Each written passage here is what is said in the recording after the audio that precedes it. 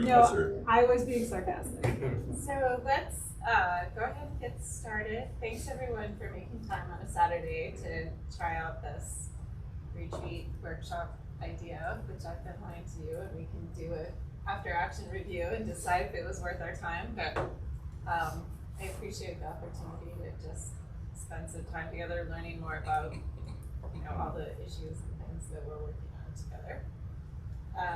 So we do have an agenda. I mean, that said, I think we can be a little bit flexible. We do have staff with us. Do we have anyone else joining us at any point? No. Okay.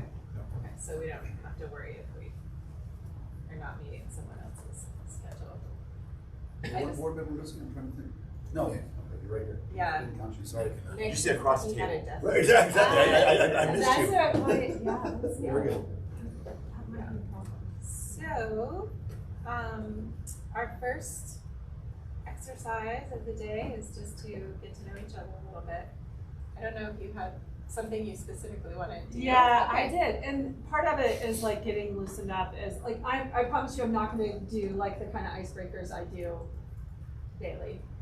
But part of it, I know, like be spaghetti or something like that. But it does involve in order to break your paradigm, we need to stand up and go stand in a circle. So let's go stand up and stand in a circle. I know you're like, I'm gonna get you moving. Well, that was a bit ugly. Okay, All right. I'm done with this original. Oh, there may be dancing, but there's not being spaghetti. Okay, but it's Is it just the board, right? no. This is, in fact, if Eric is available, it's No, I'm not. building within the- So, I'll be that there. would be great. I'm gonna move over so it's not just staff. Okay, yeah, please do. That would be great.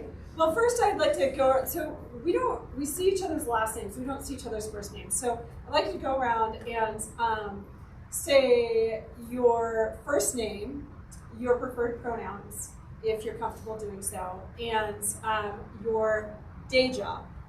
Then, here's my wacky one. If you did not take could not take a bike or a motor vehicle to get here this morning, what would your preferred mode of transportation be? Without bikes or motor vehicles?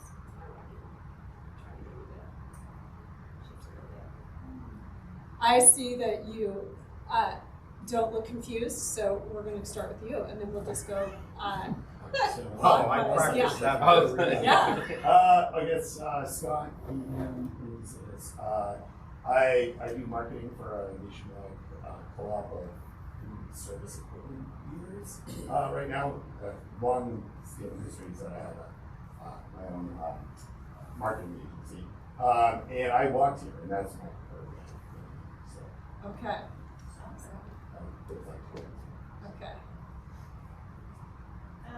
Paige, and I work for the Nature Conservancy. She, her pronouns. I'm the Deputy State Director for the Nature Conservancy in Colorado. And if I have time, I prefer ability to walk. If we're in a hurry, I have my grab my scooter. Okay. And this can be anything. It doesn't have to be humanly possible. Okay. Well, then I would fly. Okay, good. That's what I was thinking. I'm like, you look everyone for me. Well, that's great. I was going to go there too. But David, I'm the Director of Parks and Natural Resources for City of Longmont. He, him, his, and I would teleport for Zoom. Okay, awesome. Yeah. My name's Erin, she, her pronouns, and I work for an environmental nonprofit connecting youth to the outdoors. And I think giant cat.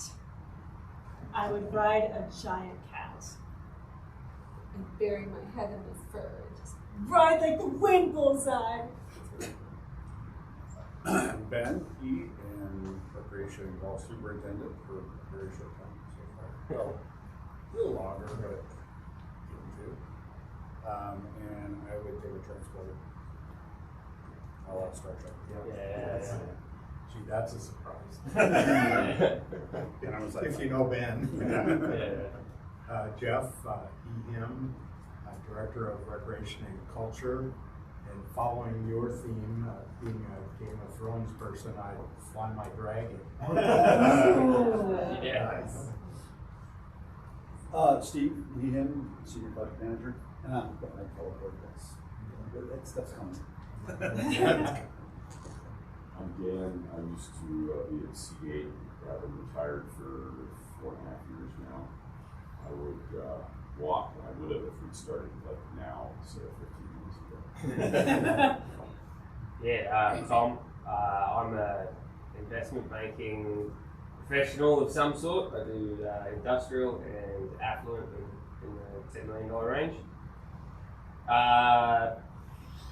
He, him, and I think to fulfill a stereotype, I would either ride or get inside of a kangaroo. Perfect. Yeah, there you go. Okay, so now I have a series of questions to help us like kind of just get into like being able to work together better. But to get into your groups for this, we're going to change groups with each question. You are going to do some sort of interesting walk as dictated by me to 80s music.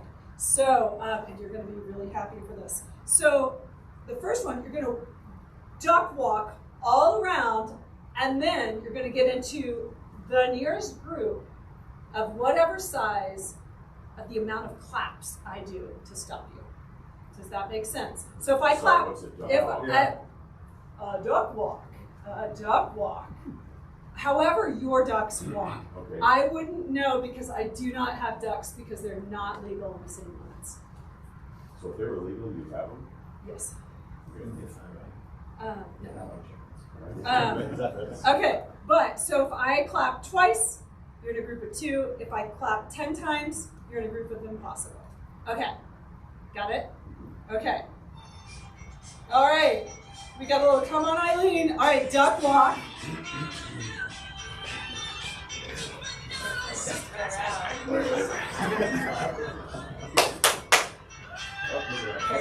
Group of 3, group of 3. Okay, group of 3. Okay, so this one's pretty easy. If you weren't here this morning, where would you be and what would you be doing?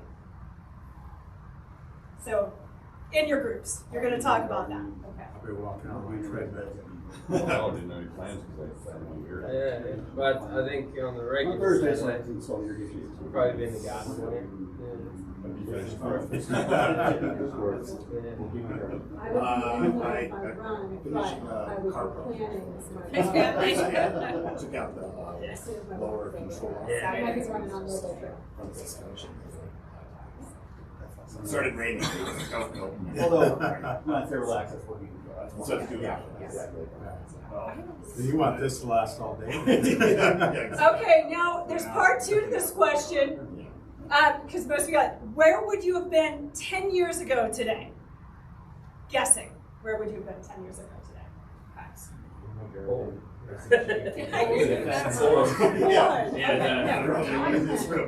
Probably doing your experience. Those on bugs at that point. Okay, so you'd be doing some sort of boat. Yeah, I was a deckhand or something for a couple years. Okay, you'd be deckhanding you. I probably would have it. Bringing out goats is Nah, we'll have one done. I've got Now it's just like deckhand Yeah, stuff, like stuck in. You guys feel that? Yeah. Okay. Yeah. Oh, fun. Mom's Okay. died and I'm going to the baby, so we still got the part that they should sell. Okay, so you would be I would be. Yeah, because James hasn't been on Probably snow. dragging The board is the going to basically some, or keep the weeds down, and my original thought was, I'd be I sure. was driving tractor and spending money on gas and time, and I'll just Soccer buy game. it cheap, clean in the weeds, and then sell them to the market. And did that once, Yeah. it was like, Yeah. I was gonna say that doesn't. Yeah, I was Okay. selling cars. And this window is going to close in 10, 9, 8, 7, 6, 5, 4, 3, 2, 1. That window is closed, and we got a little more. Come on, Eileen, because I am not great at. You are going to moonwalk around. The best you I don't know can. how to do this in a meeting. I know. And this is so much better than I usually do. Ah! 4. Yep, the best you can get to 4. The best you can get to 4. Okay, fine. Okay. What was the best class, team, or group you have ever been a part of, and what made it so great? So think about a team or a class or a group you've been a part of that was great, felt great, did great things, and what made it so great? Well, I had a team that I I'd say could the go co-ed back soccer to. team was around for about 15 years. Yeah, and that's Some what it, people like can't this could be but 20 there was years. a core This group could of us that were there the be, whole you time, know. and we had a lot of fun with it. We were, So, okay, the we didn't win the all recreation the team games, we during had the flood, we was in the shelter, and it was so cool to see everybody come together and really person for our community, as well as do a large event to see at such time. It was like 4 or 5 days. Oktoberfest was out here, It was and gonna we had happen. this car race, cannon, And we fireball run. Very nice. And We I'll did never too. forget, the guy that led that event was the. We had this little group that. And we're in the midst of the flood, right? It's the weekend after it's happened. And it was kind And of we fun. want to just try to get people very back to similar. normal. And This guy wants to Guys, argue with me, he goes, our job was I'm just done with you, I want to talk to the city manager. And Carol had already said, when he talks to you, you tell him you're talking to me. I said, 5 years ago. I'm all you got This right now, weekend, because everybody else is tied up. it's crazy. We ended up working it out, but whatever. the rec team And was just- What made them awesome? So It just, I ended up you know, there was having to buy, never, 3,000 pounds why, of brass. it was all hours, I mean, it was So 21 what- solid days, probably.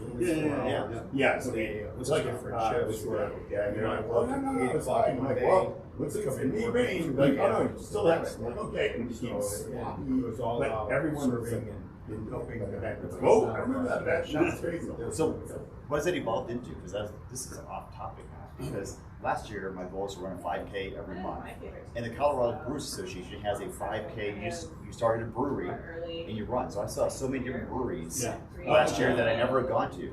Yeah, so the Brewers Association, It's the yeah, Colorado still- Brewers Association still 5. exists, and Yeah. then there's the Independent Brewers Association. Okay. Because there's some definition issues about Energy, and we have because it's enjoyed not working really together. independent. Right. So, yeah, the beer trail basically disappeared. So Joe, who was Visible in Lawrence, left for Missouri. One of the other business partners, Travis, moved to the Western Slope, and then it became less fun doing it like all myself. And also like the brewers were starting to mature, so it's like you know, Right. once they start hitting 3 to 5 years, Oh, yeah. Yeah, sure. My brother-in-law ran a full drive club. we became a little bit more competitive. We ran Obviously, economic competition a couple of times where you're hanging the car off of impossible So we angles. kind of just At some points, all 4 wheels lift the ground and you're Right. behind some worn winch that Yeah. probably shouldn't be used That's a in the great first little place. thing. They get But yeah, we used to run that club. Yeah. Run up, All right, so it's on me now. yeah. and I would say it's probably the group I was Colorado, deployed with nothing going up there. during But, Desert Storm. I was deployed yeah, with it's England, actually, so we drink on here as well. But we all grew up. It was an airback staging facility where we had And the then C-130s and trucks, guys. pretty good.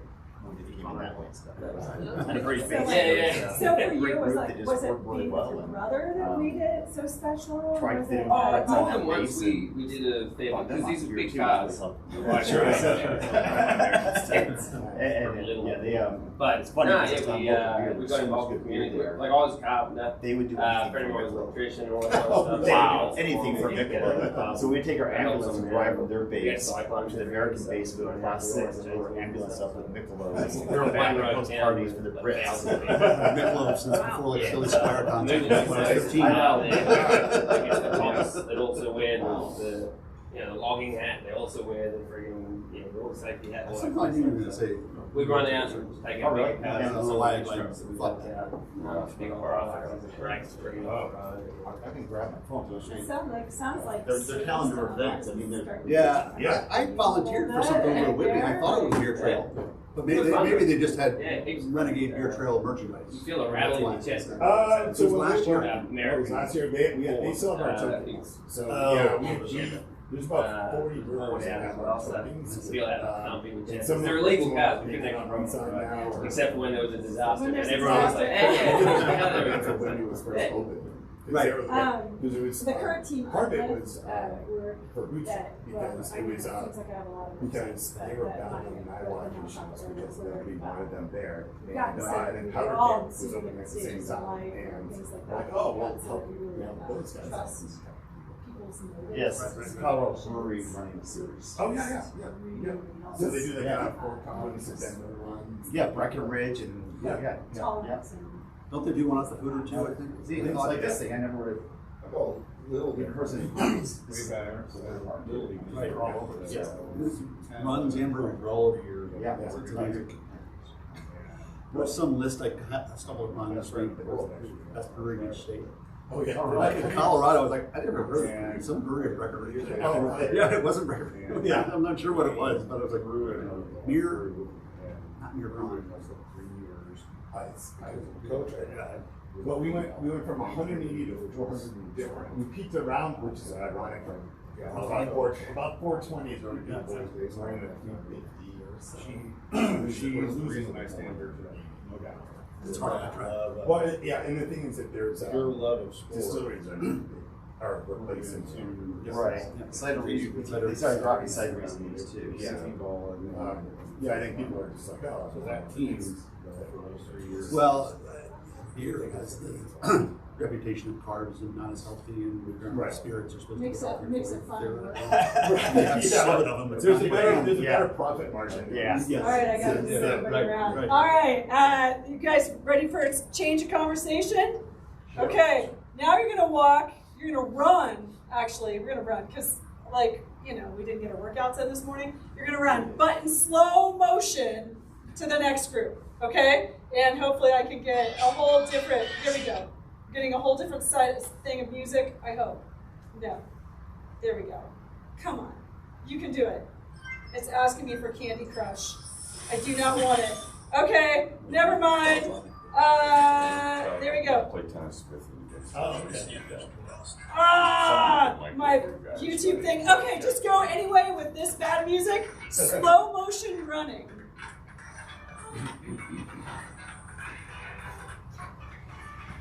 Feels like a. Okay.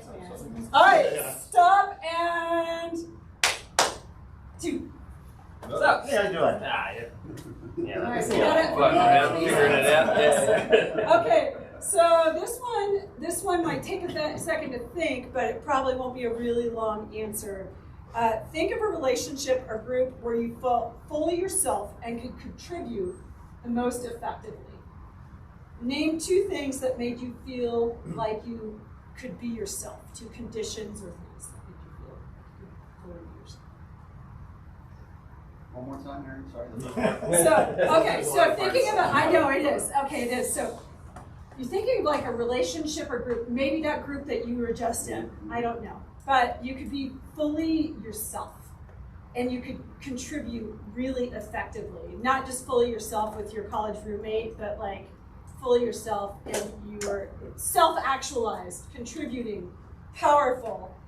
Name 2 things that made you feel like you could just be yourself. And contribute. What's that? Yeah, oh, I think it'd be myself. Yeah, I don't know. It's like one of those. First Yeah. nobody else. I have nothing Hopefully, you know, work or do stuff that doesn't make you want to do something. I I was gonna say, I think for me, I suppose, Right.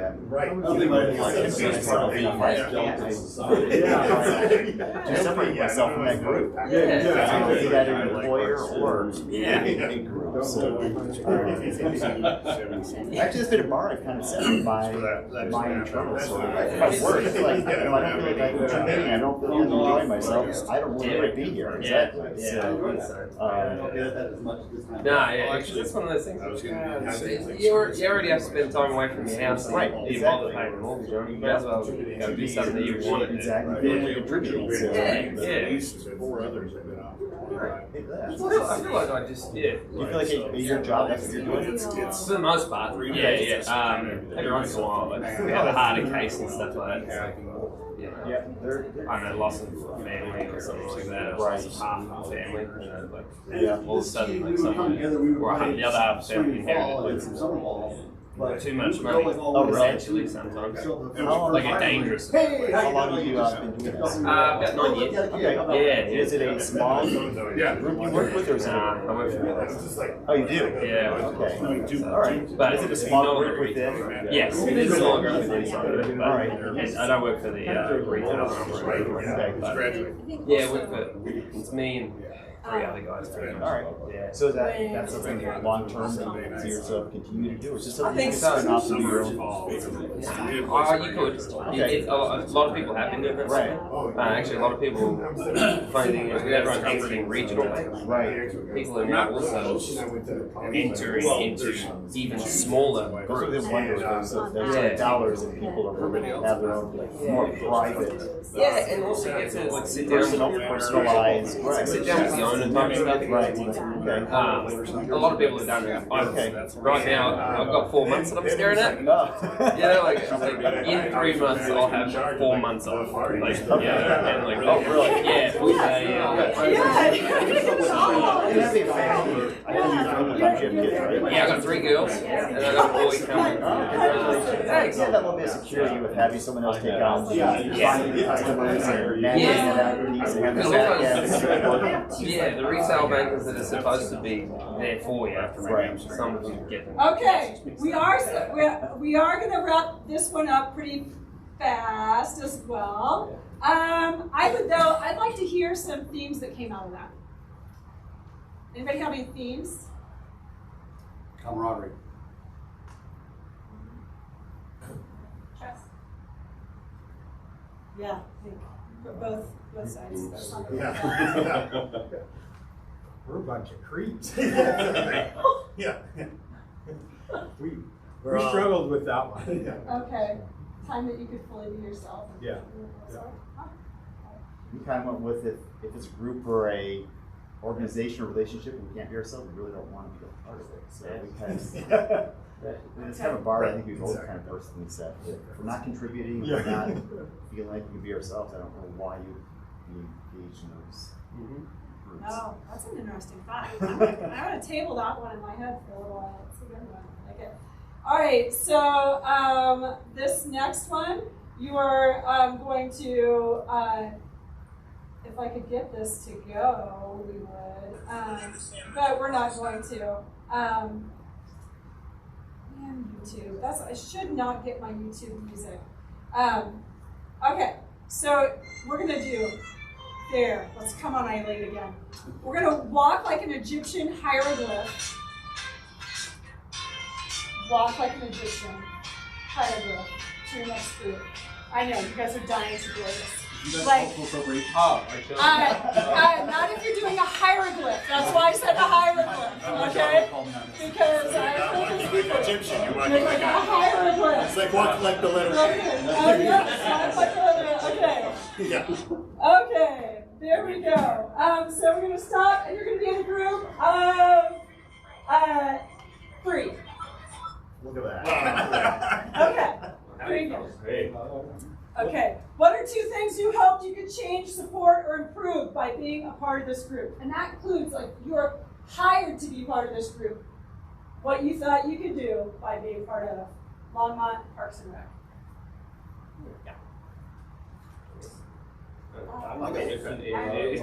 Yeah, for me it was. You're very green parks. Yeah.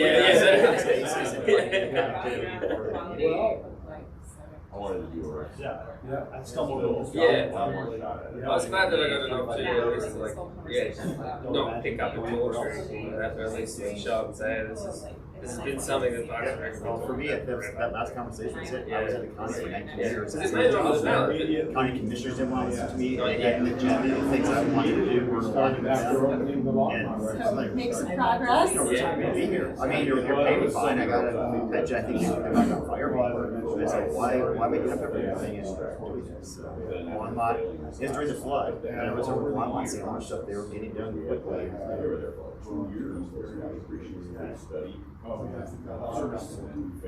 but that's exactly.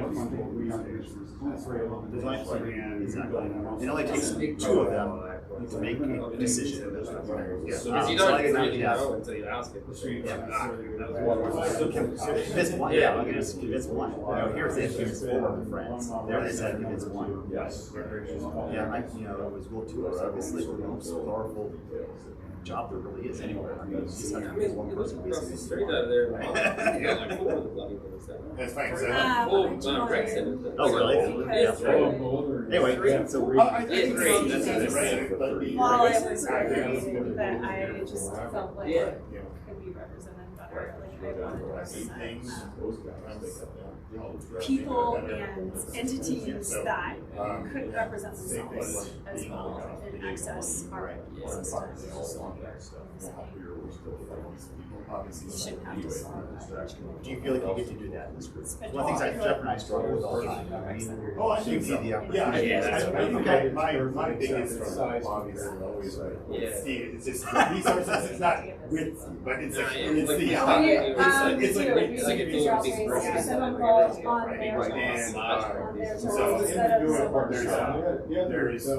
you don't fit into our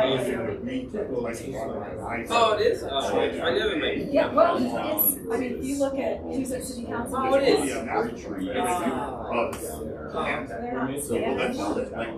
That's it. Rarely people of color, rarely people outside of our age demographic, and just learn. And that's probably Steve's biggest problem with me. Okay. It's like, can't we just If do you're that? there, Here's the plan, if you do that, 20 more seconds to close up your saying. Right through. It is a challenge. Before they go there. All right. So I try to learn to light the fire to dry out the blanket a little bit. Now you don't ever. I heard there's like an old A&W restaurant out there. I'm gonna go out and check that out. A bit of American stuff. Yeah. Oh, that'd be fun. One of the City Star. All right.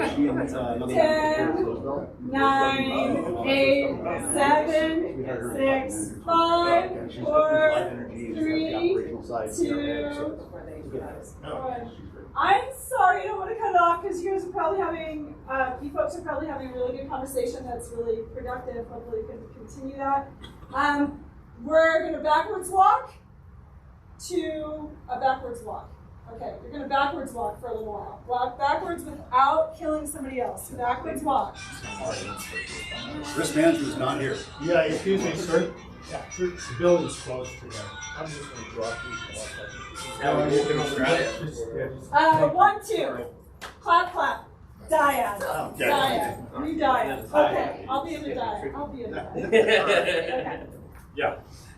Think about a time when you didn't, I should have mixed these last two up. This is my last question. A time when you didn't feel comfortable as part of a group, and why not? This group. Working about it. I don't really.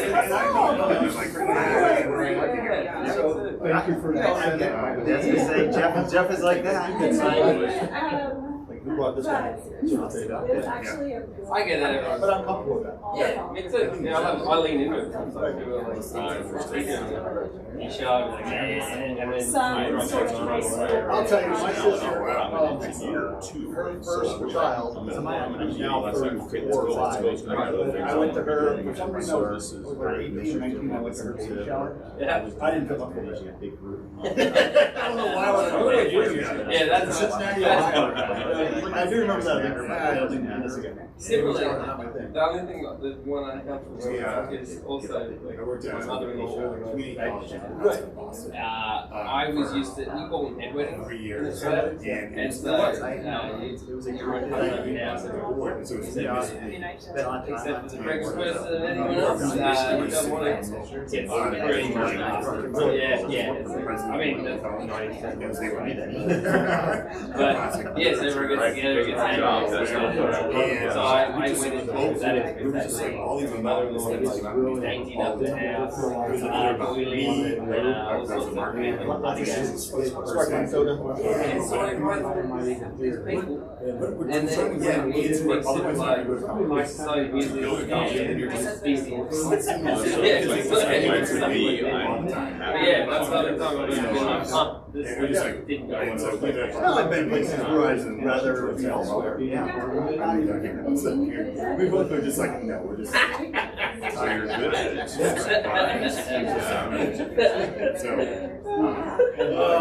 Next door. Yeah, I just said, You're always great to retire. yeah. So got in the we probably spent 3 hours talking. We did, Yeah. Although we talked, she had the new home. This is my. I can't even remember. She went to a party that People have a, So I guess I was on. Disgusted. Yeah, it's not much. I can't help it, 2,000 miles away. Yeah. Put me on Yeah, the thanks bench to or before that I was at CU. I'll help you fold this thing up. I can't figure out. Not all I can do, I can't lift stuff. Yeah. The old time, they start rubbing the temples. Right, I think I got a good 40 bucks. Easily 40. Oh, I tried to be. Tried to be. I'm better at it. It's light years away from you right now. You know, the distance between that and being where that right now is My first attempt like Yeah. Well, my daughter's 19. Yeah. Five, yeah. So 14 years, yeah. When's your wife? Oh yeah. So now it's I do, yeah. Where can we go to Greece? Oh, you're right. Well, the next 5 days. Yes, I'll be there for 2 weeks. So we'll go to Greece.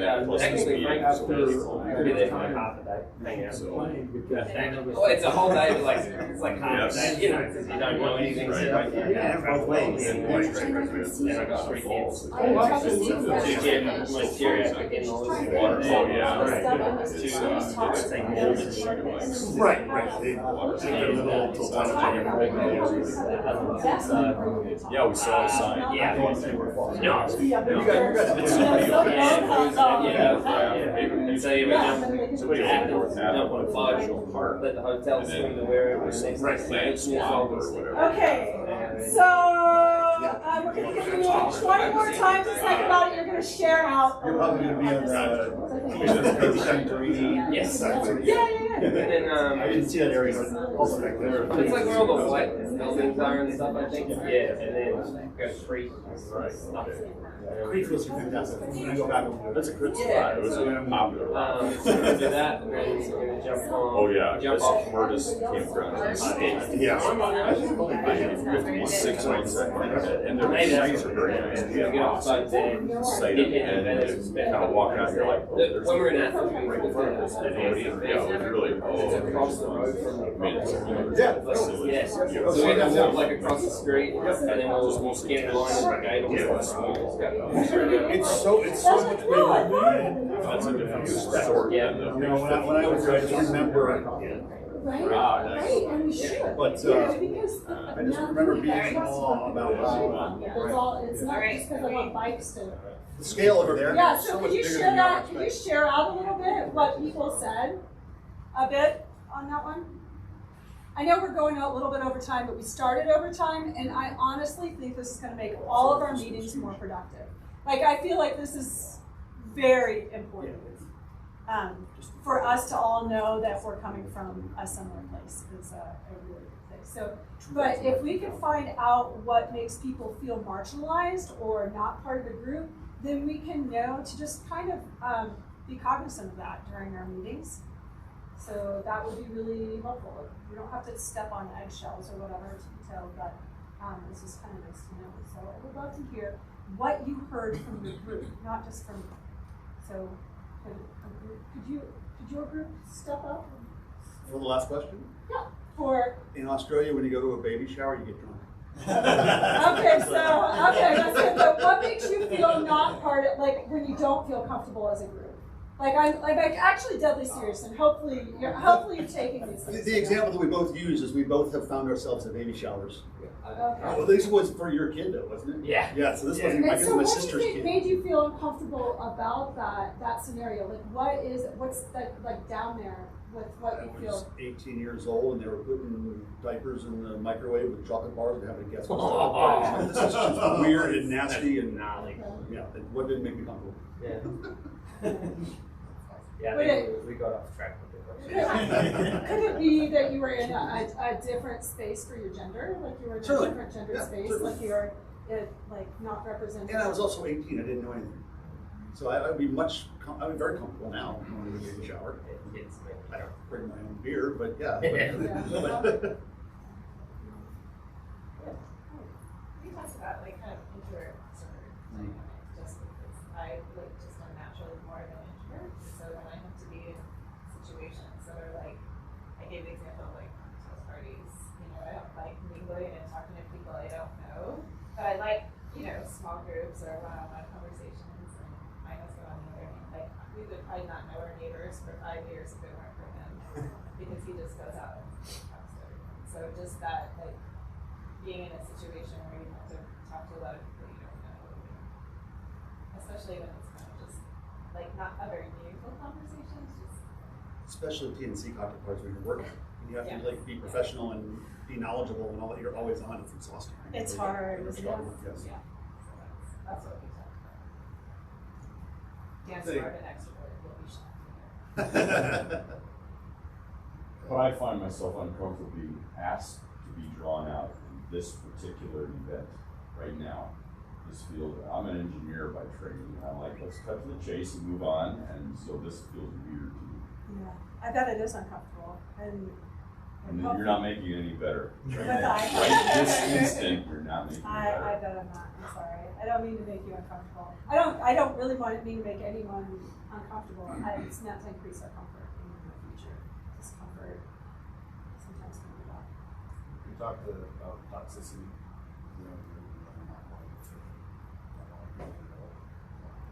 Like, what does toxicity look like? If you have someone who's in a group that whether wants to take over or doesn't understand the mission, understands you have to be part of a bigger group of some sort, makes other people in the group uncomfortable, right? So, if they're not aligned with everyone else, then somebody they kind of derail the mission of the organization. So they need the people who are trying to be there and volunteer. Want to be there. So.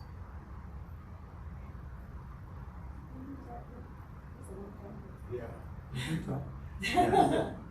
It was kind of along those same lines, and being appreciated for what you did or what you brought to the activity or group, and some people wanting to control everything and not allowing you to participate at your fullest, and then there's the potential of, after they've pushed you all the way, then they complain that why aren't you helping, and trying to find that balance. Well, on that, I think we should move into thing. You're welcome. Hopefully we feel like a little more unified after this. And I know, I do appreciate it. It is hard for a lot of people. That it's not everybody. I This mentioned is that like my organization is one that does a lot of this, and even though I don't love it, we do it, and so I have like learned to do it. But I appreciate that everyone participated, and it is nice just to have a chance to kind of talk informally about a variety of things with each other. So thank you for setting up doing that. Grab some snacks, and we'll get started diving into master planning. I didn't know the whole, is that budget cuts? Why it flows on Saturday, or is it It's just? never been open on Saturday, just for special events like that. I'm not So seeing true it. Sundays too? I mean, it's a Yeah. weekend thing? Really? I didn't know that. I think that would be a high visitation day. I know. No, this is retired people. I guess They they go do. out during the If week. it's not Listen, open. I'm speaking from experience. I get On a you. If weekend, it's not Laurel is open on crowded. weekends.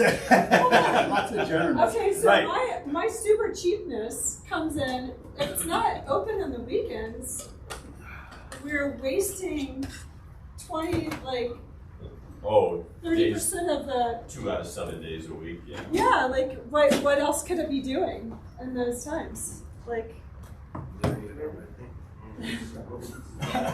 They could be doing literally. Not anymore. Did you used to do this?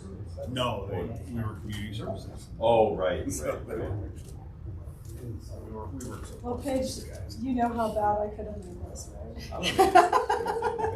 That's what I like. But I think you might have had a revolt, so I think it was a good. No, I knew it. Like, you know how uncomfortable it is to do something like this with a group like, that I perceive as like this because we don't really know anything about each other. I don't know why anybody else is on the board. I don't know how anybody was chosen. I wanted to do Everybody had a something shot. like that, but That'll then I help didn't me, want so I'll people to vote be for it. defensive and say Whether like you I was were chosen because of older, this younger, or whatever. families, Like we have no idea Everybody had a. why the city council thought Paige would be good at this or whatever, right?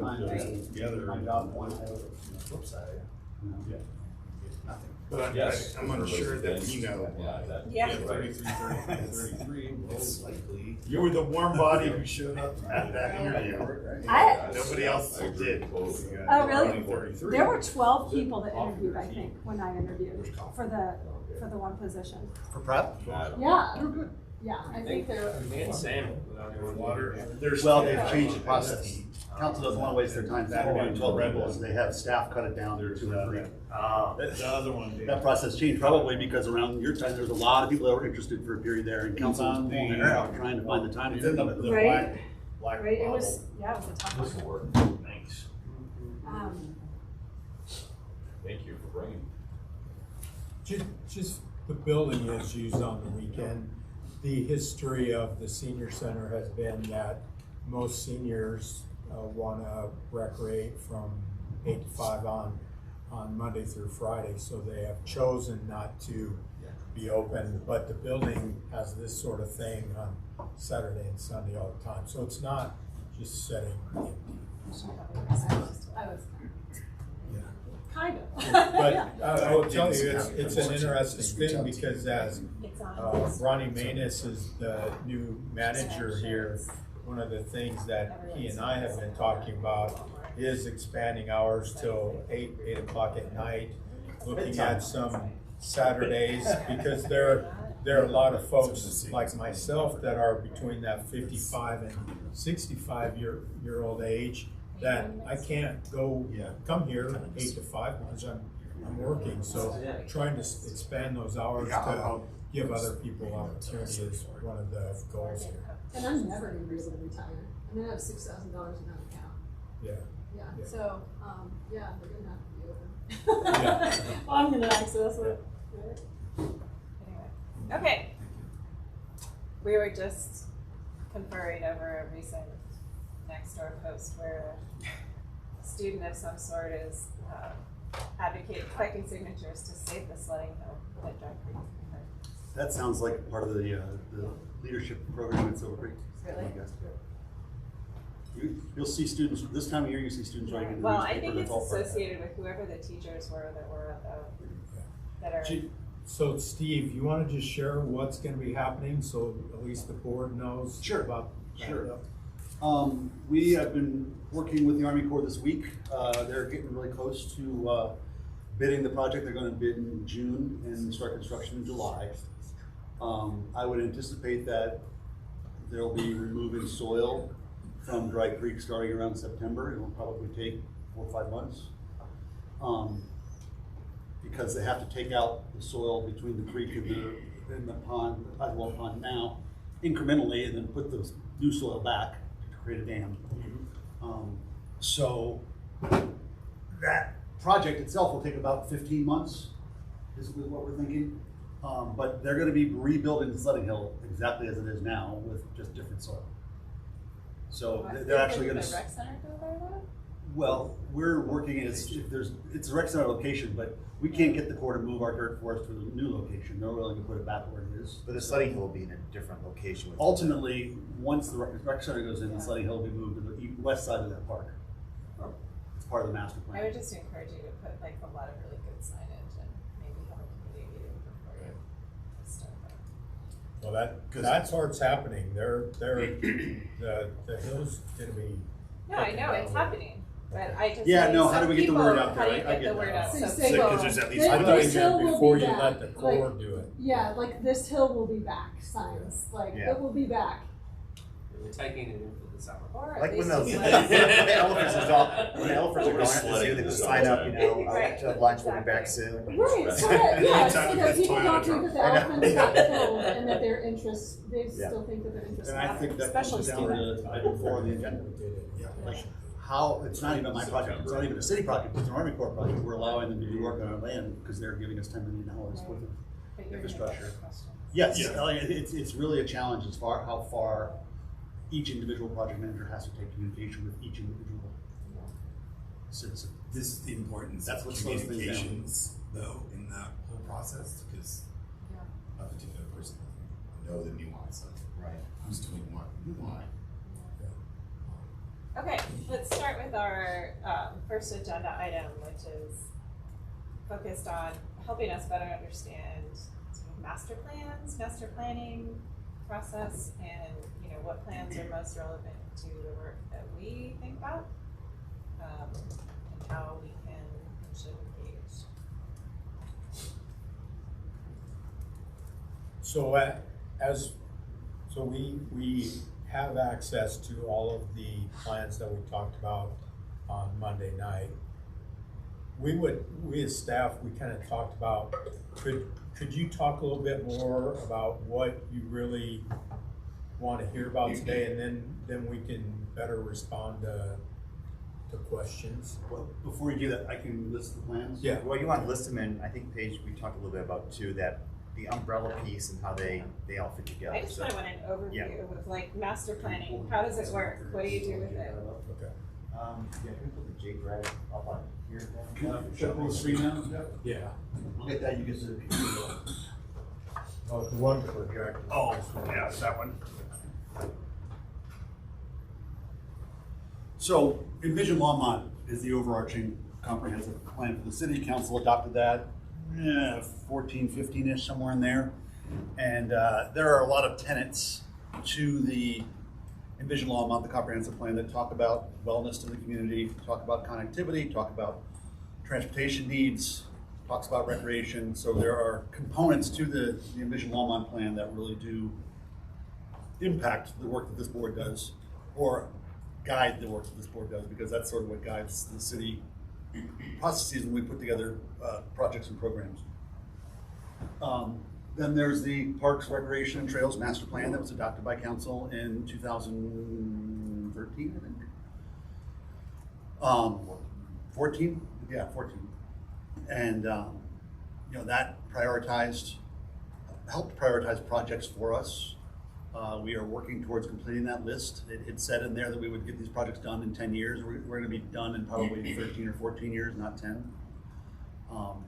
We recognize the need to update that master plan to help us determine what the next projects are. We were going to do that last year, but city manager decided that he wanted to wait on some of these master plan processes, because there were several that were going to be going on at once, and it was going to attract some of the same people, and we didn't want to burn people out. So So you just separated out the recreation piece, though, right? Like, so why is recreation going, but not parks and trails? If I think part- there's Well, it's It's two plans. Yeah. So the recreation master plan is based around recreation programming. So it doesn't address the physical buildings and need necessarily for physical buildings. And I know Jeff can explain that part of it better, but the plan itself is related to the things we offer. It links to the facilities we have, because that's how we do certain things as far as the aquatics or what we're doing.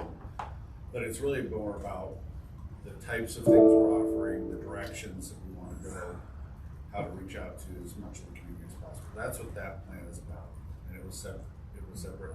I don't know the exact reasoning at that point, but the buildings are different. So that's a different plan. Here are all. And I think Paige, on Steve's piece, when talked about not moving forward with the master plans, there was a couple pieces. I think Steve had one of it. One was, if you looked at all the plans that were ready to be renewed, staff-wise, there's gonna be a lot of the same staff that was gonna be involved, so it's gonna take staff time. community, probably the same people interested, be called out to build these pieces. And what Harold really at that point, this is really where that 8 and 5 came into. Why are we looking to develop new targets and goals if we're this far behind on what already is there? And that's where I think some of that drive came in to say, let's not take staff time to develop more goals, let's complete the goals that are still out there. Yep.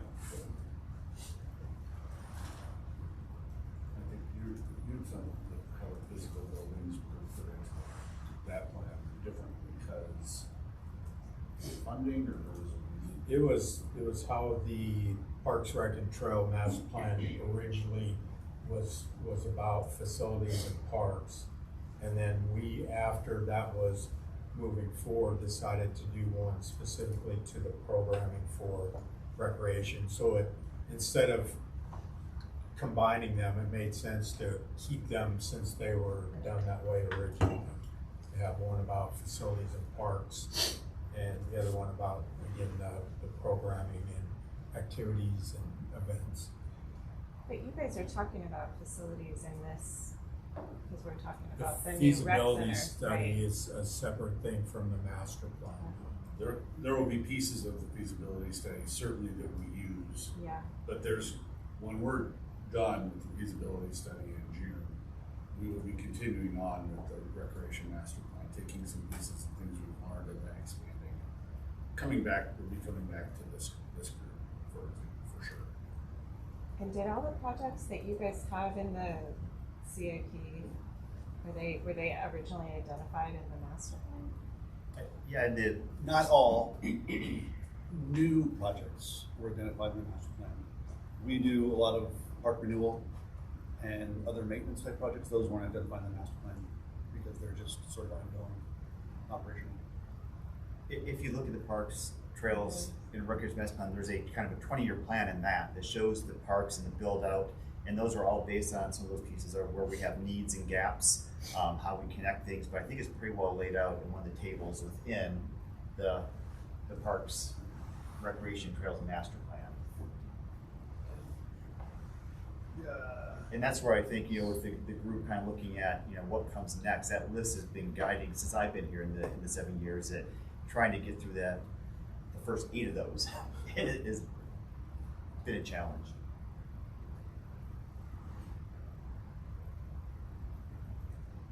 Do you know what you're looking for? You're going so fast. Yeah, it's the It's just chart. I'm not gonna look at it. Trying to I'm scan. not- Wait, is this it? Is this it? He reads it in the hand. So how long has I Harold can't been read part that of the, I mean, I've only been part of the city for, I don't think Stephen knows before I got here, but I think it's around the flood time he came in. Harold was hired in 2012. okay, so he came after me. I mean, I just didn't, I was always super low level, so I didn't All right, really here's what I think you were looking at, Steve. Yeah. Yeah, There that's, we go. So the short-term projects, we've got Dickens, we've done Ham, Sandstone is coming. St. Vrain Greenway, we're working on one phase of it. one phase of it, not the other one. We're waiting strategically till the county acquires some land along Airport Road. Spring Gulch Trails, phase 2 has been done, phase 3 starts this summer.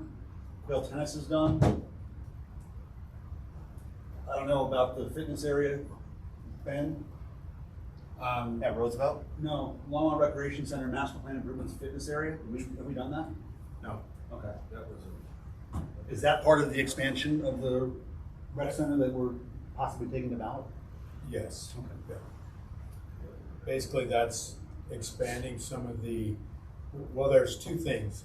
The original master plan or design of the rec center was to add to the back of the gym to build a fitness room back there.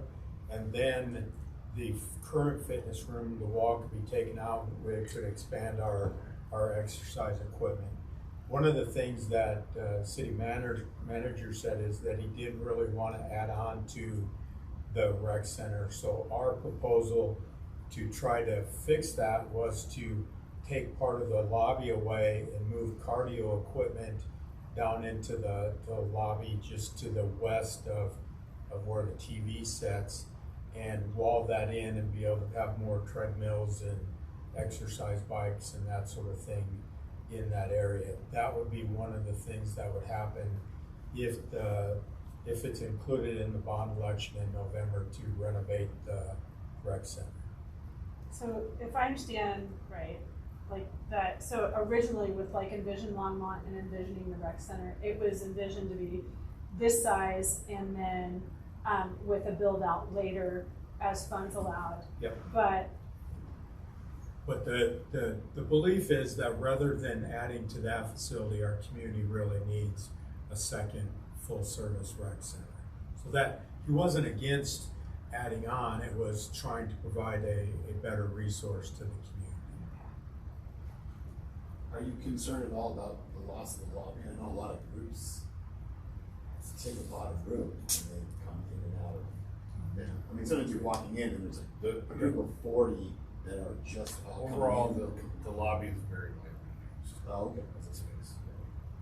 As compared to the need for the extra equipment. It's, Yeah, definitely. I agree. It's, it still have a decent sized lobby. It would still be decent sized. So then the open space, Yeah, there's an open space master plan. One thing that this board might want to discuss is we've thrown around the idea of combining the open space plan and the Parks, Rec, and Trails master plan into a single plan. I can say that conversation happened when Dan was still here, and now with Dan gone, I haven't really thought about it much, but as we, that's a possibility that you guys might consider chatting about the pros and cons of. when was that completed? Open space master plan was, 18, oh, I'm sorry? 18, I think. Yeah, it was updated in 18. And when will it be, like 5 years? Like 10 years, 10. Master plans like that tend to have about a decade. I would say though, if we decide to link it up with the park trails, we would have done sooner. And what in your opinions would be the benefits and drawbacks? I think that if you start looking at the more holistic look at how our community looks at it's almost like, Aaron, we've talked about this a bit too, that I don't think the community fully understands a neighborhood park, a community park, a natural area, an open space, and a greenway. But as you look at that green map I showed tonight, they all fit together in kind of this holistic piece of how people can do more human-centric activities in some areas, how in other areas you get to really focus on wildlife and natural areas and buffers. So I think that system all kind of ties together through our greenway system especially. And so if we tied it together, what? Like if we tied it together, what would be that outcome? What would be the preferred outcome as you see? What kinds of things will be, what kinds of ideas would be further if we combine them?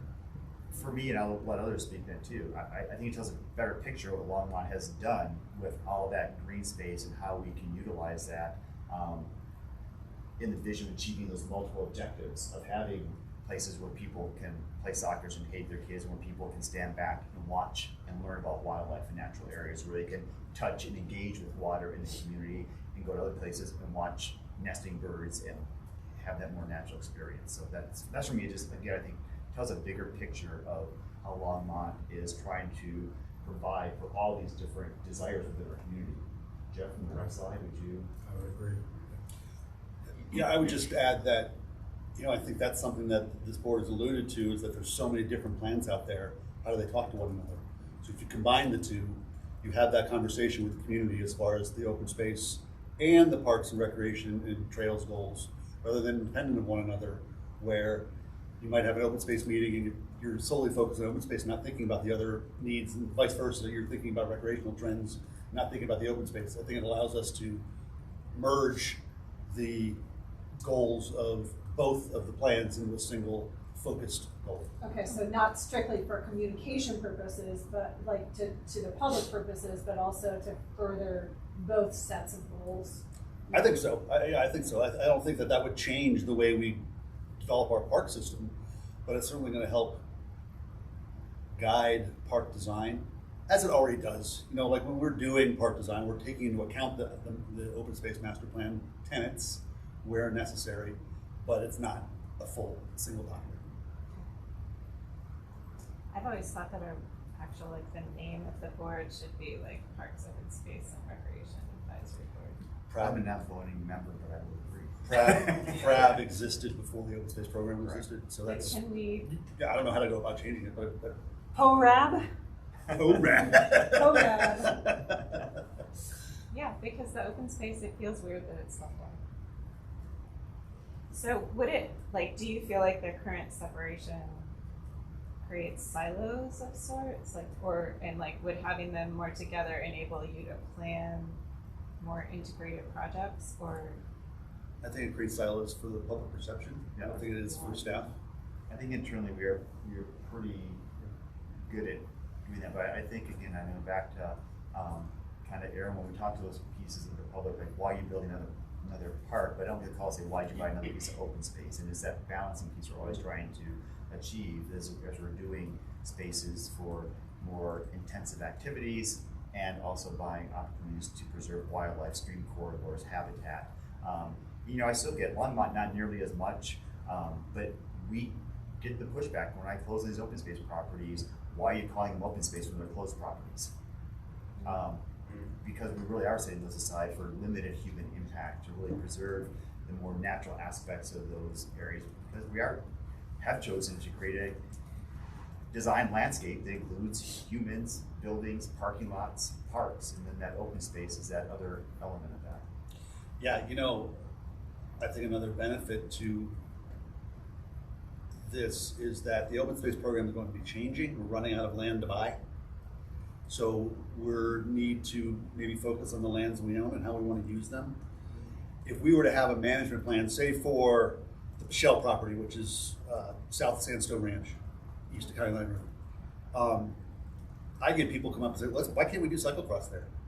Why can't we do dirt bike riding there? Why can't we, because it's open space. So having those two in the same plan will allow you to say this land is set aside for this land is planned for this, to eliminate or try to eliminate some of those tensions that we get from the public that wants to use our open space land for things other than the purpose of why we purchased it. But we don't have a master plan for that, or a management plan, I should say. We don't have management plans for all these properties, and so that's something that the next phase of the open space program will be do management plans for all the different properties. And is that something you'd like me to touch on when you see this as a management plan for a property? When we purchase an open space property, it really gives long-term direction on, let's just go with the Adam Dairy we just purchased.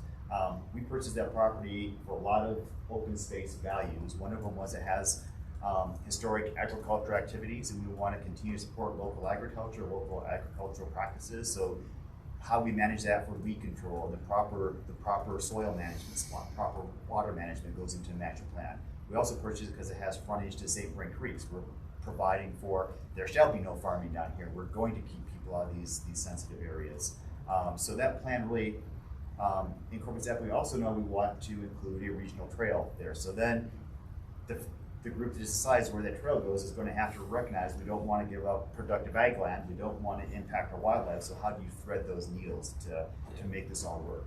So that's what we'd really like to do in all these open space properties, have that plan. But this property is really now and in perpetuity closed for human activity because it has such significant wildlife values, or this one has agriculture values now, but we recognize agriculture is going to get harder and harder to do on the Front Range, and maybe we look at doing short grass prairies in the future when agriculture doesn't really fit into what we have here. So that's what we're going to be working on long term for the open space program. And along the lines of what Danielle's been working on at Button Rock for the past couple of years, it sets a baseline. We don't have a baseline for most of the properties that we have purchased. We don't have that, and so it really establishing that baseline is really important to find out if all the effort we're putting in is actually doing something. Because you don't really know unless you have that baseline to find out if you're improving things or degrading things. So, is there a redirect or like a sacrificial? I know if someone comes up and goes like, I need some open space to do X. Is there some sacrificial property out there that They're really, so yeah. the council has done a really good job, I believe, of trying to make sure that doesn't happen. So when it first started in the program, let me step back again. The City Parks program, they cannot, we talked about the YMCA, we can't just take park property and say, is this sacrificial, we're just gonna do a trade, let's do it. Council can't do that, it has to go to vote of the public. The open space wasn't quite set up as strong. We had to go back to council and say, hey, can we have the opportunity to swap this land out that maybe has some marginal agriculture, marginal open space values, and we could do something over here. And a future board could just do that. What they have directed staff to do now is say, that can be really easy then to start saying, yeah, brewery might be a better economic value than these things, and it was really kind of vague. So what they did is ask us to go out, and now we work with another environmental organization, be it state parks, be it Nature Conservancy or Boulder County, where they then purchase a conservation easement over that property. So not only do we have to go to our board, we would have to go to an outside board and say, hey, you own part of this property. It's a fee simple ownership of that conservation easement, and say, hey, we'd like to swap out this open space, build a brew pub, and get this property over here. And it's going to be hard to convince some of those agencies to do that. So we've really tried to limit that, but there is a mechanism to do it if we need to. Okay, cool. No, Yeah, we created a disposition of open space ordinance 10, 12 years ago. And it has to come to Pratt. So before any open space goes away, that's one of the steps is coming to Pratt and getting Pratt. And then to our council, and then whoever holds the conservation easement. I'll tell you right now that one of the things that's tough with the community, especially I think these values align with some of the same members that are on both sides, but open space supporters are often affordable housing supporters, and those things can come to heads sometimes on how we manage that. Right now, Yeah. a lot. Yeah, I mean, they come to head, like, you know, in my own head, they war a lot of times, Yeah. so. And I think for me, and this is again, philosophically, as people in these positions change, that's why having master plans are really important. Mm-hmm. But for me, as I kind of watch our community grow, and the way that growth is happening is in multifamily housing, where those families, those kids don't have a backyard. Right. They don't have those opportunities a lot of people do, and you just go shoot hoops in the front yard, or you go and jump on trampoline in the backyard. So our parks or open space or greenways, and that green space becomes even more important to that. So And we saw that extremely well during COVID, when a lot of our recreational facilities were shut down, and all of a sudden our parks were just getting taken to task, because they weren't designed to handle the thousands of people that they saw. So. Yeah, it was wonderful though. Jeff, anything that was? No, I think this is more about park side than recreation right now. So, Oh, go ahead. well, I was gonna just ask a question, piggybacking on Tom's question, is that, you know, that instead of sacrificial properties, so let's say someone needs to do a study. Let's say Colorado State University wants to do a study on stone cap. We do that. But so they could get an easement through that, like they could get a permit through our systems for something like that possibility. Somebody's doing a study on Button Rock, like maybe they're doing a citizen science study on. We actually do a lot of that. Okay. We partner with other organizations and do that research that we just carve out from some of those pieces in all of our documents. Okay. Because that seems important. The to be able different to do. governments in the Front Range are really pretty good about that, especially like Jefferson County, Boulder County, City of Longmont, City of Boulder, like providing research. Yeah, we actually give some grant opportunities to local. We actually pay funding to other. We partner with Boulder County a lot of times to have local research groups come out and do. Stone Cap is a great example. In fact, there were stone cat studies going on as we were building RSVP in Dickens. They were doing some before and after studies. CSU. Just Oh. Oh. So can I ask you, so when do you decide if you need to create a new master plan for something? Because I feel like when I came on, I knew about these bigger overarching master plans, but then there are also smaller master plans for like Sandstone or something has its own master plan, right? And so how do you decide when you need a master plan? When we acquire a new piece of park property, whether through dedication or through purchase, before we do any building there, we go through a master plan process to check in with the public to see what the desires are for that piece of property. Also working with our recreation partners. In fact, we were just talking about the Dry Creek Fields last week, talking about, you know, who are we going to stripe these synthetic turf fields for? Is it just for soccer? Is it lacrosse? Is it like football? Is it cricket? Is it? We came up with a bunch of things that Ken and his staff are trying to figure out right now. So checking with the public, it also helps us generate cost estimates so we can be planning capital dollars to build these improvements.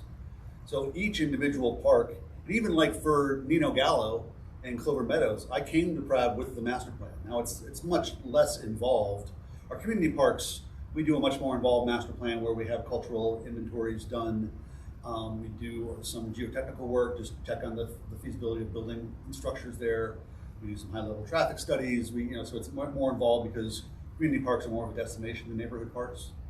But yeah, nonetheless, we can't get on the L Drive here. Oh, that's right, it's the senior center.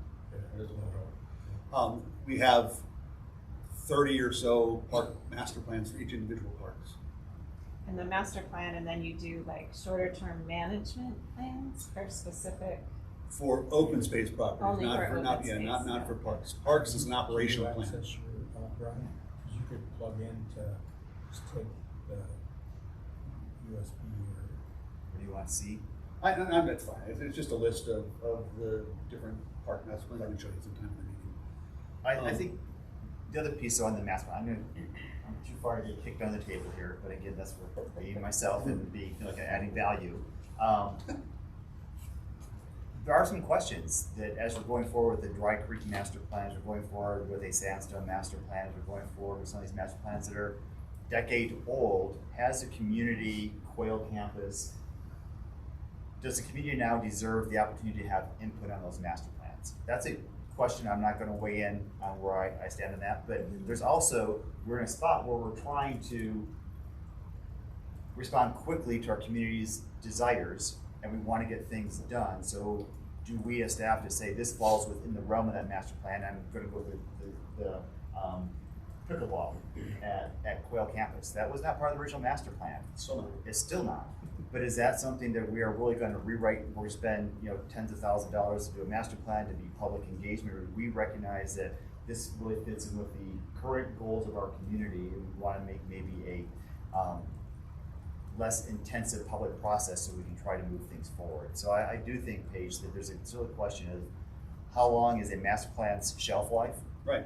And when we get to that on the checklist, do we as staff just run with it, or do we inform, or do we open that up a little bit? But once you open it up a little bit, it can really cause us to step back, and why are we not getting things done? I think that's a great question, because if you look at the survey results from the tax initiative, there are a lot of people there that talk about they were promised a rec center in northern Colorado, or the northern part of town, which was at Garden Acres. There isn't enough space, but that goes back to, I think, the 70s. Yeah, because the park opened in mid-80s, I think it was.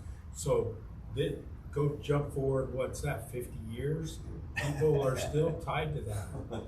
So I think maybe that's something we need to identify as we're doing plans, or putting statements in there that, just like our conversation we had the other night with Dry Creek, that was done 15 years ago. Is it past its shelf life and it's time to do it again? I don't know that we have a good answer for that.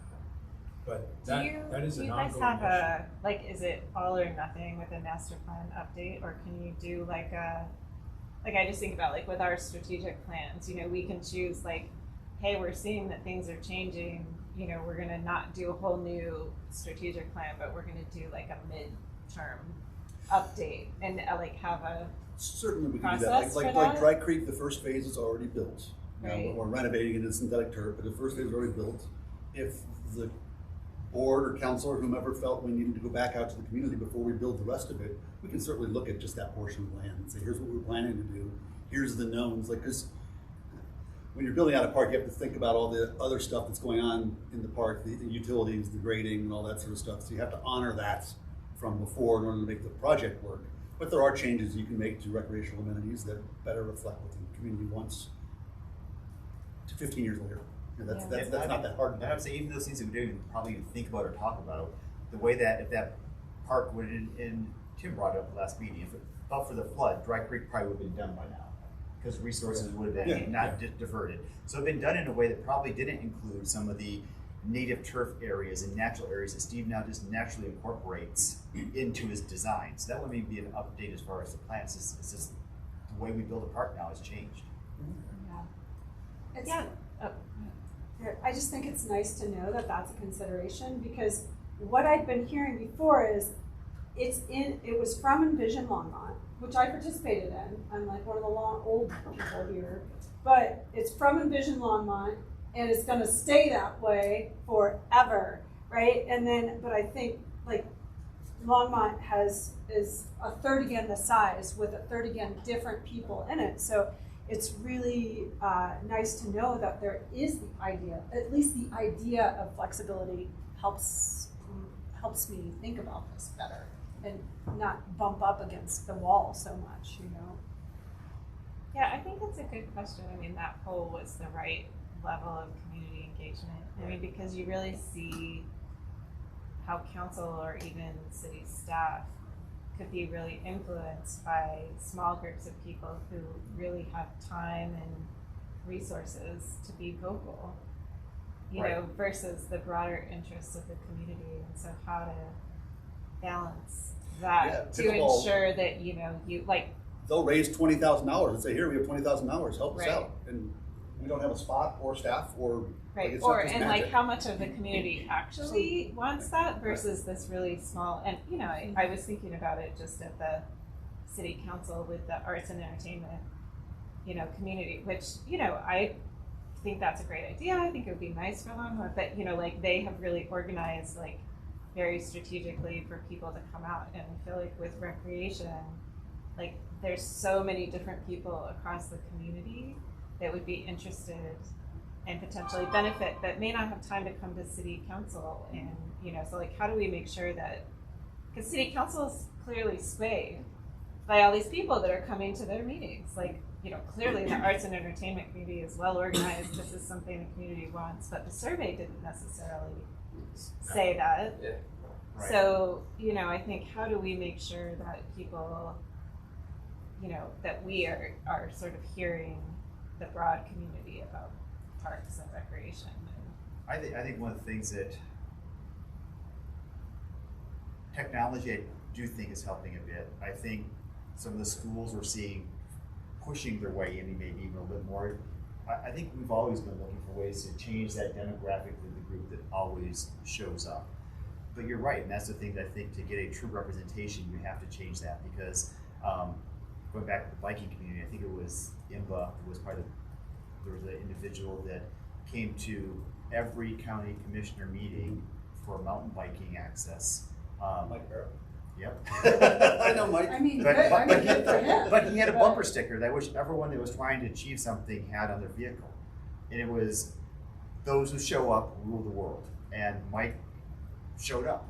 And that's what it takes. The people have kids in sports and they have second jobs and it's hard for them to show that's up. A luxury, So like, you to really be able get- to show up all exactly. the time. And he was being paid to do Right, too. Right. I mean, it's exactly. different if you're a lot So of that's what I'm versus saying, but if you you're really a need, versus- that's what you're competing against, I guess, and that's what you're trying to do, is how do you bring that, those other groups in, so their voice is part of that, because it does, the people sitting up there, that's what they hear, that becomes. That's why I was thinking that we would want to hear from specifically someone who deals with recreation spaces inclusion from our board. Not just inclusion, but inclusion in recreation spaces and recreation like activities might be. I mean, our city, there's so many things. Our city council meetings are in English with no translation services, which, you know, that cuts out a lot of our people, right? There's no child care. There's,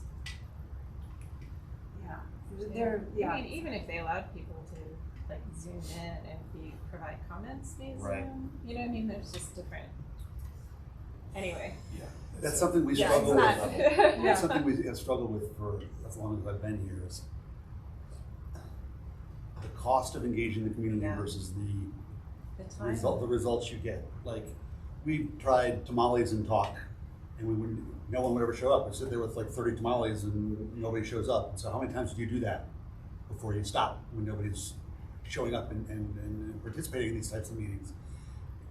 Some people say we need to go out on the Saturdays, and you know, if I'm spending my Saturdays out trying to solicit feedback from the public, and I hear from 4 or 5 people, is that worth the value to the city of my time to be spending all day Saturday? And I have my opinions, but I do what he says.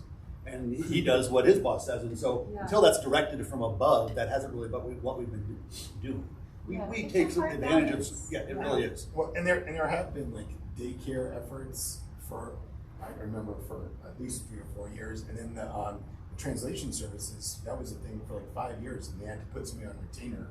They're like, but there would be like, no one would ever request it, and they would be like, well, we're paying someone, 10 grand. like, yeah, and no one ever took advantage, and it's not because the website wasn't in Spanish, it was, and the request was, just nobody ever did, and you're like, well, sorry, but at some point you have to be like, we've now put all this money and resources, we can do it because But see, I would argue that It's the tough. Latino community communicates in a different way. They don't really come to meetings like that. They come to picnics and things like that. So Yeah. it just takes, you have to have the right staffing I- to do that. We don't have it. I I have a question. So in Vision Long Run, the way I look at it is it's more of a philosophy. Even though there are very specific things like Gay Street, corridor or whatever. It's more the philosophy versus the master plans that have a little bit of a schedule and a budget, built to them. Is that like a correct assumption? You're referring to the enhanced multi-use corridor? plan? Yeah, the EMUD. Sorry, that's actually So- a separate. Yeah, it's not part of it. It was influenced by Envision. Envision calls for that. Yeah. We, as a city, I will be the first to admit, come up with great ideas and don't always budget to follow through on them. We're big on funded mandates. And so we have this great shiny plan, but what we're doing right now is just putting some bike lanes in and putting some green paint in the ground and calling it good. That's always gonna be an internal battle because it's always about dollars. And not just construction dollars, but operational dollars, like how some of the things that the EMUC plan calls for are maintenance heavy, such as buffered bike lanes, snow removal and dirt removal and things like that. And Right, yeah. it's just choices. It's just choices, and that's where the community has to keep pushing. And so does that mean that like there's aspects of Envision Longmont got translated into a master plan and got translated into like actual projects, on the CIP and other things just didn't? Not to the level. Like the EMUC plan calls for a much more robust landscape buffers. I don't know what And- EMUC. I'm sorry, enhanced multi-use corridor plan, which was something that came to Pratt, I think, before you were here. And that calls for making low-stress cycling and pedestrian routes throughout the city. And low stress means not with traffic. Right. Our traffic engineer right now doesn't necessarily share that view. A 4-foot sidewalk and a bike lane, to them, seems like that's low stress, but not the balance of the cycling community doesn't necessarily agree with that. And so then what would be the role of CRAB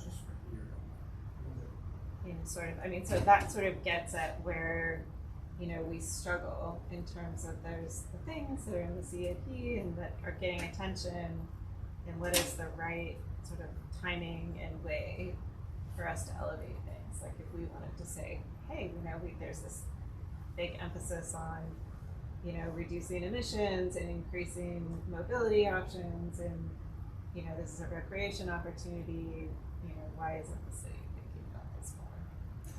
I'll let you go. I would just think say we just timing don't is ever know, whenever you want to take that on, we can have that conversation and elevate that conversation to council. What do you take from that? Yeah, I was gonna say, I think when you kind of did the kind of trickle down piece of does Envision set this a goal, and then out of that comes this, what I see a lot of times is people in our community or our staff says, hey, Envision is directing us to deal with emissions and transportation, low stress stuff. The idea kind of forms, and then I think they link it back up to Envision, and as they try to carry this forward, that's what I think gives it that support. Then It's how does it get into the actual funding process? Requests and then prioritization at the leadership level. Again, going back to that becomes the hard part where we become, I hate saying this, a CDs from wet blanket, gatekeepers, whatever. That list out there that has a 20-year plan on it is like Steve said, that's what we're being tasked to get done. The community's already said we want these things done. So how do you then insert that new idea into that long list? Yeah, I think that's what partially what makes those 10 or 15-year-old plans, or irrelevant over Right. 10 to 15 years because you can't add new things like formally into the system. It's just built as we're trying to do this work that the citizens of 10 years ago wanted us to do, and something that's new that's in there. It's like, wow, Yeah, there's something figure out has to something get else. dropped, Yeah, or- exactly.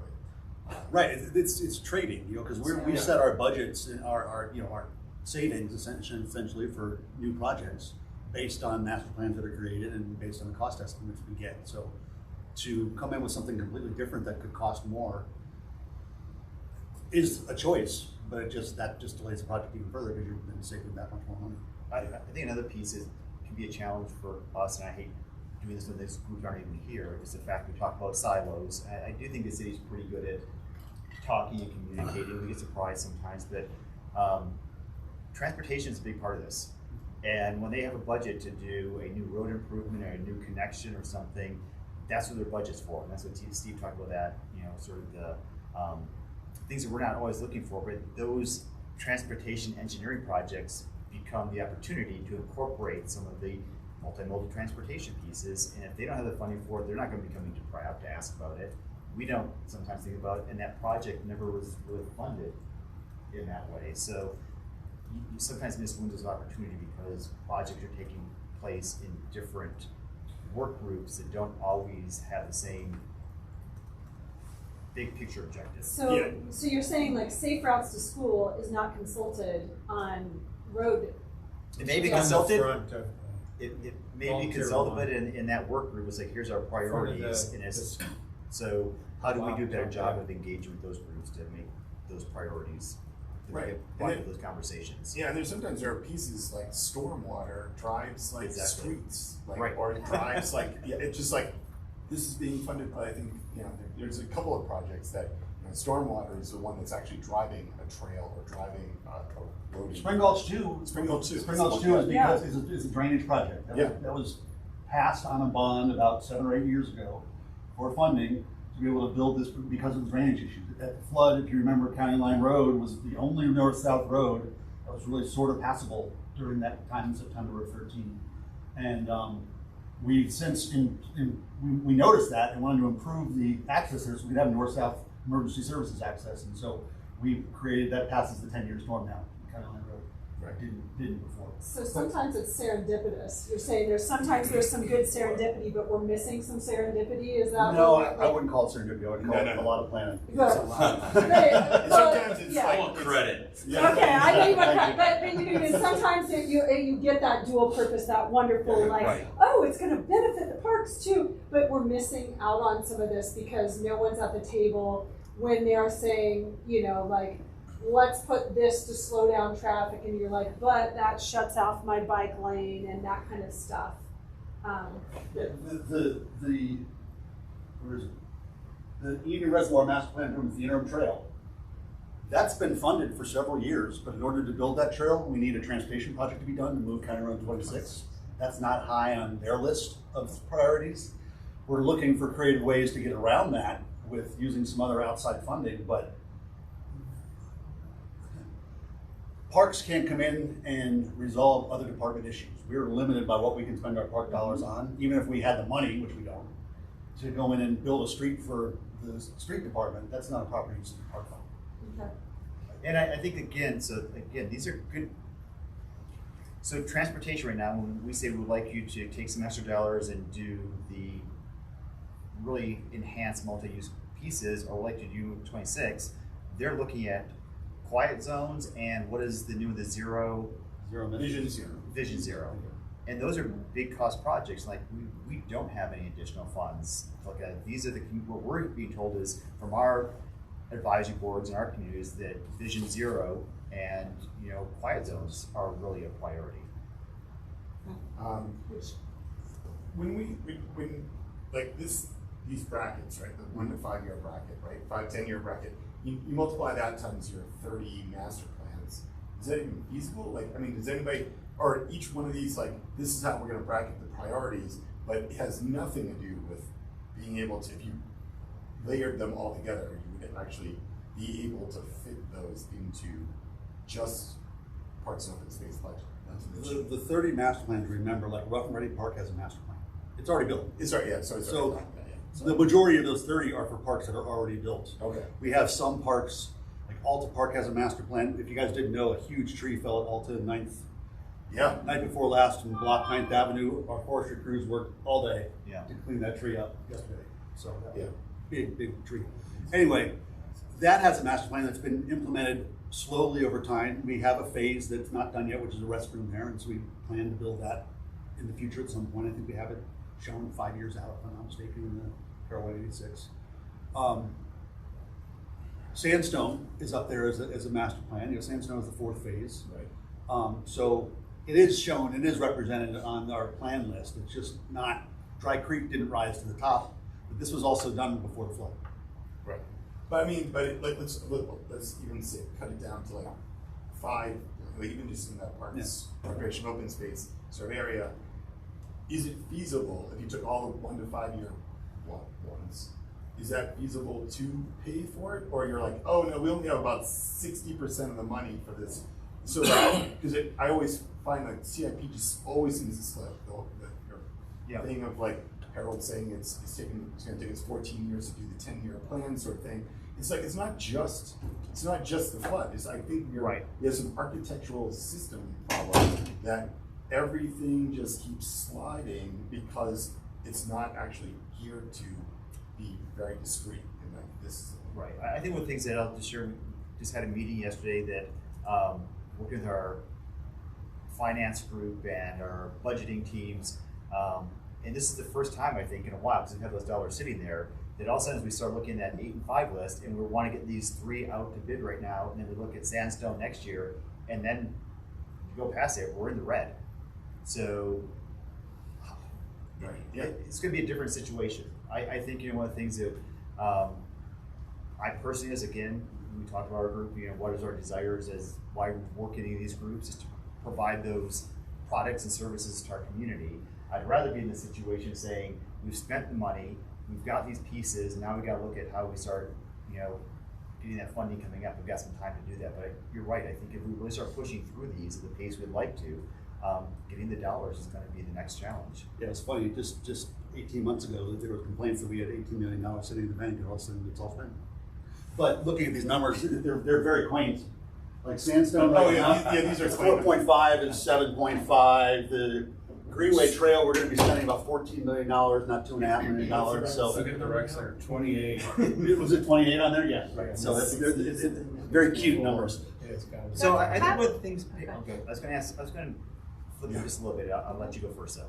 Well, I just was going to ask how you decide, like, what things to consider for like a ballot initiative versus, like, is there a certain funding threshold, or versus just like city funding, or other ways that the city might fund something, because ballot initiative is probably the hardest way to get funding for something and the most risky. And so sometimes I wonder, like, why are we putting some of these things that are really feel core and that have been prioritized for a long time in that bucket? And I assume there's some analysis that goes into that. So I think one of the things that, again, during the meeting with finance, there were others in that piece, that when we looked at doing our projected funds based on how many housing units we're going to get built, how many multi-family, and what the assessments are on those for our park system, that I was, even though we're running short, and I was like, how do we get these dollars, and asking these same sort of questions. So like,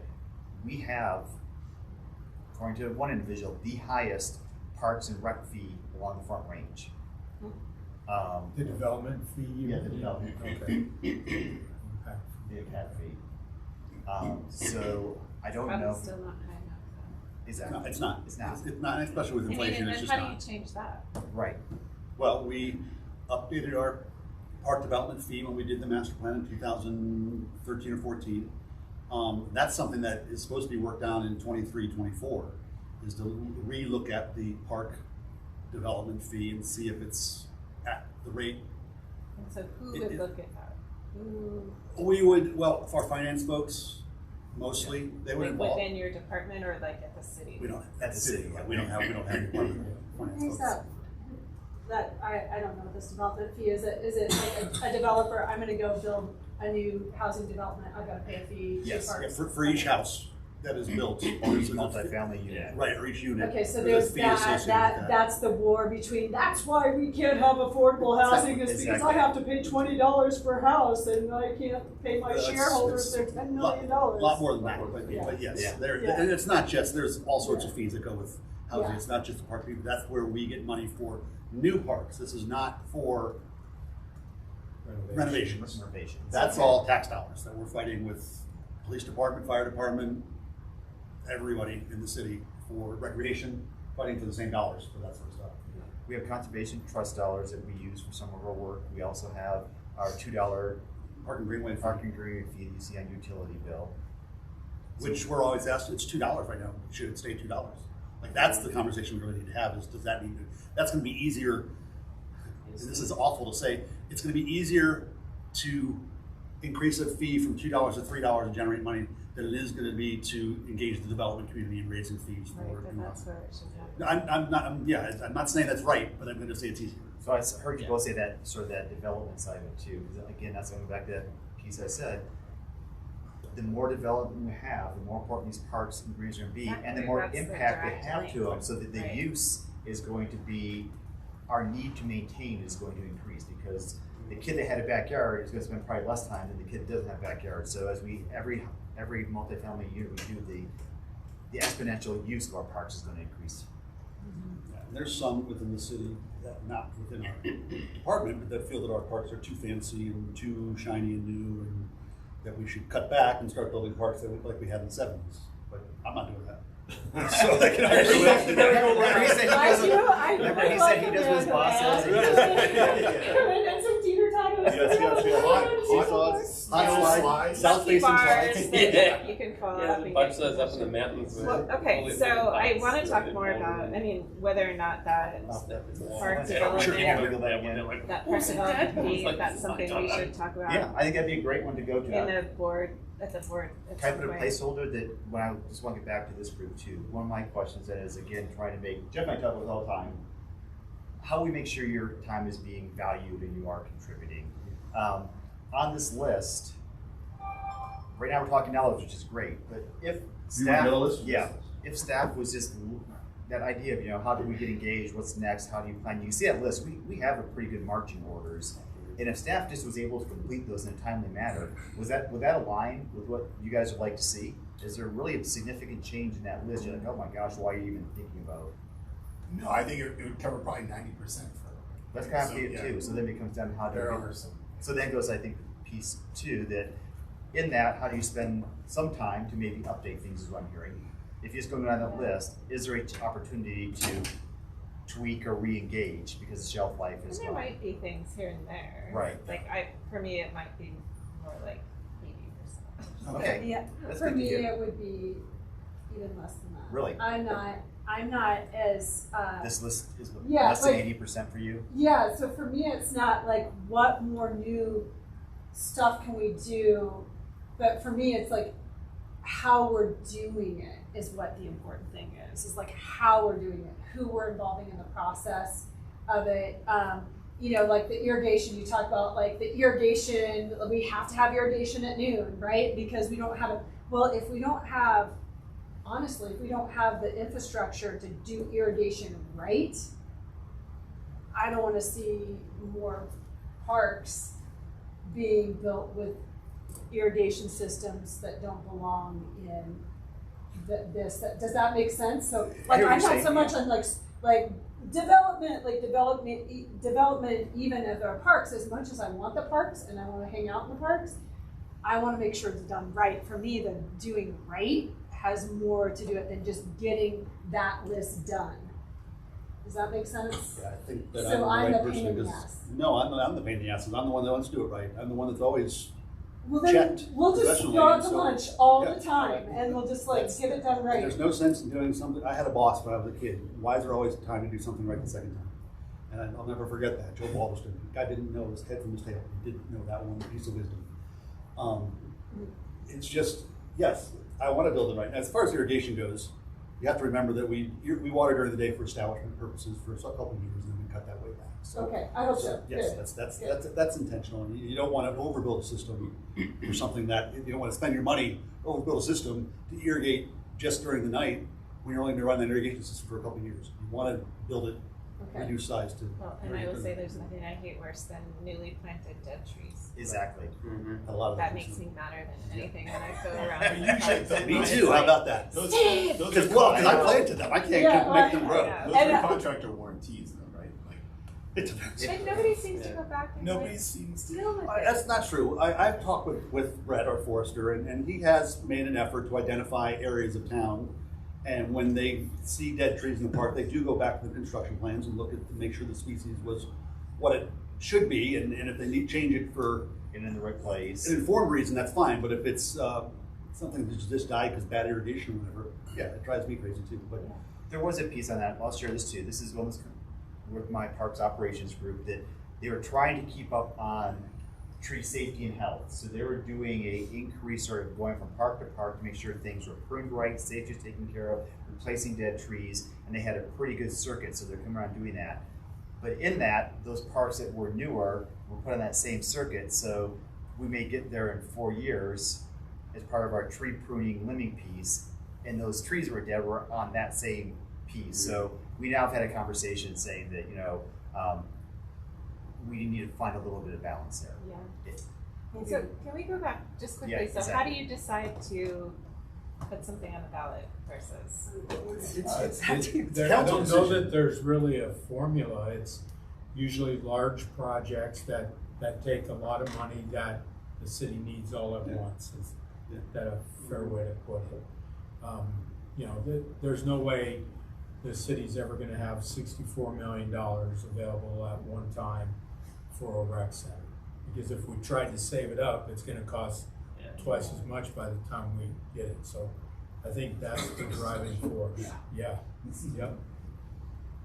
But I don't know if I've never seen a written policy on what goes where. I haven't either. I think it's just those projects that we come up with that we know we can't afford. The drainage bond that passed back in 16 or so had 4 projects associated with it. And the Spring Gulch 2 Trail is the final of the 4. So, yeah, it's financial planning at the higher levels. And we haven't done that for any parks at this point in time. This is something new with this cultural tax. There was talks about including Montgomery Farms on that, or talk about including Dry Creek Phase 2 on that. So we'll see where that goes. That would be a first. The other part that always bothers me about master plans, and David, you can kick me under the table or something. I got a bagel right here. Is it talks about building them, but there's never any tie really of, all right, now how is timber gonna take care of them once they're all there? Or how we're gonna Same with make buildings, right? Those conversations are held during the process. But Not when you externally. see this, there's never a talk of it's gonna cost you $2 million every year to maintain those 3 new parks. We've only gotten better. And I'll tell you, having Timber in charge of that has led to us becoming better, and he's made more of a stink. We went through a period, the city went through a period where we wanted to really drive our park operations down to the lowest base they could be. And that was a huge mistake. And we're still continually trying to fight our way back, funding wise as well as finding qualified staff wise, to bring that make our operations team more robust so we can address things that drive Paige crazy and everyone else crazy, in our parks. And it's a balance. You're like, we could have our staff, we could be staffed high enough to be able to check every drip emitter once a week in the whole city. But is that how we want to spend our dollars in staffing that? I just have so many ideas on how to fix that kind of stuff. Is there like a grade book? I mean, this is one of the questions that over on tap, we have the same thing. Like, there is a machine that actually drives over all the streets, whatever, and let's say the streets are a C. But I don't know if C compared to Thornton may be really good, but C compared to Boulder may be really bad. It's a timing piece. I really have been trying this. I've done a paper version. I actually just started working on doing something that people can do on their phones. I've had Jeff go out. I've had some of my field staff go out and start grading stuff, and there's a couple pieces that I'd like to look at. That one is, we probably can't afford to have A-level everything. And A-level is different for a horticulturist in an area versus Jeff and Ben. So what is we as a community say is a B-level community? And I think that's where we should be at. I think Longmont deserves a B-level community. But a sandstone ranch, a garden, a rose garden over here, those maybe are those areas we make them the A's. And if it's a C, get rid of it. And then take those dollars and move it someplace else. So I've gone through and said, how do we get that and try to normalize that, where it's not just the complaint that this park looks like a C, and I go out with Timber and his staff, and we think it looks like a B+. So how do we help set that expectation, and how do we score that? I've been doing these sort of paper trials. I'd like to get that in a way that Steve can walk it, Jeff can walk it, PRAB members could walk it, and we can kind of start normalizing that and say, here's what it looks like. And is it the trees that's bringing it down? Is it the turf? And to me, that almost takes away that squeaky wheel piece. And it helps, hopefully then, if we have gaps or our community is saying we're not achieving that B level, that's where I can really start using that data to start pushing council to say this is what the expectation is. So I wonder if you could do like a park blitz, like a bio blitz, where you send, people go out and collect data on a, there's like the City Nature Challenge, where you go and like take pictures of things, but you could do that with the parks. I wanted that for a long It'd time. be interesting how that would work. I'd like to see how to do that. Yeah, I don't know. That's my piece too. And again, I think, for Jeff, the idea too is setting these standards so people have a shared expectation.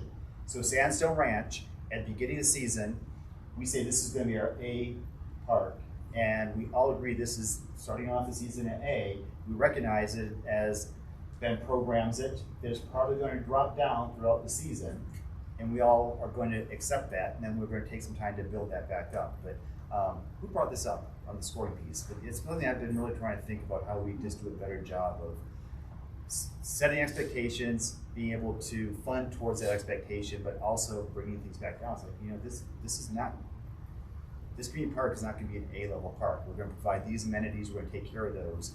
Is it the irrigations that's dropping it down? Is it the amenities that are dropping it down? But, so thanks for bringing that up, Jeff. For that. I know you. Yeah. I've gone out. It's one of those things that just you slip into budget sleazing. You slip into things that it just sits on the desk next to you. But that's been a priority for me. But everyone has their own viewpoint. Like I look at it from a designer viewpoint, and construction manager. Timber's looking at it from an operational vantage point.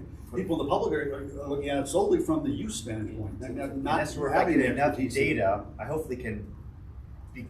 But they have different expertise.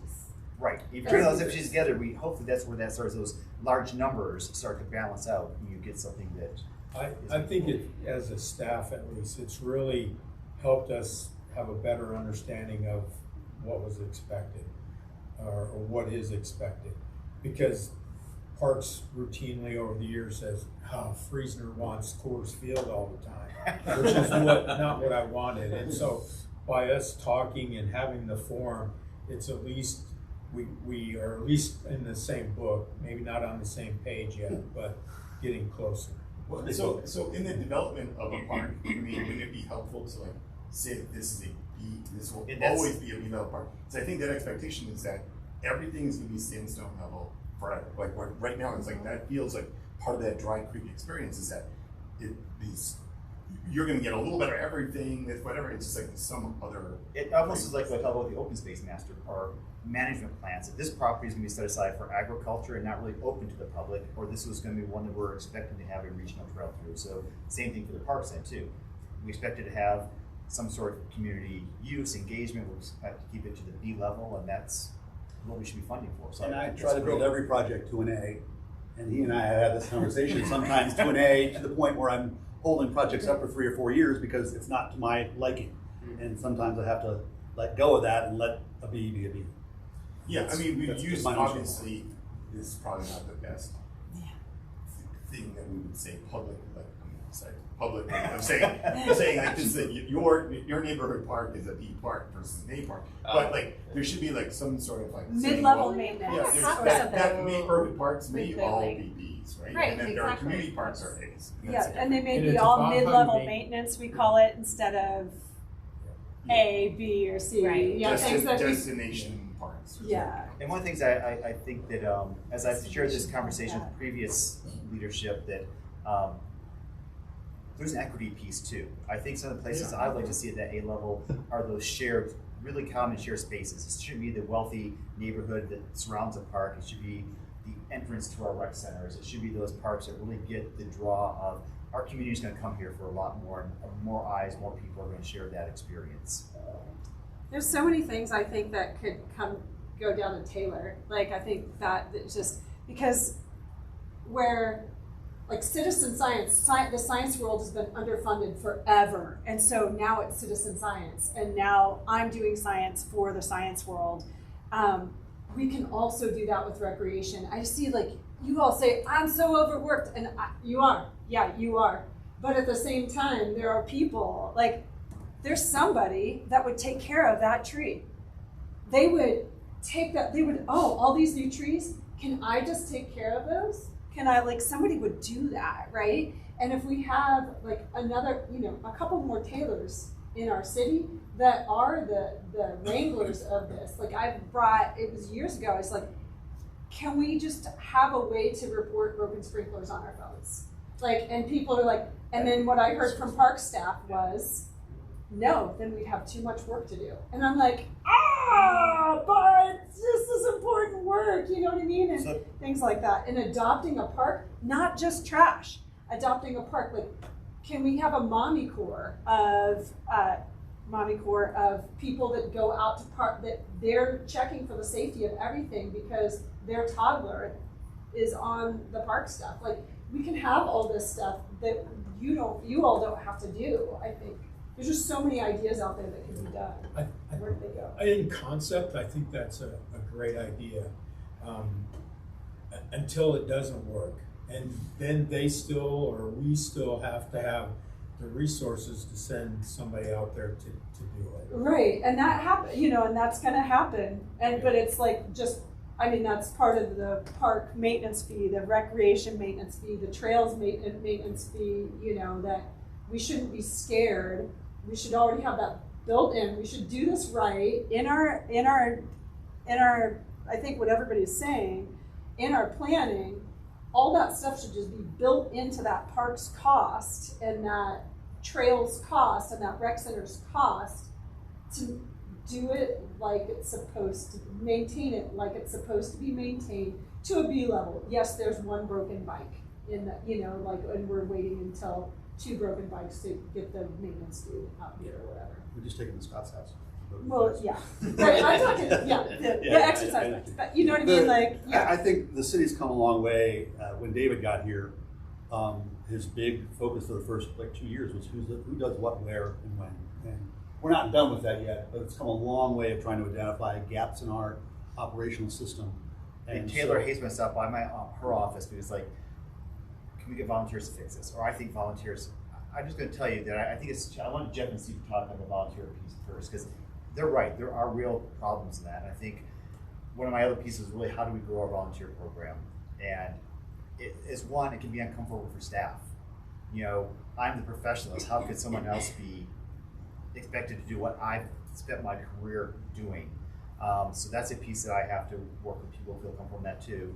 And then, like Jeff said, when that family who was taking care of that tree moves, and we don't know that until the tree is now not dead, the tree's dead, or that mommy group that was taking care of an area disbands because their kids are now at college, and all of a sudden the flower beds are gone. How do we work that into it? So I think there's a growth piece there, but I think that's part of what I'm hoping for personally, is we continue to grow that. I think the return on investment from volunteers is something people just truly don't understand. And we've gotten so much better at that in the past 5 to 7 years. Since Danielle was hired, it's been about 7 years since she was hired, 7 or 8. And she started the program and Taylor's taken it and flown with it. It was just so amazing to see what we have accomplished. Yeah, it is. There's always room for growth. Yeah, there is. Oh yeah, I mean, and from the scout side, it's like they're always looking for projects. But yeah, there's a line where it's like liability is right. Yeah. They don't do it quite right. Yeah, Eagle Scout projects are the bane of mine. I think, but I also think it's just there's a difference between having a core to report a problem, like with citizen science going, oh, that nest fell, right?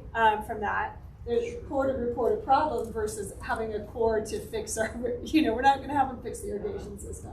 But if there's something squirting all over the. But if we're not having to go out and look for those problems, we then should have time to go back and fix the problem. Those are things, it's that balancing piece on how do we, it's like I'm saying, you pull out the C stuff to focus on the A and B stuff, because you free up resources. When you free up resources, having volunteers do that level of work, Coaching, stuff like that. then staff can go take care of that more technical level of work, and how do we find that balance?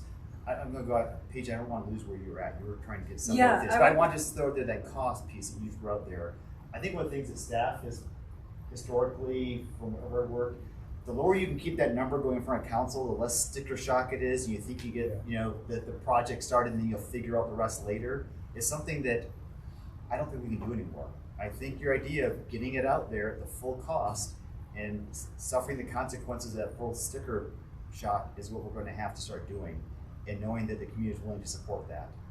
Yeah, it used to be 20 million, or 4 projects of $5 million was not a big deal, but you go to council and say $20 million, you don't even get off the starting blocks. It's like you just lose that. So I think somehow helping people recognize that is now that you get to the, maybe we're going, how do you really fund that then? Yeah, I was just wondering how you made those decisions. An example of that is going through the operational costs to put into CIP for a new rec center, right? It's not related to the bond stuff necessarily, but the nuts and bolts a little bit behind it. Jeff had done some work that was taken from the original work and how much it cost to run a rec center, and it added in the cost for a new rec center of another facility person. So entirely another staff member, not necessarily for that building, but within that group, another parks person because we're expanding that. So that's into our operational costs on what we're anticipating, trying to do more of that. Right.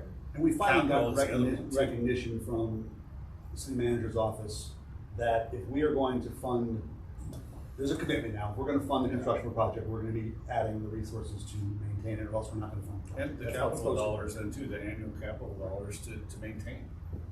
And I think those things that we as staff need to try to work on is there was a verbal communication between a former deputy city manager and a city manager, and those things change over time. And how do you really formalize that? So you have that. Right, we have new lenses with reorganization, and so things change. Here's what I wonder. What I wonder is when you were asking that question, what you were thinking as what would your ideal be? What would your threshold be? What would you like? How would you like to see the funding go forward? It's just really interesting to me to see, because we want other people's ideas. I just wonder, because of what I said, putting something on the ballot initiative is risky. Yeah. And if it's something that you feel is really important for the community. I mean, we've been saying we're going to build a new rec center for years and years and years. There's plans. Why has the city not budgeted to do that?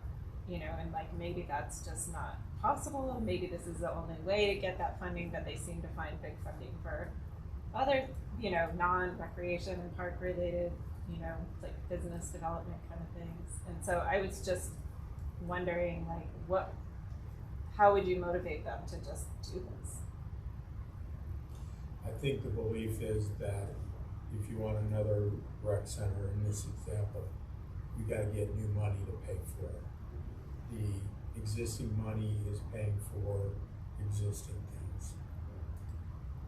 And, a lot of those bigger things, there are dollars coming from other locations. So one of the advantages that sanitation and water have is that they have the ability to issue bonds through revenue. So we're going to collect all this money over a period of time. If we can have the money up front to build the new building or whatever, it has an advantage of doing that without raising taxes. Recreation and parks really doesn't have that opportunity to be able to do that. So it really puts us in libraries and museums and senior centers in a different category. Mm-hmm. I'm interested in that, what you just said about, because that really makes me think, because we do put, I believe we put a lot of money towards new businesses and things, like the Smucker's plant had to have a road built to it. There's stoplights, there's new, for the new Costco, for the new development all out by me, there's new police response, fire response, and we put that money towards it, but we're not putting it towards recreation.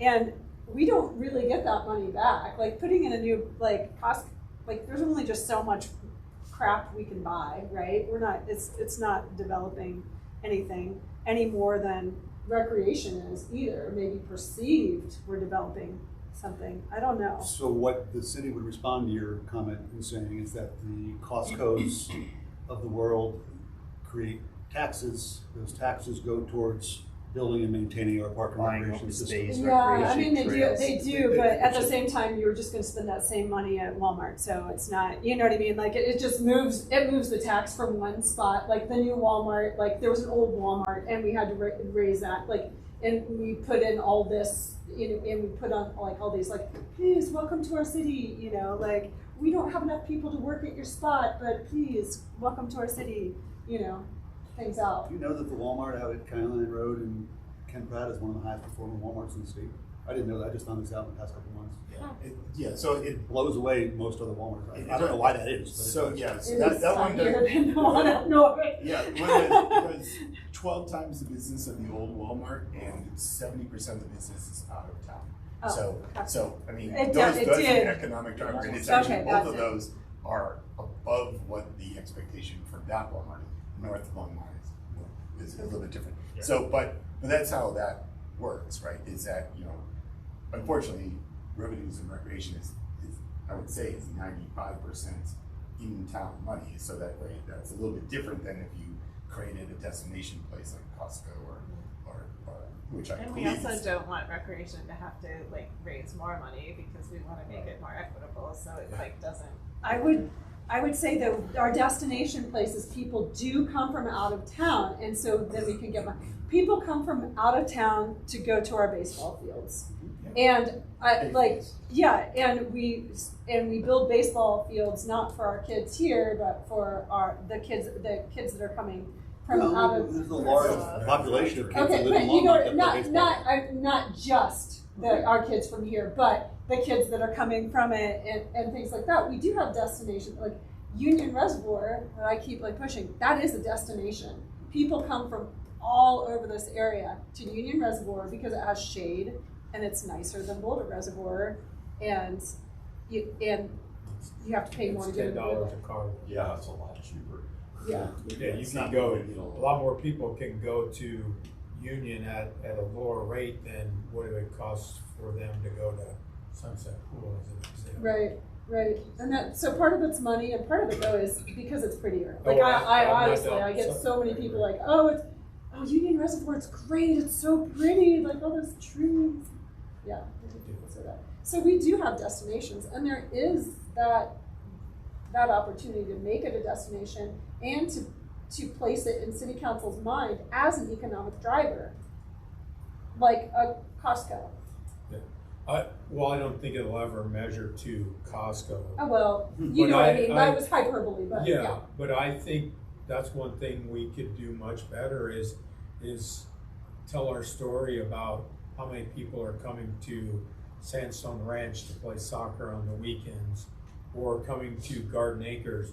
We're a couple of weeks away from one of the biggest tournaments in the state where Longmont is a part of it. And if you go to any restaurant or any hotel during that weekend, you will see girls in uniforms. It's Young people, and I don't mean girls to be disrespectful. It's, Is it But- what is it, softball? yeah, fast pitch.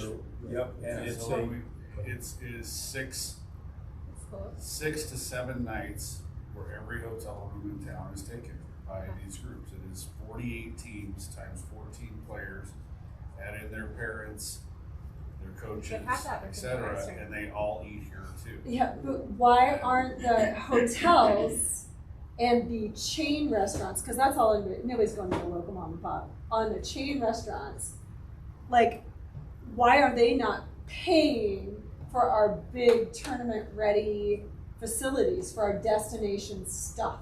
Why aren't they putting stuff in that? Like, that's where I get that, like, why aren't they part of that? We have a hotel tax, which should have been probably double or triple, or way below market.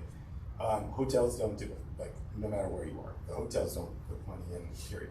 Well, they pay taxes. They pay property taxes and they pay taxes. But it's not based on like volume. It's like they exist or don't exist. So it's on the guests would pay that percentage. And I do believe that, you know, we are giving away a bunch of money that those visitors would come and you would be able to get more money. The hotel people would say that they are against it, but really in the market, when both Loveland and Boulder are way above Longmont, is that we're below market and we're just letting dollars go out the door. So that's a visit Longmont. Like that, they need to go and bring that to the citizens to raise destination hotel tax rate. So that's been a long time coming. That's an opportunity for collaboration. That's an opportunity for fundraising, is what I'm saying, is that these kinds of things, like, they're untapped and they shouldn't be, because really the Marriott makes a lot of money on our cricket fields, on our, you know, all that stuff. Like, they're making that money. So come on, Marriott, sponsor a cricket field. Thanks. You know, come on, sponsor a baseball field and say Marriott, you know, Longmont Marriott baseball field. That's not outside the question. When we were building Sandstone Ranch, the Rockies were about 5 years old when we bought that property. And we did reach out and talk to them. And the level of extra money you'd have to spend to meet their needs was not worth the money they were going to give us to support the fields. It wasn't a good. It was a great deal for the Rockies. It wasn't a great deal for the city of Longmont, and so we didn't go that route. And there, I think Aurora or somebody did a big Rockies complex, and it's not holding up all that well. If I remember right. Sponsorship is a very difficult and fickle thing. When you need the money isn't there, right? So in economic downturn, that sponsorship money goes away, and then you don't have the money for the operations of the facility. Then you're playing catch up. Sponsorship should only be like gravy on the top, not like working on managing operations. It's a difficult space. So could it be for the fundraising for the original thingy? Like, no, you probably can't raise voluntary sponsorship.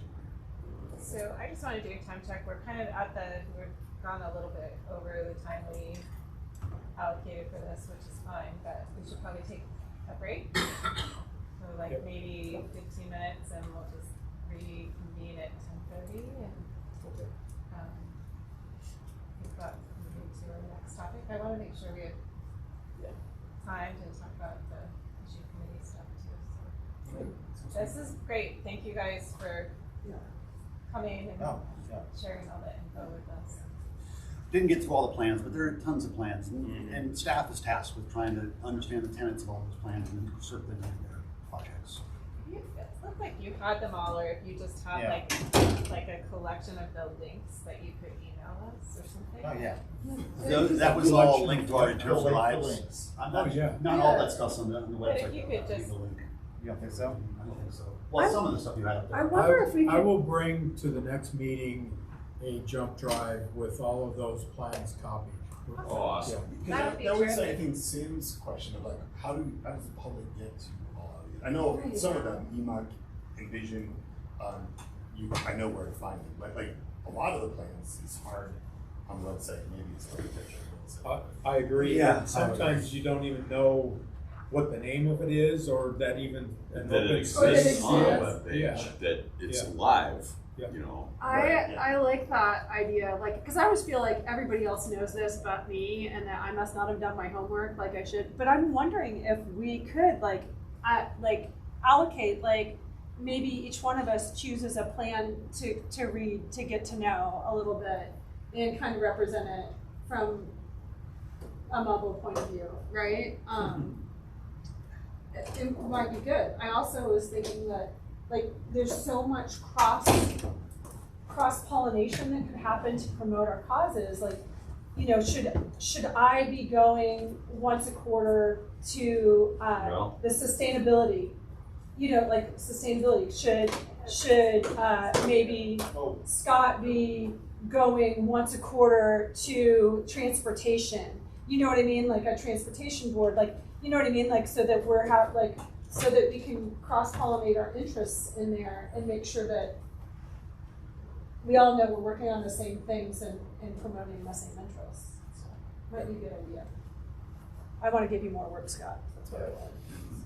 I want to go on my phone and see if, I'm pretty sure you can report a broken sprinkler. I'm going to figure it out for you. There you go. That would be great. I had great ideas. See everyone's plan, gives you a link and then summarized it. And then I had said, can you compare open space and vision and sustainability and tell me where they are on it? And the other one is it now can crawl the web and find out. the school district is the worst. It started yesterday. They're way worse. Yeah, no, So, and they're watering in the middle of the day. Yeah, This is and hard. so They now have so live sad. internet. are always thinking I don't know they're why. paying water. They have account information on open space. I finally said, Ron started in 2000. So yeah, that's right. And then it got right I'm not going to behavior. Sometimes you rent spaces there. I got so vision with the link is long, it's big. You have to know like the three. Now pulls in the links. It's Golf. golf. And then That summarize sunset, it. I immediately know when the I want that sprinklers part are or off whatever. because, You know what I mean? Like, because people call it, You why got are we it. watering Sunset Street? I'm like, get that fixed. Yeah, exactly. Constant sunset. Yeah. All angles. Yeah, that's true. It's pretty. Yeah. little This is boost trees. the Yeah, Lining the new lot. So Paige might hate dead trees. Man, what I hate is going on a 2-hour run and running through a puddle from a sprinkling system and coming back hour 2 and it's still on, still creating the puddle. Like, Well, things get stuck on, we have hundreds of thousands of heads around the city, so things can get stuck. and I just want to fix it. Yeah, no, I get it. And like if we had like little signs around say, call this number, or I hear that Planned that for this the when they were talking about the project. code the code things get switched up, which I think is hilarious actually, but It's been my current nightmare. but having like a And then there's barcode or QR code. You know, it doesn't look like there is something over your brain. that you can They have to report. have the. And they should have all Because there was so What much if we have QR codes? Seriously, what if we have QR codes in there? There, and so it. Like- Trail signs. Like, No, yeah. QR codes for They're all there trail. I said a lot of mines started in 2000. It's not bad. You can report electric service, billing, that's like trash, like water and sewer. I can report graffiti too. That's a violation. Sure, here it is. And then Well, the thing is, it goes anywhere else, it's gonna be so bad. I brought this up. Yeah. This is all on the city I think website. that it was back to 60s. These are the plans I was referring to that are, they're there. Really? But yeah, I feel like That Saturday one would be would better be than pool though, right? Way to. But yeah, this pull up, You'd all think. the master plans with lines. That's just one Next page. week, They're pulling all of this, so. Yeah. It was a week later. So where do you go to, you just go So on it's just Google and almost type every that part in is or one. on And most of them are already called out, bar? but some of them aren't. So that's for us to fight a little out. I I would Okay. think that a neighborhood Yeah, park so master plan so there's probably has more on our shelf life than some modern master plan can, in my mind. Most neighborhood parks are built in single phase spaces. Do the master plan like Portland did it, now we're gonna build it, and then that's trails and they have in common. But when the swag We do breaks have a down, lunch that would be here. you know what I mean? Well, Like, like, this so, is under But yeah, you're Kidding. Maps plans, it's under, why you would use that. Parks, open space and trails, apartments, parks, open space and trails, Tacos. If you can do an extra Uh, lap, I'd be happy. plan maps and reports. Lukewarm tacos. And that's where the open space master plan is, the park and trail master plan. So I'll And wildlife management plan, and so That's forth. better, Steve yeah. gets Hers Really is- good. I just actually went I've not through been to that place. bars this It's the one morning. on Main 15 Yeah, there, yeah. It's So I used had new gone AI, by it so many and I just times. asked it Right. to I'm kinda find me like, these yeah, master you know, I plans. got what I said, it "Do like, you know what these master Yeah. plans are?" Like, Yes, very find them, you authentic. can summarize them, and then now put the links into. So it'll actually pull up the link and then I summarize it. Then I actually said, can you compare them to show what we all have in common? What did it tell you? Community, sustainability, it was pretty basic, you can have expanded on that too, but yeah, so I did park trails, recreation, vision, and open space, it had to summarize all three of those and then compare the three and say what are the common elements of it. Cool, I can try that. I, I'm kind of afraid of AI, but it shouldn't be. I'm kind of afraid of AI too, but I should, yeah, we should be. Right, but We should we be, should take advantage. but we should of take it. advantage of the Pistachio thing place? too. There was a place called Pistachios up there, a little diner, which was average. Okay, well, anyway, So that one's. it looks really good, and it's like, people are a lot of interested. The tree lottery thing that we do every year. Is there also just a tree purchase? Can you just purchase trees through that system as well? Not in the city. No. Okay. We have this And maybe I just ordered the wrong Like, it thing. should be What's up with this? There's the key elements of the plan. You can have it expanded in one of those People, off like, those, but input, yeah, and then to it should, Project Yeah. Water should There's the link. have a And purpose, if you right? come in, Just for that, right. We're at T-Bill. Yeah, we shouldn't Is there have a aisles and objective aisles or a of certain number of acres here? Yeah, that's right. This is bar, this Uber bar, this came out just yesterday, where they'll actually do your I have needs. project, Yeah. project. on It it. hallucinates sometimes too, that's the thing too. that- So which of your This is sons what happened moved? when I did the. Brady, the older one. This is a new one too. He was up there Here's for the 4 years. objectives. But when I asked him the list plan, So you see And them. then they it were gave me San Diego this. for. And if I did not work for Ward County for 19 years, I could have started spewing this. And I had to say, It's gotta be, you know, and then, yeah. I need razor. every time I blades. found out, I was like, and it said, and they still gave me it. And I had to go say, Longmont started in 2000. It took me 4 iterations to go over there. It starts in 2000. We've been there. It tastes different, Longmont starts in 2000. I like Sure, it. Next time Longmont like starts. Alaska. But if you didn't But no, so I know that, I mean, even Lafayette, which I don't have. and that's the thing now that They're all I'm sure. like, no, I mean, I've done it all, and like, Yeah, I exactly. know, like, when they put in their pipes, like, I've called I here, can't I've called there, imagine you know, my like all that. grandkids not. Lafayette water should be really Right, good. well. The water at my Yeah, schools yeah, no, doesn't I- taste as good as we the haven't water from talked my about house, so. Well, see, I wonder if I- it's your palate though. It could be. You know what I'm saying? Is you're so used to drinking home water. So I bring, once a week, I bring a gallon of water and like keep refilling my water bottles from home. You know, like I'll bring the whole gallon. Yeah, yeah, It's yeah. like, oh, to do it, and then I drink it. But I drink it I'm straight always from the amazed tap. about the people that are on, that do the big water delivery systems, but there's a lot of people around here, around the city that are on wells. So you Okay. have to remember that. and that- But I like- my- I like well water because that's what I grew up with. But Same. you know where El Dorado Springs gets their water? At that point, I assume there'll be. Ah, right. No, they don't. El Dorado Springs water gets they get their water exactly where Lafayette and Louisville, the Lafayette and Louisville Treatment Center, they get it from there. That's what they get. They get more than 90% of their water. They have to fill it with just a little bit from the Like spring. Coors Beer has to have a little bit of Rocky Mountain water in it to be able to. Yeah, Rocky like to Mountain say water. it. Yeah. The El Dorado Springs water is Lafayette Louisville water. Like, I mean, it's so interesting. Like, we have good water. So you can't report a broken sprinkler online, on my phone anyway. You might be able on the bigger website. Really? You can report graffiti, you can report power outage, you can report trash recycling issue, but you can't report the park issue that I found, so I'm gonna bring that up to Timber. It's on the, there's a Parks and Trails piece. But on the phone, can you? I put into our search, again, I used our search engine on our website, so. No, but if you have to do this, then it's not working. Does that make sense? I hear what you're mean, saying. I do hear it. if I have to remember when I get back home to report that sprinkler that I passed, like, they should just be able to do it while you're on your run. Show me where you went. Are you teaching him how to cheat? That's cheating. Well, that's like I told David. All my school papers now. Well, you know, oh my God, all my life.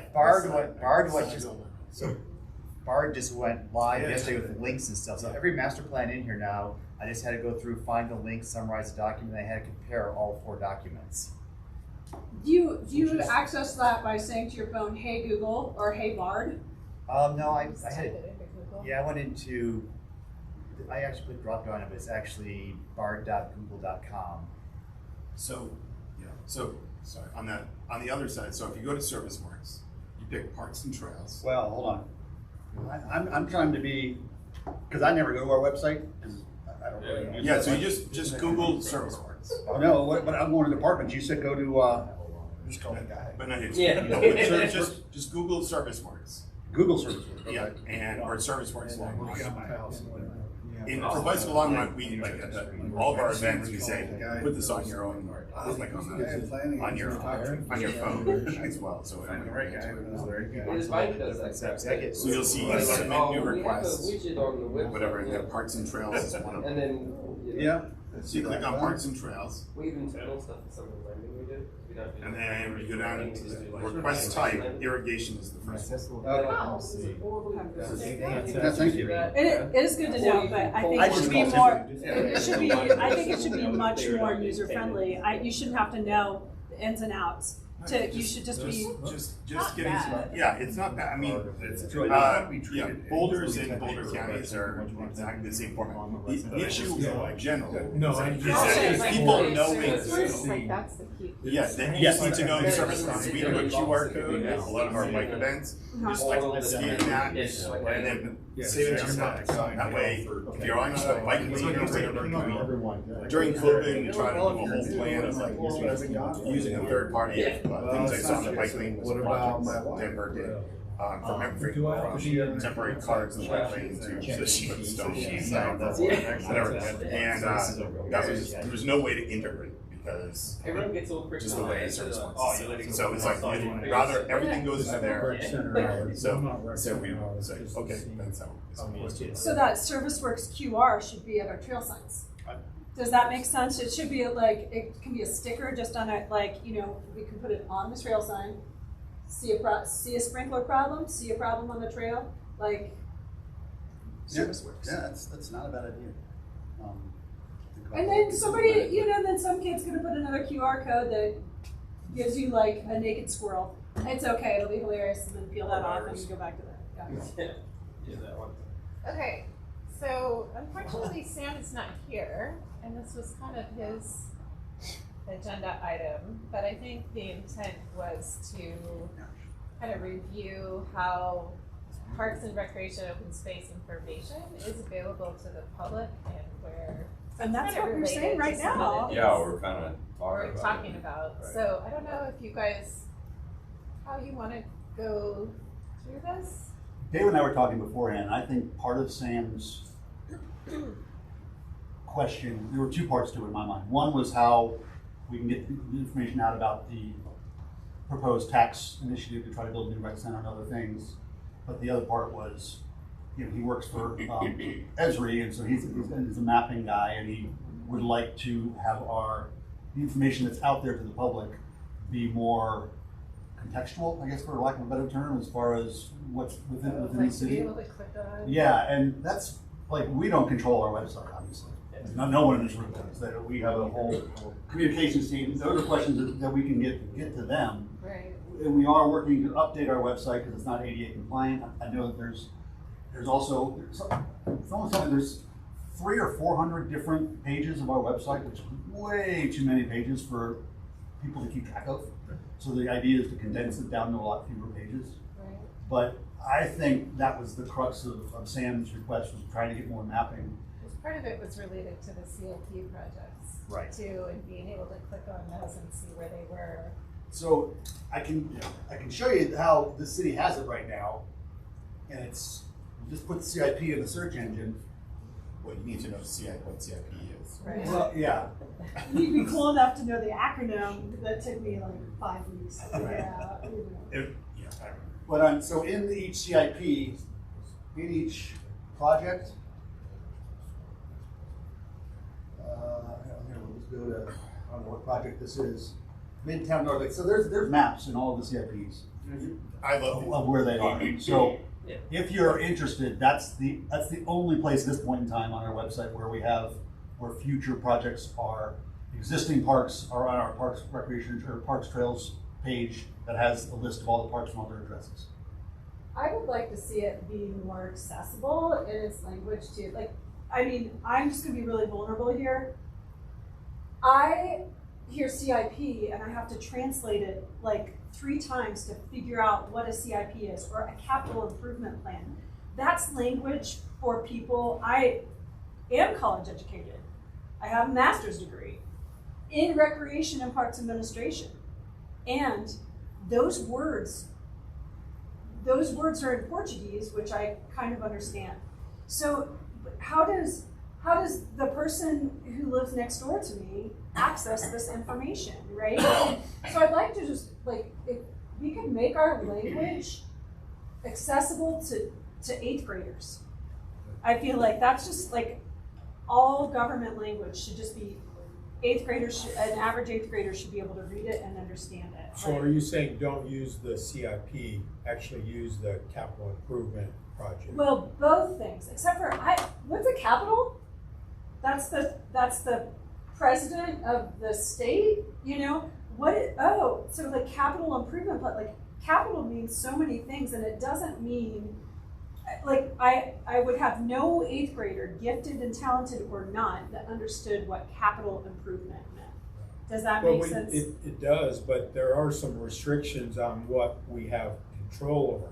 I'll give you an example that we could, that we could Right. control. New city projects. Right? New city projects, yeah. Or like new city projects, I understand what that is. Like, if we make language Put it in accessible. parentheses, because Right. you have to use the terminology. Right, and then I can learn it, then that helps me be educated, right? Aquatics is a perfect example of that. Recreation staff call it aquatics all the time.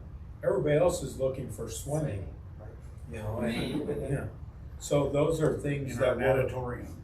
Yeah. Right. Yeah. So that's a great example of, I think, what you're talking about, that we have control over. And we get so, it's so cool to be a part of this group. It's so cool to be part of a group, right? And you get all excited about your terms and your things like that, but it really is exclusionary. And try not to be jargony. It's always battle. In every industry, anybody you talk to in a professional manner, there's always jargon involved. That's It's a Figuring shorthand out, of like, language. what things are important to make more accessible. Like, you don't necessarily have Once to you go leave your through the group, whole right, document and like change everything, but how do you know, what pieces are people gonna most wanna see, and how do you make sure those are more accessible, or are there some, you know, relatively easy things you can do to change the language or? So I'm just, I'm taking notes as far as suggestions the board is making, and then we'll get those to taking them. And so they're going to come to the June meeting. At least they'll have some semblance of what the questions from the board are. Yeah, that's what Jeff was just asking me. So I did, again, I reached out after the last meeting to our communications team, and we had a little back and forth on why that didn't get picked up, and I was probably a little bit less straightforward than we really need someone there. So then I did reach out again. They had a couple conflicting. The mayor has a forum going on right now, and they have some other staffing pieces, but they did write back and say what they'd like to do is gather some of this information Steve's talking about, have maybe a more focused group at the next PRAB meeting where they'd have a representative there. And 2, because they're getting questions from this group and from other boards saying, what can we do to help this move forward? They're reaching out to our legal team right now to kind of make a little FAQ on how we can work together, and hopefully they'll work with Dawn a little bit on how they can do that. So again, it was a missed opportunity here, but I think we need to have this conversation. We can kind of Get our thoughts together. get our thoughts together, and then they show up, I think, try to, because I do think there's a couple, at least 2, maybe 3 kind of issues on what we want from the communications team, from how do we directly deal with what we can, as a board, can do to help drive this message out and be supporters of a shared interest, and where those kind of lines in the sand get drawn. How can we use our existing tools to help people get that information, and 3, how do we improve those systems? Is that kind of what I'm hearing? And I think with the improving of like just the systems themselves, like what we're talking about so far is like, can things be more, you know, kind of like spatially oriented and accessible? Like, could there just be a map, and if you want to like find out about a park, you just click on it on the map and it takes you to that page, and like maybe that exists, but something like that. Not as cleanly as you would like. No. Accessible language, like how can you make the language? Google Maps, but not the city version. Right, exactly. The trail like you know, current status map works great, but it's an Esri like layer system that you just click on it and be like, oh, this part is closed right there. And it's, why can't we do that for many other levels? Well, we have the public lands map. Yeah. It's one more map you have to know that exists before. Right, I didn't know about the trails map, the interactive trails map. Central place and be like, I want the trails version of the city map, and then there's that one, right? Like, it would be great if you could toggle what you want to see when you see the city plan, that would bring up the subject matter. And that's where Sam comes in, because the challenge we have is what we have public facing and what we don't want to have public facing or publicly accessible, because there are things, security things we don't want to have out there. Right, yeah. Exactly. Scott, I didn't even know about this trails map. I just ride along, and then when I can't get through, I say, God damn it! And then climb a fence, and then get really pissed off, and then like, and then join the PRAB, right? Like, yeah. So I'm glad you told me about that. I wouldn't have known. Like, how do we know about that though? Like, how do you know that there's a trails map? You know what I mean? Like, I didn't know that until just now. Oh, That it was interactive like that. Yeah. So you just click on each base, and I think I don't know. Ooh. I know Leg does it for streets. Who does it for the trail? Our GIS staff. Okay. It goes through Chris Davis. Yeah, and there aren't as many trail changes, but when they flood, they do put the closures on the floods, like go back out onto right on Missouri and then come back on. that is so cool, and I had no idea. Yeah. Like, Well, of course, we want it like in real time, and it happens within maybe the month or something. Well, it's supposed to have 48 hours. Is the goal. Yeah, but yeah, it is. But that's kind of like, it would be great that other things come up that way, because even there was the 25th meeting. Harold brought up like all these projects are cool on a map, and it was static. It was like on a slide deck. So that's what I worked with our GIS folks to do that. So you had because you really wanted all the projects we're doing in the 8 and 5. You wanted the 8 and 5 projects, and you wanted the tax initiative project. So we put it on there, it's very static, but I actually asked the GIS person doing that, I said, I don't want to slow you down with my next phase of this, but now can we do it when you click on 8, it would open up the new project description. And he said, yes, you can do that. So that's the next piece we'll probably work on, is making that more interactive. So the same person that did that map, that you saw, that static map, said he could start doing that. Okay. So it's under greenways and trails. Yeah. That's one of the things that I've had them work on for me from the open space side of things. So now I can click on an open space property. It used to be all these documents, but now I can click on the property. It says when we purchased it, how much we purchased it for, who we purchased it from, what water rights are associated with it. So yes, getting like the better. assessors. Exactly. GIS is awesome, isn't it? It just takes really talented people to start putting together, and it's really, yeah. Well, and I didn't even, like, as you were looking, like, there's nothing on there that I saw that just said city parks and then listed them. There's like park and trail development, park renewal projects, park maintenance. No, you're right, Paige. What if you just want to know where are the parks? And I had that map made, so. And like to read about them. Directory of Parks and Trails, Right. right there. That has all the different trails, and it has the addresses, which takes you to But a in the map. map, it doesn't really show you. Right. It Shows you where it is. geospatial sort of pace. But that map I created, I started layering it. I shared with Aaron in That's the a little meeting. bit better. But it shows a map of all the It's parks not as and direct parks as of all the open anyone in this spaces room that would puts like them all to be. together. Oh, that's great. Yeah. Well, one of the biggest problems we face in recreation, and this is the same thing, is because everybody at this table will access this differently. Everybody will look at it slightly different. Search a different way. And, you know, some people go to the bar, some people go to the banner, some people, you know, we have lots of discussions about this. And it's challenging to find them all and then fit them on here. Right? This is easy enough, but then you gotta fit it on here. And then talk about language, which is our other discussions we've had, is trying to remove we've done things, we've gone through and done analyzation of things that are written and trying to get it to a 6th grade level. Just keep it as simple as possible. It's simple as easy. So that's what we want. And nevertheless, we can't be Amazon. We don't have the resources and power to make our website.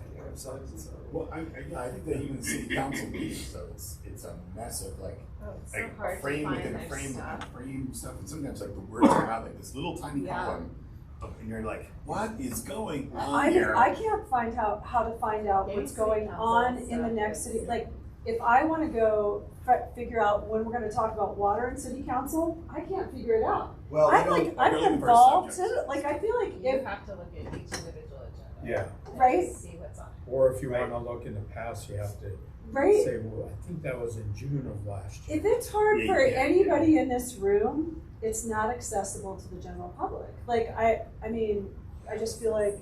I think what, Yeah, I mean, that's where I Well, go through and then I have to agenda go. management, what you have to do. Agenda management Yeah. portal. but, yeah. And then you open the document and like. And then you scan it, and you have to Yeah, like I got that understand the same way. language that they're using, and then you have to go to the next one, and it's like, I wanna know, when are you gonna talk about water restrictions, like, that kind of thing, like, I wanna know that, it's not, so. Yeah, it would be like, there's a different level of search function that it doesn't search within the PDFs because the city, like, I'd say probably 90% of the content is actually in PDFs. Council content. And so, whether it's council comms or master plan or whatever, so if you are looking for a particular term, it's only gonna, it would have to be in the front end description and it would pop up, but then you'd have to open up that particular document. It wouldn't automatically open you to the PDF, and so there's a whole Just like set when you of Google rules something, it's gonna give you a bunch of choices. You have to weed through the choices to figure out what it is you're looking for. I don't think we're ever gonna avoid that. Yeah, there's gonna be some. But, yeah, no, I can, more communication on council issues. Just call David and he'll. I was gonna do his say, this is the little thing, computer okay. search Right. here. This is a great question, but it's getting so close. If you open things up in the Microsoft version right now of their Bard ChatGPT, it now can access that website, and you actually can say, summarize this for a 5th grader, and it'll actually do that. It'll do it for our PRAB meetings and anything, so you can, in chat, and Bard just now does like 100 languages too. You can take that website and say, can you please Will you, Summarize this. give me a little tutorial sometime, will you just run us a tutorial? just go to Bard. Yeah. Yeah. Bard's great. Literally Google Bard and then Yeah. Yeah. So it's right here. There's Microsoft. Because I'm translating all day long into, like, that's. Are you? I, like, Oh, it does it so fast. See, You see, Mike, David was showing me on Yeah. the one program that he can search the Pred minutes and pull it up, and in 10 seconds it does everything we all said for that entire meeting. It's bizarre. okay, I'm excited about this, because this could really. yeah, and Microsoft. I didn't mean to jump track, but I think there's a place where if I'm a wildlife biologist, but I think our tech people probably are going to start being able to figure out how we actually incorporate this. And this is where I'm a wildlife guy, but I was up till like midnight watching a lecture from Sacramento on people Sacramento now all incorporating AI into their websites. Yeah. And they're having bots crawl the website, so you can ask any common language question and it will pull it out. So that you said you're always going to have to do that, you're not always going to have to do that. Oh, that's really, I mean, that's super exciting. But that's kind of good. It's off track. I think How long it takes the city to get there? That's my What do question. we need to do in the interim? As long as you don't put stops on the search. Right. If you don't put stops on it, the piece for me as I'm trying to do my work is that if it's publicly accessed stuff, most of the stuff, it can pull PDFs now. It can crawl the website and search for links and stuff. But So the it city still doesn't works. have to adopt anything, and it will just be, because I know, like, city doesn't use Google. Does city use Google now? For a while, I couldn't use any of the Google suite when interacting with the city. It's all Microsoft. It's all Microsoft, which is archaic and doesn't interact with like the school systems and things like that. So like if, so as long as everything can interact across suites, it will be good. So that's maybe that's something we talked about there, and I'll have you bring it up. How is the city looking at incorporating some of these new technologies so you don't have to wait for the city to make a move, but how could you use some of these tools so you can translate that website very quickly, or summarize it like your fifth grade. That's my favorite ones. I did so many documents. They want like, tell me this like a fifth grade. Okay, so you say Send summarize, to this person in the city. This is the guy that orders me around all day. Yeah, I'm not this gonna put is any like, names in. like I have to do this a lot because I'll have like different reading levels in one Yeah. class and things like that. So I'm super excited. I'm gonna, I'm at this. Looks like for Bard, you need to have a Google account. Yeah. Which I do, I don't really want to log into the. But, yeah, but Bing, Microsoft is a major shareholder of ChatGPT, so It Bing runs- now runs it. This is automatically. Palm. This runs through Palm 2, I think, and then they run through OpenAI as well. Yeah, Edge, I used Edge to write my cover letter for the job I applied for the Parks and Development. I told him, I was like, I'm just gonna use this, and it worked out really well. Oh, yeah. I said, write me a cover letter for this position. I went and found the position and pulled up a cover letter, listed all the things that were in the job description. I had to just change a couple things and I was You done. mean I don't have to write any more letters of recommendation? Right, yeah, seriously, yeah. That's what we do for you. You'll notice the language is stiff, but other than that, Yeah, you can just like, fix the Well, so is every letter of rec I write for University of Connecticut, right? Like, yeah. Paige, where do you want to go with this? or Well, do you- so what I wanted to know is just that piece of, tying to the ballot initiative, or, like how things will be communicated on the website for that, like what will the city do? Where our hard stop is, and then And where what, we- right. like if there's an issues group, like how to connect to that, and if there's anything you know of now.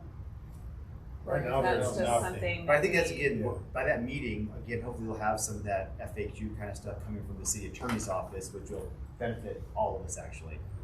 I'd like to see interaction between all the boards. Like if there was a way to interact, like this is what, like it would be really cool to know, like is sustainability talking about the same thing we're talking about this month? Is transportation talking about, is the senior center talking about, like it'd be kind of cool if we could have that interaction so that somebody from the senior center could be like, hey, you're talking about pickleball and we're hearing about it a ton. Or you're talking, We've done joint board meetings in the past, I can't remember with which groups, for years. But We've as done far it as before. communication goes, that would be kind of a cool thing too, is to have communication be like somehow us to know what's going on with the other ones without having to go, what does sustainable resilient? Not to be a pain, but all the meeting minutes from, just like all the Pratt minutes are on the city website, so is the sustainability and Yeah, transportation board. I- Those board minutes are there, so an interested person can go find what they're talking about.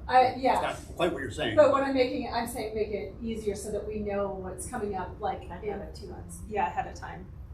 Yeah. It would be, it's a I do dream. think for the ballot initiative, like depending on what gets on the ballot, we should get those boards together. Like if it's library, arts, Right. and rec, Yeah. we should get those boards together and have like at least one joint conversation. But And- I don't know and- yet what's And gonna senior be. center, Well, yeah, right? What you could do is that we have to have the ballot language decided by end of June, something? It has to be accepted in August. Right, but we'll probably have the language pretty much set. I'm wondering if we should plan to have July joint meetings. Should we start, because it's gonna take a while to work that out. If you wait until August, you probably won't have the joint meeting until November, right before the election, or right after the election.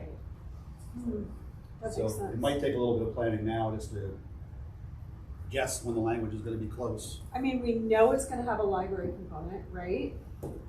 Well, we Not don't for know sure. They haven't anything done yet. formally. I mean, But if I was a betting person, I think arts and entertainment and the branch library are almost for sure as compared to recreation. I think they want more of a menu and how they tie together of all the different things we're talking about with a new rec center, the Y proposal, and some of the renovation things. What does that really look like? And helping council understand that. it really has to just be one question, like Well, recreation package, There is a slight issue with that. right? It's the why land space question. That's Yeah. what we talked about. Because Yeah. there has to be a separate question on that. Can we give park space away? What, yeah, so, yeah, we'll talk about, that's a big, I have a question within Yeah. that, that's probably a legal issue that we don't know the answer to. Like, So I think, one person. Paige, to answer your question, generally when we've done bond elections in the past, there have been flyers that have been developed by the comms team that provide the factual information of the project. It talks about when the election is. It talks about why people are in favor of it. It talks about why people are against it. And then that's the extent of that flyer. Will have a link on the website.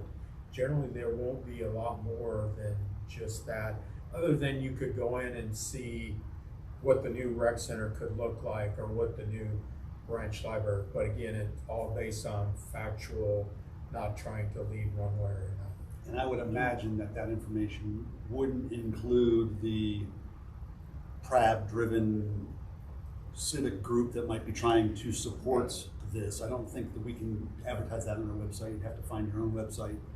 Get that put into the newspaper through letters to the editor or whatever, however. I know there were some efforts the last time that there were some letters to the paper that helped provide guidance of where that information is, but it wouldn't be on the city website.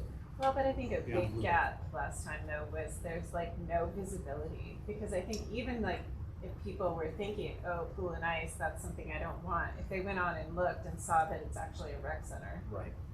like that would have made a big difference. But there Rec was center nowhere with pool and ice. right, Yeah. right, that it was a rec center, and that was some of the features in the as part of the rec center. So I think having like some more specificity and like drawings and visibility and like on the city webpage and accessible to like go look at is kind of That's one of the things I shared with the comms team, that this group really was hoping that the city could take better control of messaging as opposed to getting stuck with just the providing more right. useful information, not just like the very high level that doesn't tell you. And the challenge of what happened in 2019 was that the drawings, the schematics of the rec center at that time were not public before it was placed on the election.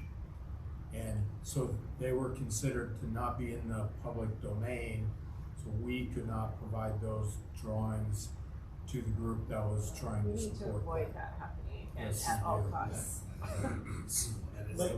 So even like right now with like the why story, it's that what's difficult is that like it's like council communications, the video is really what's there. Right? Communications is so, as a citizen, so darn slow that like there isn't a page developed for the why story. So then that way, if like say the issues committee or this group wants to, talk about pros and cons about it when it's the open time, that page isn't developed on the city side. So it has to be developed privately, and it doesn't have the same weight, right? I could take screenshots of the slides that were done or take the slides off of the presentation, but it doesn't have the same weight of being on the city's website, That right? needs to get Or there on, as soon as possible. yeah, because it's clearly not on the Wise website, but it's like, it would be, having that resource gives some credibility of like, oh no, we are actually interested in this, and this is going, and so that's. And that's not just a rumor? Yeah, so there's a lot, there's detractors who just, think that everything is conspiracy, but like, it would be nice if like, this was something that we're really considering, it goes on there. Like even the recreation's $5 million, like you explained it very well, but it's at the meeting, but there isn't a great place where it's like, boom, boom, boom. If people said, oh, no gang showers now for $5 million, I think most people are like, boom, yes, right there. I'm totally for it. Like, so like better, like, weightlifting, like sort of space or fitness center. Oh, great.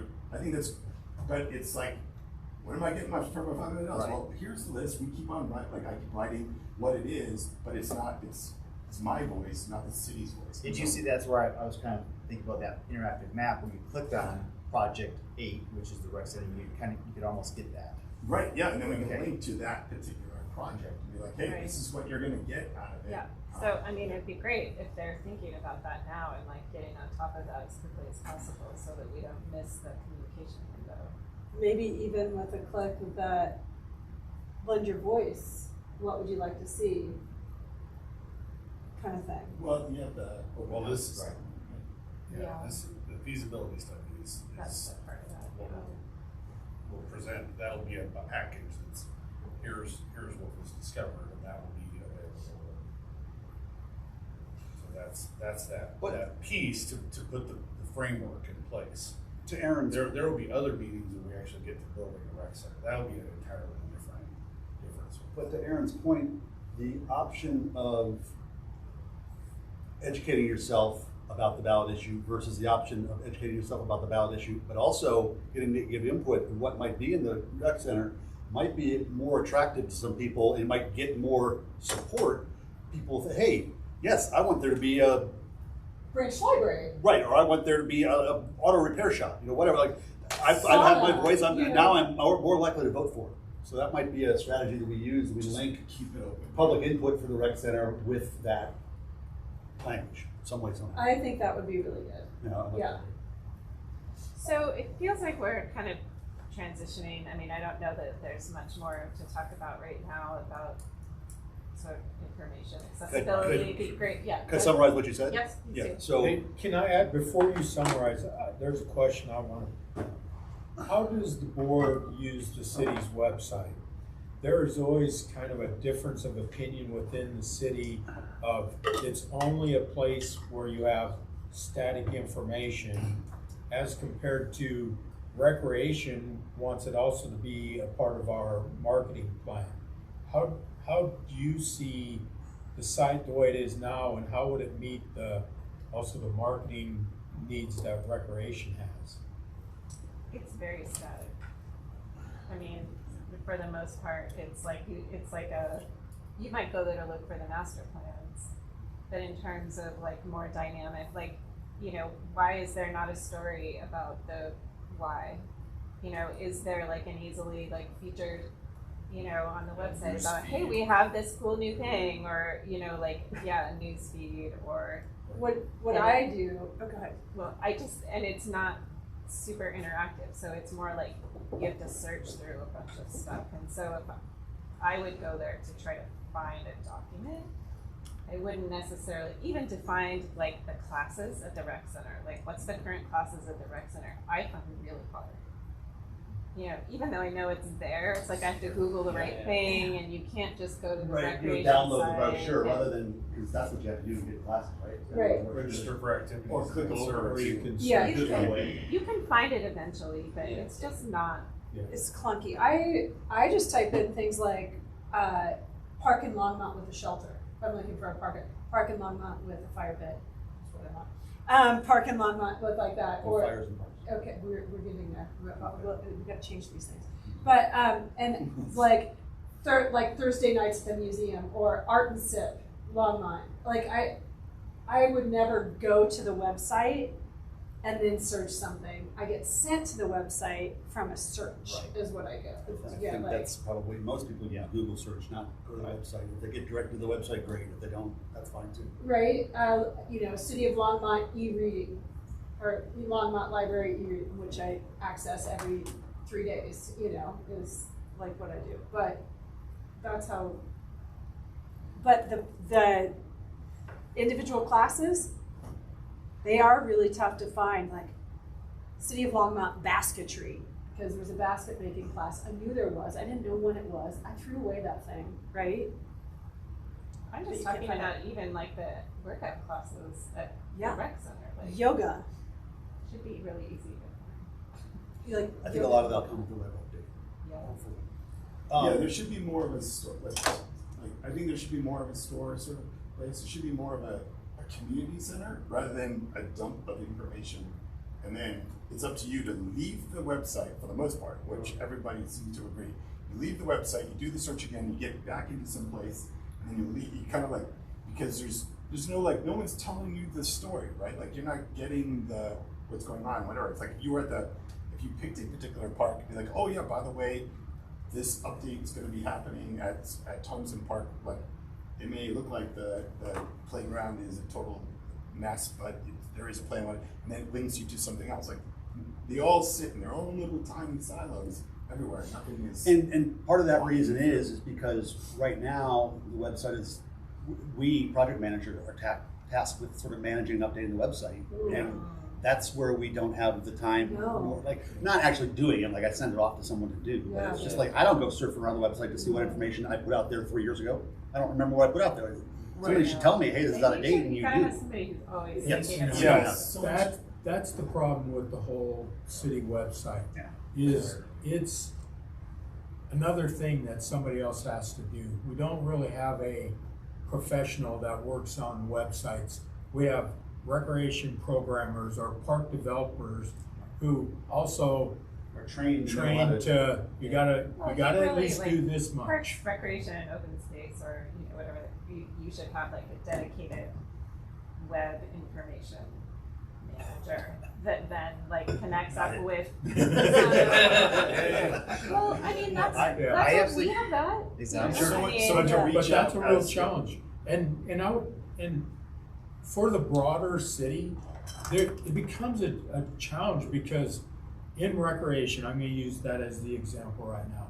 We have all these other things that are being put on our staff: sustainability, equity, finance, and because neither one of us have financial people.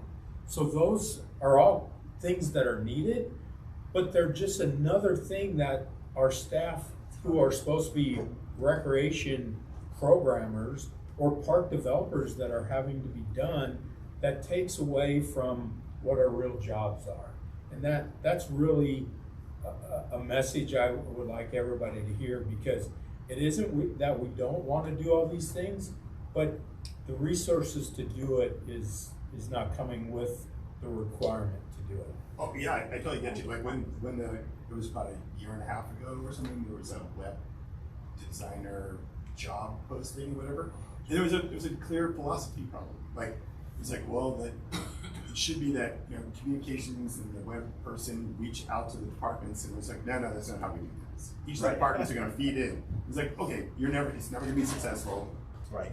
And I'm gonna guess that's why a long time you didn't find the right person, because you want to have a centralized messaging next to communications, and then if you don't have the resources, then you're considered basically like departmental clients, and then someone should be reaching out on a regular basis, like, what's the story we're going to do now? Like, let's build a PR plan, or how do we build these pages for you? And then they should know how to make all the connections. Yeah. I think one thing that I was, sorry, give me Go ahead. step in, but one of the things I'm hoping for is that again, because they have much work to do, and they're providing good information out there. And I think one of the things that Dan, you brought up last time was the appreciation for the updates in the crowd packets. Right. That should be a lot right there that they could derive a lot of information from on the crowd updates. And if they wanted more information with a longer piece, they could then contact. But I think the public could get a lot, because I don't think many people go to our crowd packets I think to the read people their want to go to updates. And that's a challenge, because if you have fitness classes and you want a list of those, and the communication teams has got to do that, or Main Street's gonna be closed because of all this construction, guess where fitness classes always land up? Yeah. Oh, yeah. Jeff, the best thing I get from the city is those, I don't know if they're like weekly or The the Thursday recreation The recreation emails. meetings. I love those. Like, I always look at them. There's something interesting that, like, because there's like, it's recreation stuff, city events, classes, and it's not everything, but it's like little links. I Which think is it's a really convers- like, and who does that? And so why wouldn't you have that information like on the website? Like, you could have a little, side thing, like, here's the Thursday update, and it's like more real time. I actually didn't know about that. I would like that. And I'd like it to be cross-pollinated with all departments, But that's not. like how when, it you, works. cause you look at, City of Longmont summer camps, and you're getting either recreation or the museum. That's ridiculous. Parents don't care whether it's recreation or the museum. They're like, I want Hogwarts for my kid. I don't care whether it's recreation. Right, who's doing it? I don't get it. Care who's doing it. I'm sorry, Jeff, because I don't really use this. I was trying to do it too, and you kind of have to know what to ask for too. I mean, you just don't. It's like I had to put a search filter in. It's like, if I didn't know I wanted to take yoga classes, Oh, within I Rec went. Track or with Rec Track? Well, in Rec Track, it's even worse. That's worse. Yeah, you need to specifically write the right word, Yes. or it doesn't go. Right. Yeah. And that's why our Sorry, I didn't mean to- aquatics versus swimming really causes a problem. Oh, Right. yeah. Right. Well, I used to have a hard time even finding the hockey stuff. Like when I would go in to sign up my son for, because you had to search just the right way. Yeah. And I would usually go to the page that was like for hockey and then click through there versus, so. Rec that track gave you is a some whole free different time. another story, which we all know has challenges, but yeah. Well, I mean, yeah, because Rec Track sits by itself in like utility building, its own website, like, and just like, these are the things that would be great. Even the museum and recreation both use Rec Track. They're still siloed in there where they don't really, if you search camps, you gotta use the right terminology or you'll only get one or the other. And I agree. When my kids were young and I wanted them to do something, I didn't care who was doing it. I wanted to know whether they thought it would be fun or not. Or you're like, Tuesday camp. My kid needs a Tuesday, camp. exactly. Right. I'm not on Tuesdays, but whatever. What you're doing. Yeah. So I had just a quick summary of the communications things, and I'm going to present to our communications team, or actually David is. I'm going to write it up for him, and they'll be able to answer some of these questions next meeting. But language barriers on the website, go to the 8th grade level, tell a story, more mapping connections or spatial connections, make service works more prevalent on the website, maybe QR codes and park signs, improve communication around the potential rec ballot initiative, how the issues group can be part of this if possible, and go beyond what I call the blue book language, which is basically what you get, but added graphics, et cetera, what we're actually trying to do. And then also need clear information on the why deal on the web as well as the rec expansion. And then I had more communication on council issues and how to incorporate AI in the website. The other thing I would just for this discussion is like just more real-time information. I think that's the piece about the why. It's like that was a recent story in development that you might go to the Parks and Rec website and like it'd be great if there were like stories, like a news feed or something related, even if it's like press releases or like more real-time things versus just static old. How much does this board use the Longmont Facebook, Twitter, Instagram account things? Because I think that's where a lot of real-time information goes. I don't use those things either, but I think that's where a lot of thing. Yeah. Oh yeah, we have Twitter pages, we have all that stuff. I think I only get them when like there's an emergency that will pop that's up on right. my Yeah, it'll pop up on my Facebook feed. Yeah, I guess it depends if you subscribe to it, you wouldn't get it unless you Right, yeah, I wouldn't follow. subscribe to it. I wouldn't follow, yeah. But the problem too, right now, unfortunately for municipalities, is that they're getting squashed in Facebook's new system. Is that you basically have to pay to play. So if you're not paying, you're only 10% of your entire audience is being served to, and it's only the audience that is the most active that will be considered. So even if you are subscribed, like let's say there's 25,000 people in the city of Longmont's list just on Facebook, it's only 10% of those that are getting it into their feeds automatically.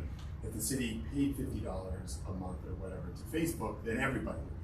And that's just how that's horrible. they've changed. Bring that up when we have the communications. I have no idea how that works, and they might. Yeah, we might do that. We might not do that. I have no idea. Yeah, because so it's and then sometimes too, like it could be nice, like we tag them all the time for like Bicycle Longmont, and no one ever no one responds or whatever, and you're like, well, maybe at some point, like it'd be great for them to pick up all the other nonprofits and other groups doing things. Oh yeah. As a reciprocation of language, but if you don't have enough staff in communications, that's an easy first one that goes away. I get random emails from the communications team occasionally. We found this on Instagram or found this on Facebook. What's the response? But I have no idea. Generally, It's to random. get into the city's things, and again, I'm not a social media guy, but it always seems like it's a one-way street where city stuff can go out to other sites, but it's hard to get tagged into I think that's just not a allowable thing, because what if something bad gets in? Right. And also, I mean, inviting under that top 10%, you're only getting your extremity audience. You're getting the most negative and the most positive. Right. Yeah. So then you're getting the hateful message, and then you're getting the this is the best thing in the world message, and you're not getting any normal people. So You're getting next door. Basically, I haven't met a normal person. You should just post it on Nextdoor at that point in time, right? Like, you know. Could I add to the AI part of building the website? Is there any way? Because for example, I've got one of the 50 different ChatGPT based like It's an app or assistant services that I got Nova at the moment. Just trying all the different ones. Like while we were sitting here, I punted in. Can you give me a list of Longmore parks and recreation activities? Unfortunately, I can't. Like it's complicated enough that like a probably at this point $1 billion software can't grab it. But then Write that down. And then when I jumped in, website sucks. not for nothing. I typed in enough.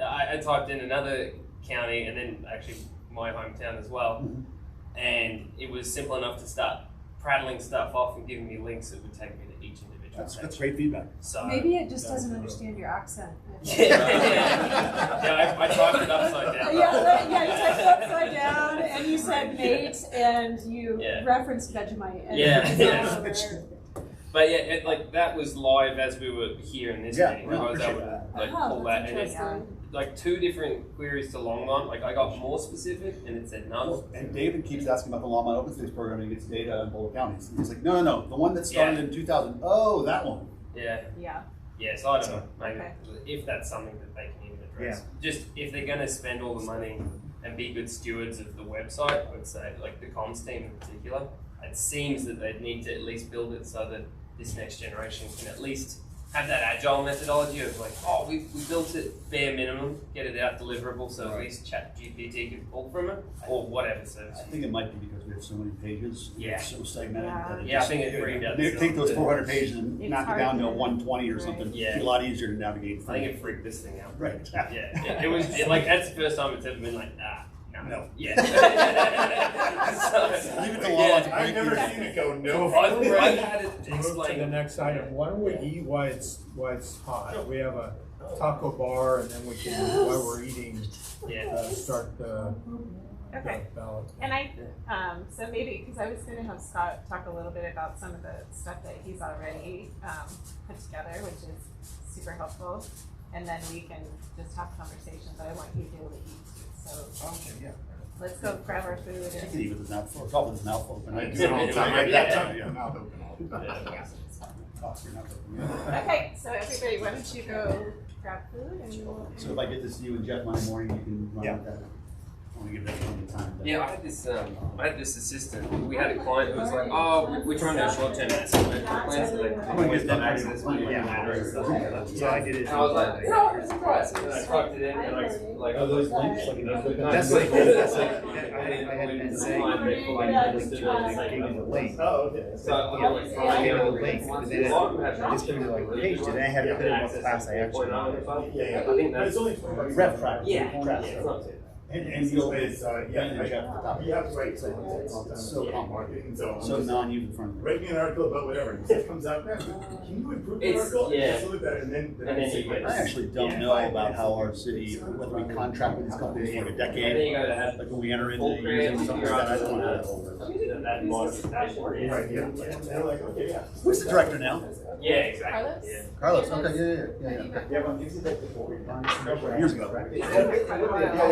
I think I met him at, what's the place by the sand dunes? Zapata, yeah, I think I met him at Zapata years ago.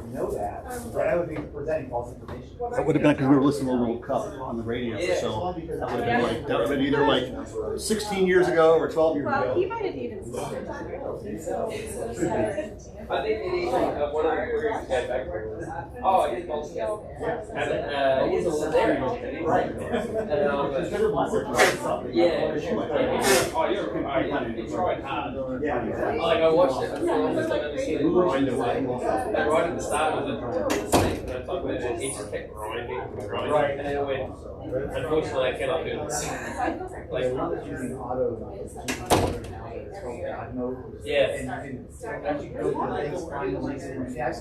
I went right on this, so I went through all my Yeah. Yeah.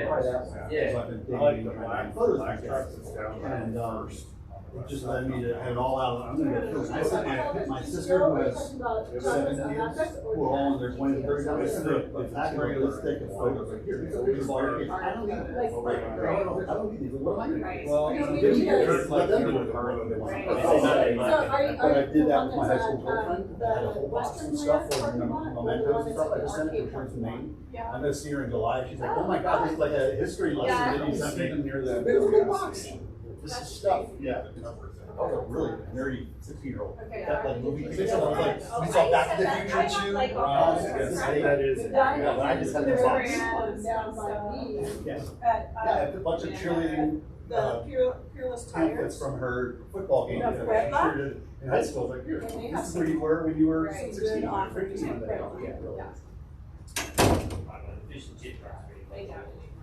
I've heard it's good, but I've never, anytime we're going to Maine, like, I tried to and get go to the line the line was too long, and shut it down, so I haven't tried it since. So we're flying July 1st night, and we'll live down in Kennebunk, she and her husband. And Delicious. I explored the idea of seeing her, and then I said, no, I really wanted to see this. All right, yeah, like I'm realizing that maybe I should be like, bicycle Longmont might be something that I need to be connecting with, like. Kid stuff is fun. If we clearly are past our prime, we need more people to be involved. That's for sure. So that I mean, the holiday bike program used to be like months of 500 bikes, and now we're down to like do like 100. Taking a digital photo and a picture, just like 2 fixes. It's just post-COVID. I think people are like doing a lot more, out doing a lot more of their own thing, and so it's you're competing for volunteers that yeah. get volunteer time. And there's some burnout. Okay. You have time for the summer. You got any troubles? Since I like a lot of my work. Not all, some of my work is here in Longmont, but a lot of my work has been walk it out. That'll be fun. Midwest. Yeah, we've done this before. Denver, I get a lot of connections out there Boundary Waters. that I can't really use, but that's where our headquarters is. And then some people that work in Montreal I haven't been to the UP in ages. with kids there, I grew up in bikes and things like that. Like I just took my students at the end of our camping trip. I took them mountain biking. How about you don't need this for And 2 of the kids, we realized, hadn't ridden a bike before, and they learned to ride bikes on that. It was pretty cool. Next weekend, Bozeman, to help my daughter do some moving up there. I realized that I'm not a mountain biker anymore. Washington, D.C. Yeah. Oh, Yeah, I'm like, yeah, like I'm. My brother had a big part of his face ripped off mountain biking. My nephew broke his back and was like immobile for, like he was in bed for 3 months. And one of my friends broke a femur and was airlifted. And I'm like, why do I want to do this? Like, I'll just ride on little trails. Road biking, like you would think that someone who's as bad as I am would be able to go downhill super fast. I'm just like, no, I'm not gonna bomb it. No. I used to bomb it when I was a kid, but yeah, no. You're rubbing them too. Yeah, exactly. I'm like, 35, that's fine. Living on the hill that I do, I see people riding their kids down, bombing down that hill on Bowen Street all the time. So, man, there's all sorts of cinders at the bottom of that hill, and I've seen people wipe out down there. I don't like. The only thing I like going fast doing anymore is skiing. It's the only thing I like to go fast.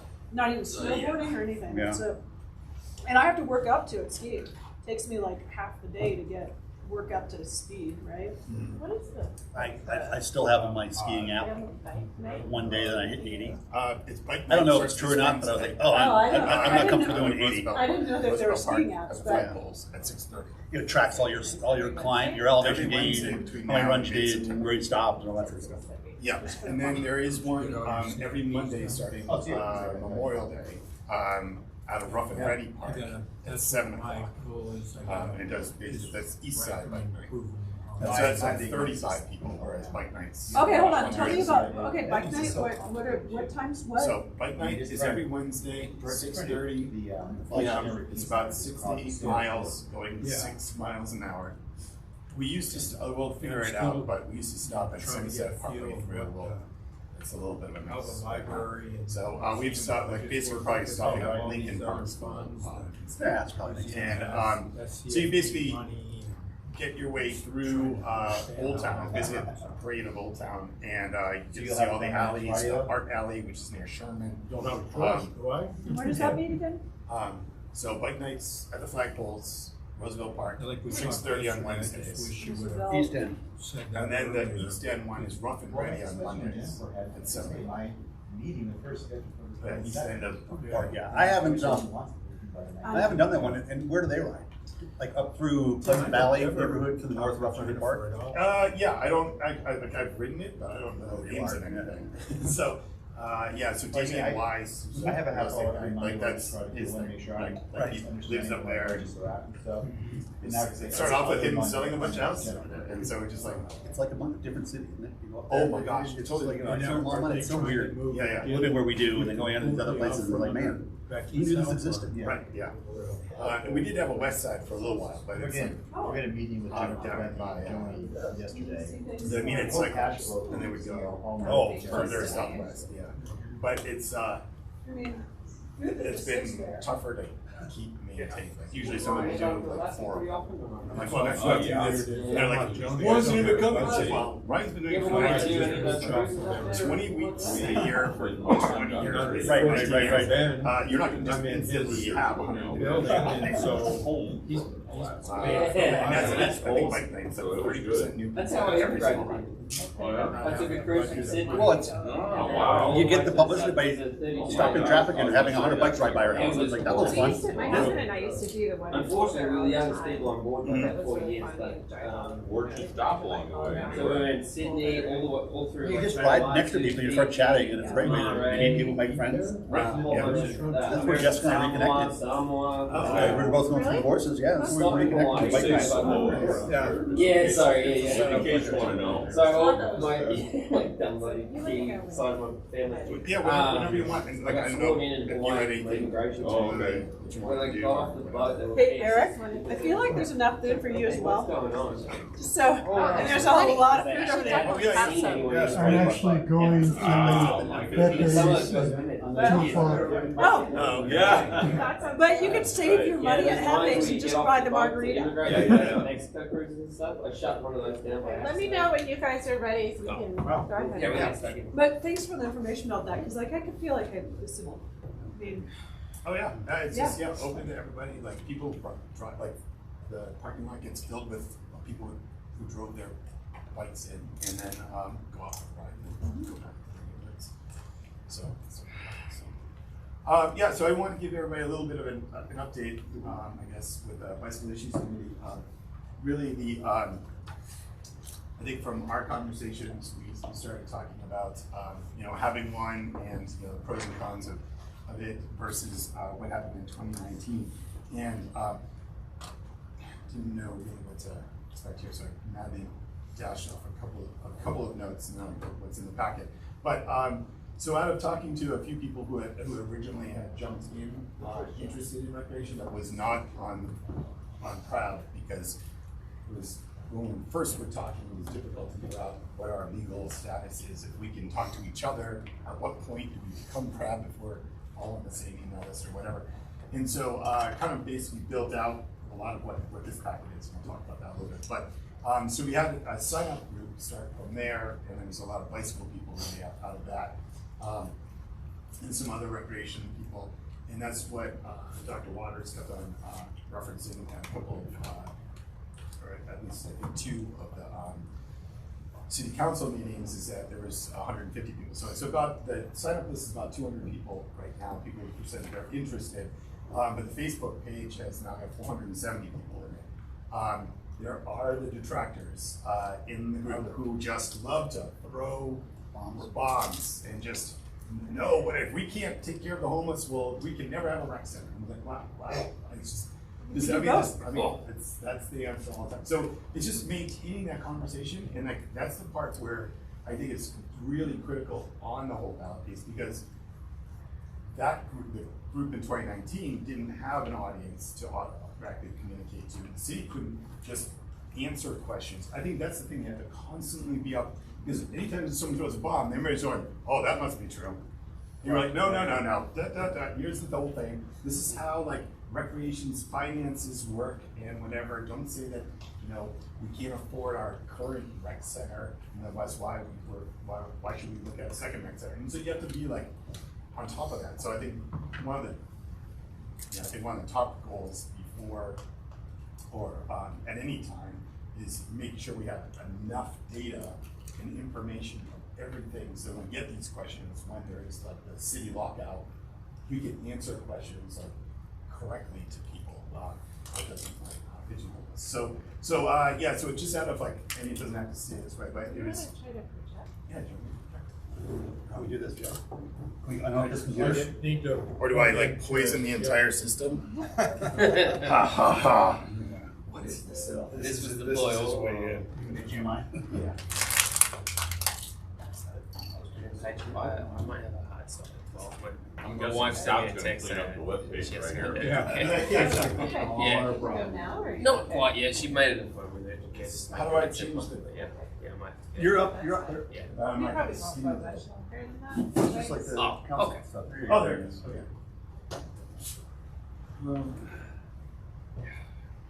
Oh yeah. So the group is called Let's Get Physical right now, just as a cutesy sort of thing, because we'll get into like the marketing part of it. But the idea was that if you saw people with like headbands and like, you know, look like John McEnroe, that would be basically our sort of idea. She died. And actually, I know, this is all, yeah. and Dan, we started talking about this in that meeting that you went there, and I was like, oh, Dan would be so excited. We're all talking about it.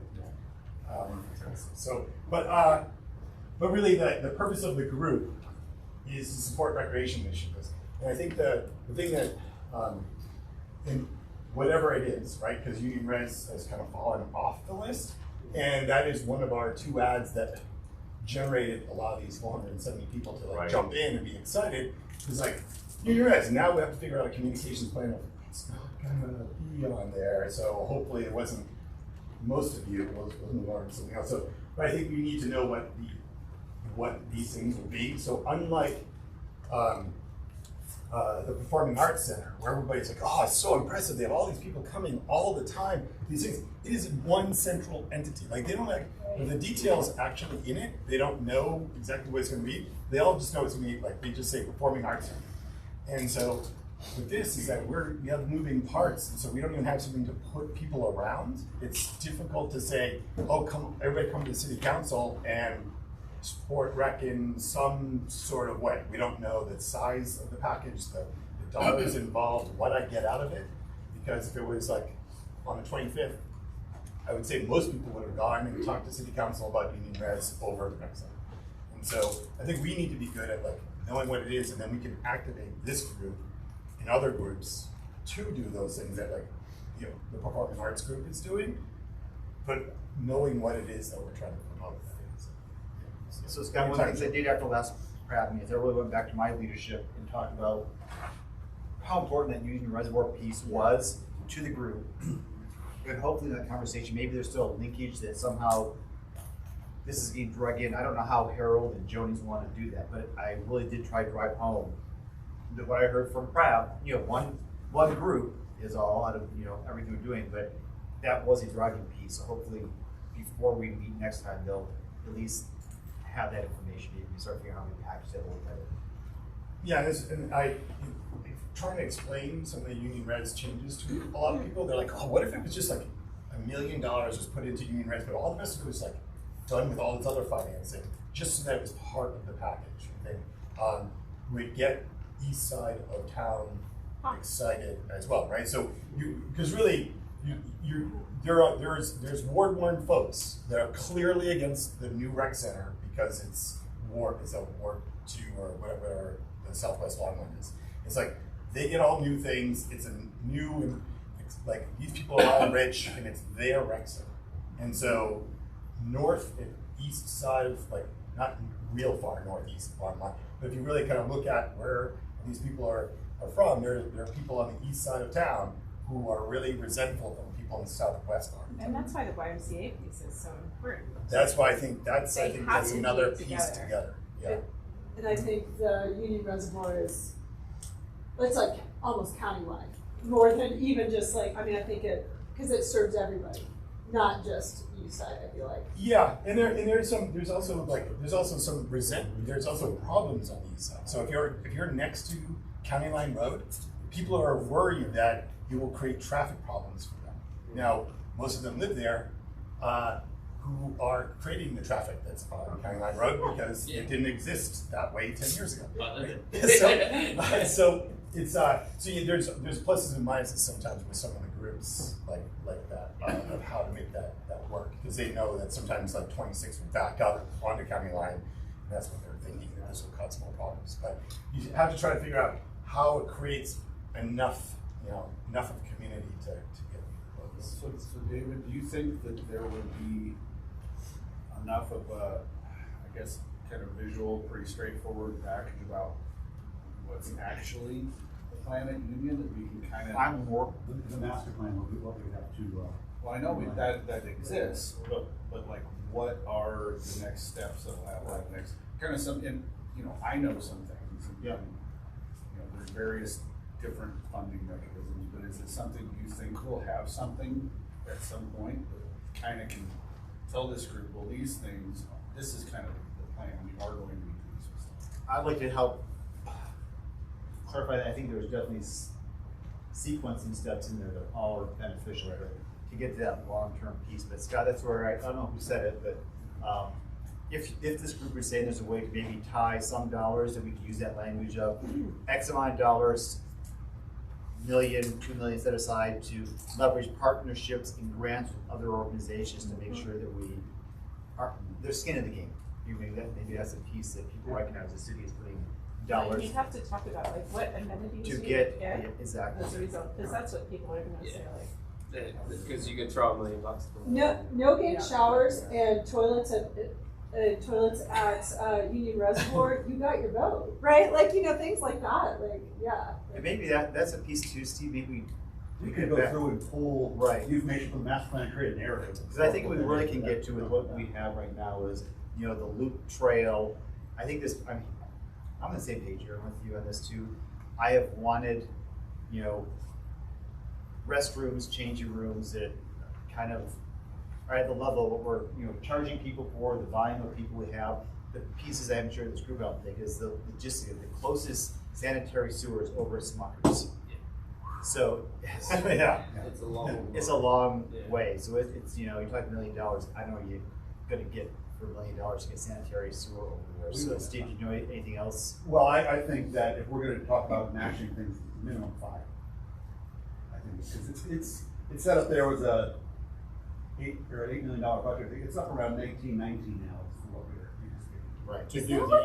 Is that what the Rangers use? Is the kid toilet problem? But they have a septic tank. Okay. And we couldn't get a septic tank out there that would work for that. Okay, sorry. Let's keep going because I do want. This is Scott actually has put together a lot of great, really thinking. So. Okay. Well, I mean, this is really just kind of start our conversation, probably more so than to answer anything, really. But So, we kind of started talking about the YMCA part of it. In addition to like the Union Res part is. My question is it's going to be a 2-part vote. What happens if they say yes to, or they say yes to the bond? Let's just say they say yes to the bond for the rec package, but they say no to the land, right? Like, does it blow up something, or does it? That sounds like in that case that blows up YMCA. But if they say yes to the land and then no to the bond, that means everything's blown up, nothing moves, right? So, I think. And we still have a pool that needs to have something done. In a rec center that still has, So I don't know if is that part of this group to answer that land question too, or is it just the recreation? Part of it, like so in the, and it has to be. They have to think about it in terms of how it gets put on the ballot. Right. For example, if like the recreation question is 3A, you know, the land thing has to be like 3B, so that you know, like, vote 3A and 3B, like, Right. that's recreation.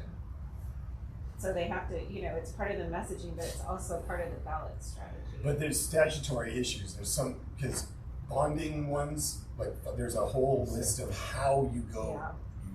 And I don't think it's gonna work. Have you talked to Dawn about that at all? No. No, she might know. But yeah. She'd be a good resource to start with. I mean, regardless, we have to figure out a way to include that ballot item in the messaging for the rec package. So that people know they go together. They go together, yes, yeah, you get both, to get both Yeah. wristbands, you need both 3A Right, and exactly. 3B. Right. Yeah, so I mean, I think there's that thing, it's like, well, so in this packaging, this is a question I don't even know, I don't know, like, totally, I have a feeling, is packaging an overall better game strategy, or is it a worse strategy, right? Because there was communication with council earlier, at the end of March, early April, was does something bomb everything, right? If it was Centennial Pool was by itself, if it was done by like the survey, it could have probably bombed everything if that was the ballot at the time, right? Because there were 60% negatives to changing the Centennial Pool out to being a basketball court at the time. So I'm just careful of, like, in the package,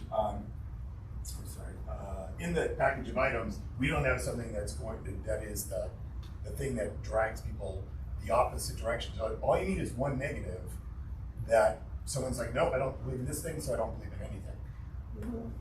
Generally speaking, though, in voting, even just calling them the guys from Magellan and trying to get some questions from them, they said that packaging is usually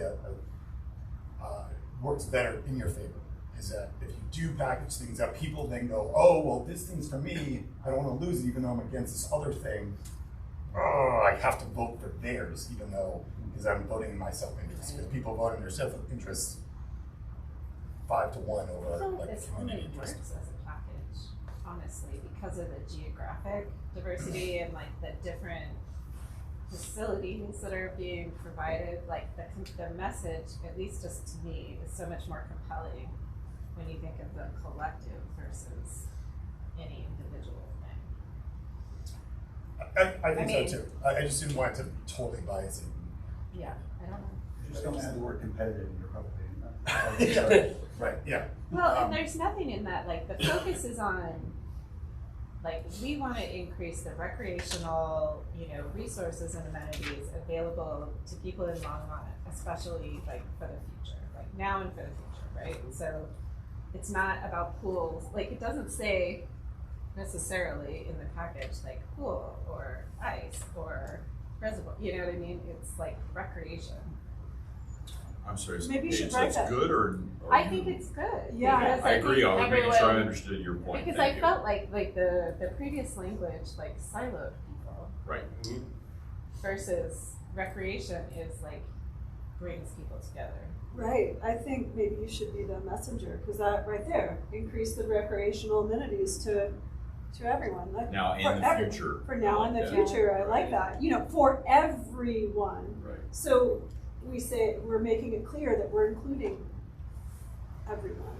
So what do you say when I say, well, what's gonna be in the rec center? It's gonna have, I'll vote we for it. have to know.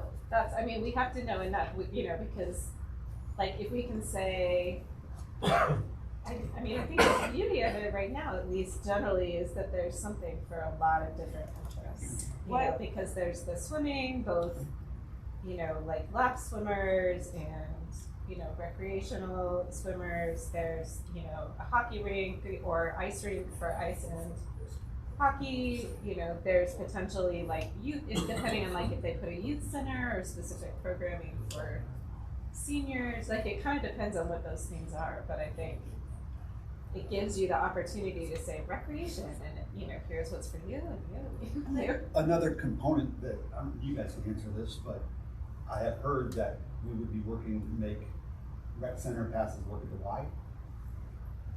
In some way, shape, or form. Yeah. I don't know RY well enough to know what amenities they have that we don't, but that could be a selling point too, that you might get access to, like racquetball, they have racquetball there. Yes. And I think Yeah, you so have like- to, otherwise, like, you can't new one. include the Y in this. Oh, right, I should get that, forgot, okay. But, I mean, I wish we had a way of saying, when they come back with, well, what's gonna be in it? What do you want in it? That's risky though. It is. That would be designed by committee, I think. I mean, we can do that right now, but once they decide Yeah. what's in the, at least in, as goes into their cost estimate. So we just have to, like, when is the right time to say that versus. Yeah, I mean, I think the idea of just leaving that question open, that there's still other things that could be added to it, but it can't be what I call the Homer Simpson car. I don't know if you guys have ever seen that episode where it's like every man makes his own car, and he made like a hot tub and a dome and whatever. It's like not everyone's opinion that like really is equal, right? So I'm not saying it doesn't matter, but I'm just saying sometimes they're so far off. It's an N of 1. We're trying to work for an N of 100,000. So that's sometimes it's. So I just wanted to we'll jump over how to promote it for a second, but odd year trends in that packet, it's like page 4 or 5. We've talked about this a little bit, and we won't go over total details. This is something that's clearly against us. We have fiscally conservative older voters voting in odd years. Without saying it's definitive, but the school district's probably going to go for $100 million next year. So no year is ever a good one, is really the other side of the coin, right? So, and there's so we have the library, the Performing Arts Center, museum has come off probably as a valid initiative, but the early childhood piece, I'm not sure if that's going to be on the ballot or not as the early childhood district piece that's in there. So it's this other development area of basically making sure that we have early childhood education and services for all Boulder County and St. Vrain school districts are sort of involved in that. And so that may be coming onto the ballot as well. So there are other things that we're asking the taxpayers in a year that's not clear economics for all sort of situation, right? I think it's what works relatively well for us is the state is pushing forward a property tax relief bill, so I think that helps folks. But the cost of everything is high, so a lot of your younger voters or even older voters may have issues with what's the cost of everything, because like the packages include sales tax increases, right? So we're not even just talking the bond increase, we're talking sales tax increases, which affect everybody. It's not just doesn't affect just property owners. And plus, we're dealing with the assessments that just came out as well. Right, and the property tax relief bill that might be coming on for that. Right, so there's some complexities there. Some of that probably will get washed by the summer, because by the time the State House is done, that's the middle of summer, so we'll know that part of the piece to talk through. But sales tax is going to be something that that doesn't come up very often, of changing sales tax rates, and so that's no matter what the topic was, that's going to be an issue, and that's there. Again, just personally, I feel like we really need to motivate families and people thinking about kids and kids of all ages, both like young elementary age and teenagers, and like what do we want to be available to kids in the future? Because that's going to be those younger people with younger families or school age kids. Like if we can motivate that voting, right? And if you look at voting data, Boulder County has wonderful voting data. And so if you look at Southwest Longmont's voting on odd years, it is really down, right? So like Central Longmont for the most part is pretty consistent, no matter what's there. But in that southwest part of Longmont, it really pivots really hard. And so I think that's part of the thing that we need to do is to break that trend on this vote. to get people, it's generally a younger population, they've been Longmont less than what the overall population has been, and so to go out and get those votes. I think it's somewhere around 3,000 to 4,000 votes. I'm not a voting expert, and it'd be great to like talk to, you know, folks or whatever's in there, but in order to overcome the negatives, we have to talk about some staff negatives and other things, but finding those people who wouldn't otherwise vote, but have been mailed the ballot, it's sitting in their house, we just need to get them to convert to vote on this one subject, right? I think is what you need to make them do. And so I think, you know, you're right, is the younger population is getting the kids to maybe even create pressure on the voting parents and maybe grandparents. So stakeholder outreach, there's lots to consider. I mean, there's the rec population itself, schools and youth groups.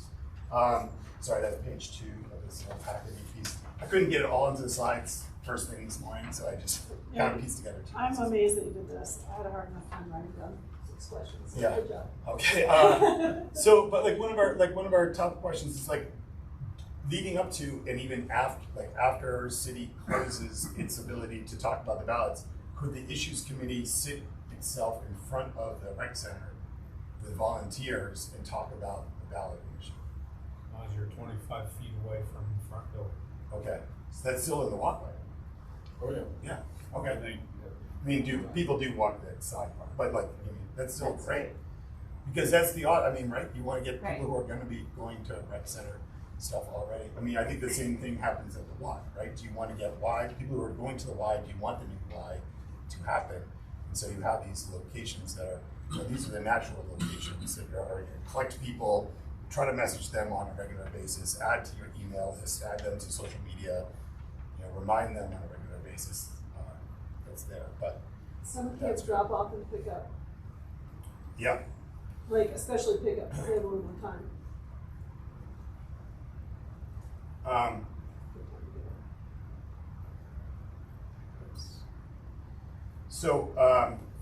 Yeah, and so there's a lot of other recreation groups that we should probably leverage that are in there, but I think there's other things we should, you know, look at who are other like groups that may not be recreation but be sympathetic that's there. When I talked to this about the bicycle to the community, for the bicycle Longmont group, it was like 75% of the people, a knee-jerk reaction, no. I said, why? Well, they haven't finished my trails yet. I'm mad at Steve, and we're not going to vote for recreation because it's not in there. I'm like, well, let's talk about this, that, and the other thing. They're like, oh, let's all vote for like things that we're still going to use anyway. It doesn't have to be a bicycle issue. And so I think it's just general education, and they're like, oh, and people turned around and said, oh, I can see that, yes, because during winter, I do get on the exercise bike. I am a rec center user. Whatever. So That's a whole separate ballot question. How are you mad at Steve? Yeah. I'd throw a yes on that one. Yeah. You know, one thing I don't know on this list, and I don't know this guy well at all, but Vic Vega is a guy who has started a nonprofit for Latino kids in the city to have access to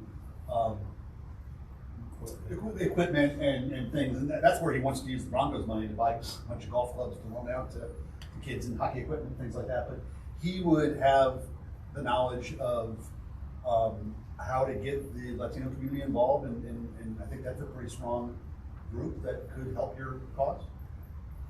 That's great. And then the other idea is that Sticker Giant's local. They're going to donate 5,000 stickers. Oh yeah, They live here. yeah, they've sold out a lot of business, but Have they sold out? But the employee, it's still the big portion of it. So employees own a big part of it. So it's yeah, I think we get a lot of those folks on there. Any other stakeholders that come to mind off the top of your head? What do you just email? Loco Swimming is the Longmont Masters group. Yeah. And they were kind of they were a crappy version of what you're organizing for the last ballot issue. It turns out we all did a lousy job, but there's 50 people who are going to vote yes no matter what, maybe 100, you know, for the Loco Swimming. So we can get them Yeah, to go can we get get them to help 3 us other with people the- each yeah. to go get votes. Locoswimming.org. Okay. The 2 main coaches, I don't know, it doesn't matter anyway, people, but they Oh, yeah. will be gung-ho. Okay, cool. Nice. Are we talking about the, So a piece of the recreation center proposal is senior center, senior services, having access, dedicated access to multi-use rooms, to activity rooms. I feel like, if more age 65 plus are voting, then that should be, we should be emphasizing that there will be, and that has always been a part of our plan, our discussion with senior services. They will have dedicated time into this facility. So I think it's something we want to make sure we emphasize with our informational stuff, and then that allows you to. Oh, yeah, to talk to that group. so the board and the friends. Sorry? There's an advisory board for senior services, and there's also a friends of the senior center. That, I think those are 2 different groups that we would want to talk to.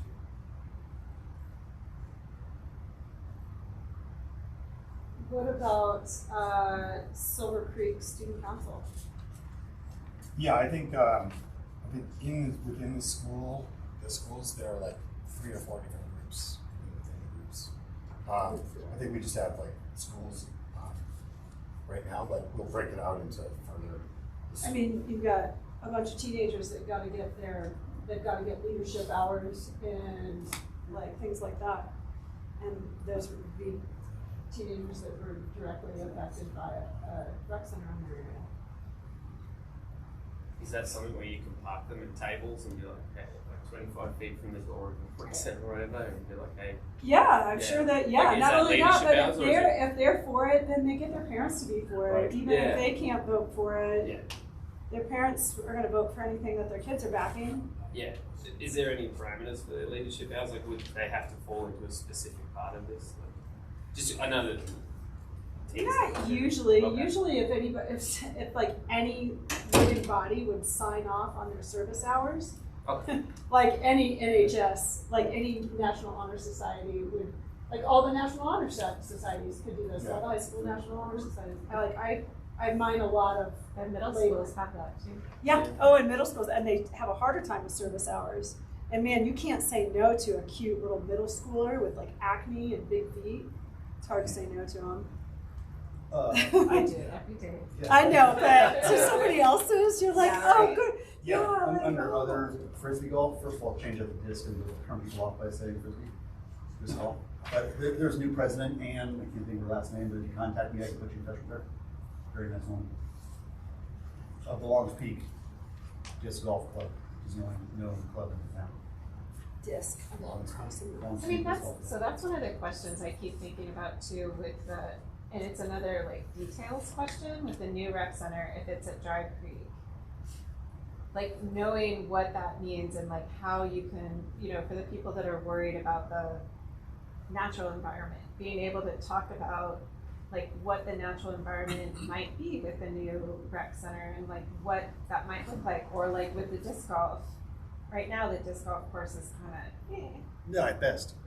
like right at best. Yeah. And like, would there be any improvement to the disc golf course as a result of the rec center development? Because that's what would bring them in, maybe. Otherwise, they might not care. I don't think that we can speak to future funding of Dry Creek Phase 2 within the context of this culture tax initiative. Yeah. I don't know that we can commit to that. I think it's something that's coming, but they didn't want to include it in this because of the numbers they received. So we'll have to look to, I'm still showing that as an unfunded project in this 5-year CIP because it's been identified as one of the 5 projects. We just got to figure out how we pay for it. And the disc golf course is part of that. Yeah, it's shown as part of the final master plan is disc golf there. And the snow hill. And the sledding hill. Yes. When talking about the environment, I think that's where FRAB members need to pull out their Parks, Recreation, and Trails master plan and go through the definitions of different parklands, and this is a community park. This is land that was purchased by the city for community park uses. This is what community park entails. And then letting them know that as we are designing any park, we look at water conservation, we look at preservation of habitat along waterways, we look at areas, like look at Dickens, you know, so we take that into account in the design, but we're not gonna leave it just a big open area for prairie dogs. Right. But that, I mean, that was the point I was trying to make though, is that in the design, you're gonna think about, Yes. you know, the natural environment and how to, you're not gonna go in and intentionally ruin it. Like, you're gonna try to think about how can you design it in a way that's. It's just that some people think that removing prairie dogs is ruining it, Right. and that's just not the I reality. do think that. We're relocating them, spending $70,000 to relocate them instead of fumigating them. So Which is there's good. that. That would be nice. Yeah. I just, So, did we stop? he's like, He's like, I'm taking a break. you said prairie dogs, I'm going to the bathroom. Well, because I think this is important, like, you know, when. So where are you guys, we should wait till 7. I'd like to know kind of like where you guys are in that, because that last city council meeting I went to was when they kind of like gave the charge, you know, go back and think about recreation, put together another package. So there's When two do you pieces. report back? There's two pieces I took back to our leadership group. One was the Union Reservoir piece, and the other piece was this idea. You heard me ask Dr. Waters again to get that clear message of, are we asking for a recreation package? Because I don't think I've already heard that at that council meeting. The idea of the YMCA and the Southwest rec piece. I think that was a piece that was a little bit not quite followed by everyone in that piece. So I did take that back, and maybe I can. We meet. Our next was not really, unfortunately, the 25th. Yeah, that's. Is when we'll be in the room with people now. Hopefully, they've got that message from the updates I provided, and then Jeff can kind of carry that message as well. But I don't think there was really clear direction on bringing a package together with all those Yeah, there were elements. a couple of people who were not clear, but, and the rest were really clear. So when are you guys expected though to report back to council? We'll probably find out on the 25th. They're waiting for you. Oh, sorry. Yeah, so, I don't know, really. Well, I was just asking when they're supposed to, like, to this question of Yeah. when they're supposed to report back to council with like an updated vision for the recreation piece of the ballot initiative. And David was saying that they're trying to get clarity on whether it, like the question actually is come back with a recreation package versus like the separate YMCA thing. And I just, that's just such a non-starter. I mean, to come, if the ballot question were only about the YMCA, like I don't think there's any reason to, you know, do it because I think it won't get enough support. Which is one great for us to again carry that strong message back. The other I mean, piece we I talked think- about that at the last meeting too. Right. It's like that's Well, that was, yes, and again, I think I carried that with Dr. Waters' sort of same idea. So our council liaison and the board really all have that feeling. So I pass that on. I think though, that putting that together, what the package is, I think we have the individual pieces. So I don't think we have a whole lot of work for us to say, here's what the new cost is, and here are those elements you need. okay. So Yeah, Tom there's needs to not- leave, so I just want to give him a chance to. Thank you for coming. Yeah, no worries. I got to. Is this alright if I take this back with me? Oh, yeah. And I think, sorry. No, you're right. Just so you know, that Jeff brought up the other day, some of those costs, and Steve would agree, that even in the year we've been talking about this, some of those costs are going to need to be adjusted again. See you, Tom. Thank you. Yeah, thank you, Tom. Good weekend. Yeah, you guys too. Yeah, I mean, it's, on the 25th, like what I think there's a page under other issues. I kind of tagged in like what the council members all did. Like, I don't know if it started with Mayor Pro Tem Rodriguez or somebody said here's my top, you need 3 things. All of a sudden that, I'm like, Right. when was it 3 things? But all of a sudden it became like this, but it was a kind of a good exercise. I thought it was a good exercise that they kind of put down their list. And really whatever is rec is third, is on the list. And even then, it's a mixed bag of YMCA seems to lead over everything else for rec, even though it's just presented to them that night. It was a new shiny thing. And a couple of them, pointed out, like, we've been talking about rec for years, for a new rec center for years, and yet new shiny thing for tonight somehow becomes your top priority. So it was kind of funny to hear. It's because it ticks the affordable, attainable housing box. Yeah, exactly, yeah. I think also the parsimony box, the thriftiness, a little bit. I think that's been a problem with Centennial Pool all the time, with voting it, is that it's not perceived as thrifty to take a pool and turn it into something else and then ask for a pool somewhere else that they can't possibly know what they're talking about. It's gotta be cheaper just to fix a pool, right? And this seems more thrifty because the YMCA is footing the bill for something, right? And like in people's minds, that thrift, that conservative voter thrift is in there. Yeah, I think in Pages it solves a problem. I mean, it does that piece of, checking those boxes Jeff talked about, but then solves another problem as well. Yeah. Well, and in the survey for $7 million, you were going to get a community center. For $3 to $5 million more, you get a whole rec center, which says, I mean, it feels like you're getting a lot more for your money.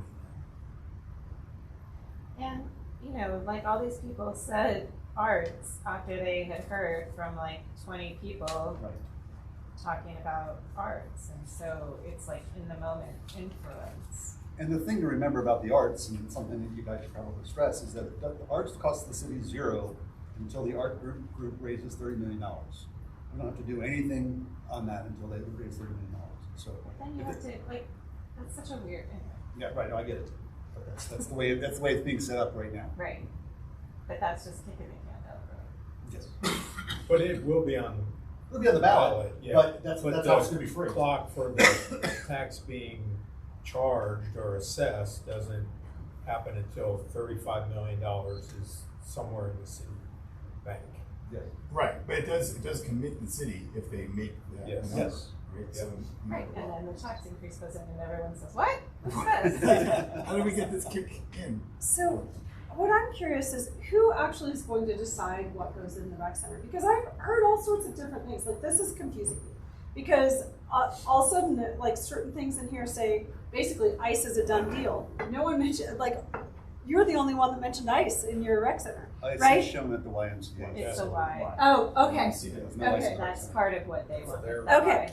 Yeah, okay. So that, like, but, okay, so the that's next- where we're getting. the okay. next So the Y public solves the meeting. pool and ice piece, I think, part of the pool. A part of the pool piece. Because then what the thing is, like, even if there's a pool there, we want a pool over there, and could it be a poolless rec center, and is that a thing? And, like. Well, it'll have a pool of some kind, I believe. It's not gonna be 8 lanes, is my thought. June 7th or 8th will be the next public meeting where the consultant will present 3 or 4 conceptual designs of what could be in a rec center based on the feedback they took the other night, and of course their Promised experience. a summary for that. Yeah, and Yeah. it's Did they come done. out, It or- will be Trying to get that information. You and I think we're the only two who were there On- from this board. on Monday or Tuesday. That will Okay. be on We the certainly site. had some technical challenges, Yeah. so it's Gotcha. trying That to. included as many people as possible. That was successful, but Yeah. Okay. So by everybody being on their phones that night, not everybody listening to you to go on just their cell, it took bandwidth away from Yeah, we were totally overwhelmed. Aurora, so it was choppy and actually couldn't save what was recorded that night. So I just wondered, like, we could probably take about 10-ish more minutes. Yeah. What do you think is Yeah. most important I to think share at this point? I think there's 2 questions. One is like, what do we do in the short term with this group? you know, do you put pressure on city council, or do we wait till we have something more defined? Like what do we do, like, to get this group going from just an interest group to an action group, which takes effort, and you have to communicate to them well ahead of time for your first action. And like, what do we want? What would be successful from that? My other one was, how do we fundraise this thing? Because I think you need to raise like $20,000-$30,000 to make this work.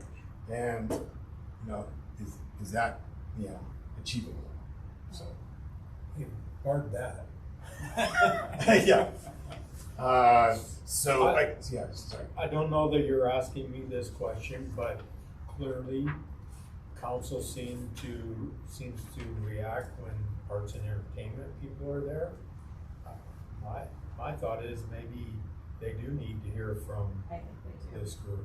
I was going to say the same thing. May 30th is like they're open, which I'm sure will go all night, Right. but we should probably try to get people there. And then, you know, I don't know what the next like relevant council meeting would be. I think, you know, Scott, you maybe said keep pressure on them, but I think keep this in the forefront, probably Yeah, more than anything, so that they know that they have that support from the community, which I think that Jeff said, they saw a few people show up, and all of a sudden that was the leading cause. And the arts folks are being smart, they're sending different people each time, different letters to the editor from, you know, different authors, and so all the same information. Right. But it's just different people showing that there's more than just one person guiding it. And I feel like, you know, we could do that, but we kind of have to wait till there's more details. But we can send people to support it. Yeah, I think you and I could probably, us could come up with a letter to the editor sort of piece, because I think it's difficult for the group to be like, yes, I want a thing, because it could be all over the place at this point of what it's there. But I think there's, you know, within the group saying, if you want to talk about the new rec center, please come May 30th and talk about that. Or if you really are for like the why thing, and then just direct them to it. Within this context, please talk about, you know, this thing. We can actually, what I always find is effective is you draft up easy language. Maybe use ChatGPT to draft a language for you, and then be like, whatever, just go up there and, you know, say your piece or email them in. That's a lot of people email stuff in, and you hear that. And that's what maybe Paige, again, right now you probably have those supporters at the high level that in general we support anything that supports rec. And maybe they start showing up with that message, and as you go down, you get more specific messaging as it goes forward.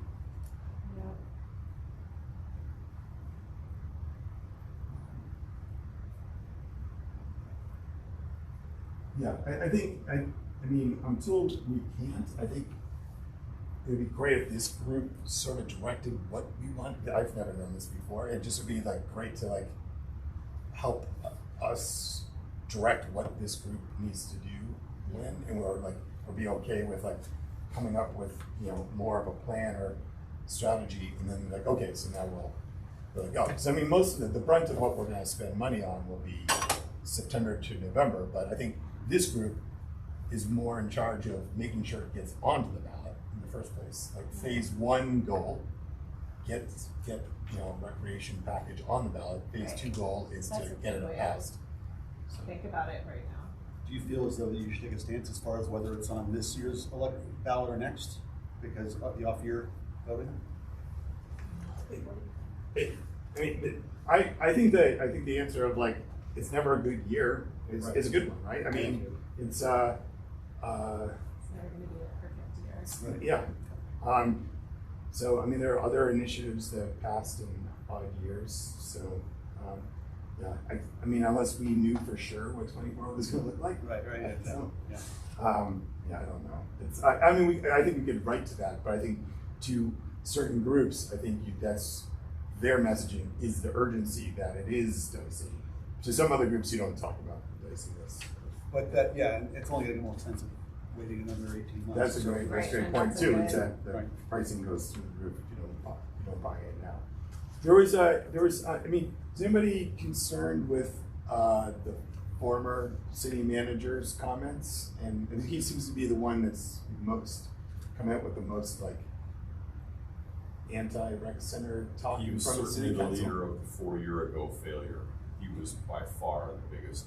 What is his issue? I feel like he's more supportive. He's supportive, but he doesn't like the fact that it didn't work, or that city council wasn't supportive. Like, I couldn't quite understand what his. Yeah, talking specifically, I thought his comment was, yes, we need a new rec center. I would agree. He didn't like the competitive 50-meter pool and ice in the project before. He wanted the pages piece, if you were framed it as a rec center with these, where it changed over to competitive pool and ice, which was the ice palace sort of thing. Right. I think the rec center. With an exercise bike next to it or something. Yeah. The rec center, I think, is No. supported. Okay. So are you? Is this common in Times Call or where? No, he's gone to 2 or 3 city council meetings. Yeah. 2. Oh, Yeah. I didn't hear that, okay. And so it's like we should have it, but there's a bunch of negative comments mixed into it. And you're just like, well. Well, he does go back to the last. Yeah. He definitely wants to make a point. He doesn't, that shouldn't be the way it is. And I So support maybe it. part of your message is how this differs from the last proposal, strengthening that position so people can. We listened invest. and now Right, we're yeah. doing Yeah. Right. X. Maybe that's the, Yeah. even if you're gonna have some competitive areas, maybe it's not, like you could That's host not a the competitive theme, meet, right, it's not right. right, yes, it's, we know we made a mistake before. So are you just being conscious of the time? My last question is like, are we going to get specific written guidance at some point about how boards can interact That's in what I these think different phases? I'm hoping that's what's coming from legal. Yeah, Because that would be super helpful for me to just see. So comm teams, when they come, they should be coming with that information. Okay. And I know there's conversations going on with legal about that because the library board has those same questions. So if we want to coordinate as individuals about like going to talk to council about something, do we have to do it outside of our board roles? I think it's best if we do it that way. So Scott would need to have a separate like non-board email and probably like include speaking with anyone that's interested here along with others as like individual private citizens. I think that just make it a lot cleaner, and then we won't have to really worry about it. So as long as we just say like the subject of the email is the issues committee and And not. don't use any crowd emails. Yeah, so you probably emails and take over what's on your group, if it's these members, I think that's. As. And whoever else you feel like is core. So if somebody has a non-dedicated crab email, they just have a general email, you can just use that. And so you should, if you want to be involved, you should make sure Scott has that I don't have a crab email because that was way too much for me to manage. I like a 4th email account. I don't need so. Yeah, Right. it's good. So just keep it. Okay. So do you feel like? Yeah, no, I think it's good. I think the one other question I have is, so I think maybe it was Harold who said, we'll get you back a package, but you may not like the sticker price, right? Do we have any sense of like what that is? Like what's the tolerance for like sales tax increase or package price that maybe staff becomes uncomfortable selling? Well, I'm shaky already. Now things going up. Yeah. But the problem is it's only going to get worse. Those numbers you saw. So that will be something we will talk about when we meet. I think it's week after next. Okay. As a staff.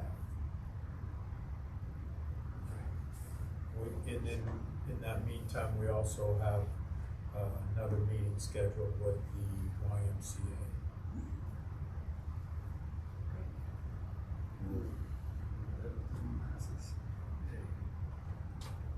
That's going to be important. Oh, yeah. Important. There you go. What's that? Interesting, Right. probably. So. Okay. Yeah, but I mean, it will be. Yeah, for both. Yeah, or intellectually challenging and. Yeah. So thank you everyone again for giving up your Saturday morning. This was actually really helpful for me, and I really liked just being able to talk more informally. I appreciate you guys. I know this is outside of your normal work hours. No, we were just hoping that it was useful to, I mean, as our big piece coming into this, that we were able to provide something that's valuable for all of you. Yeah. Thank you.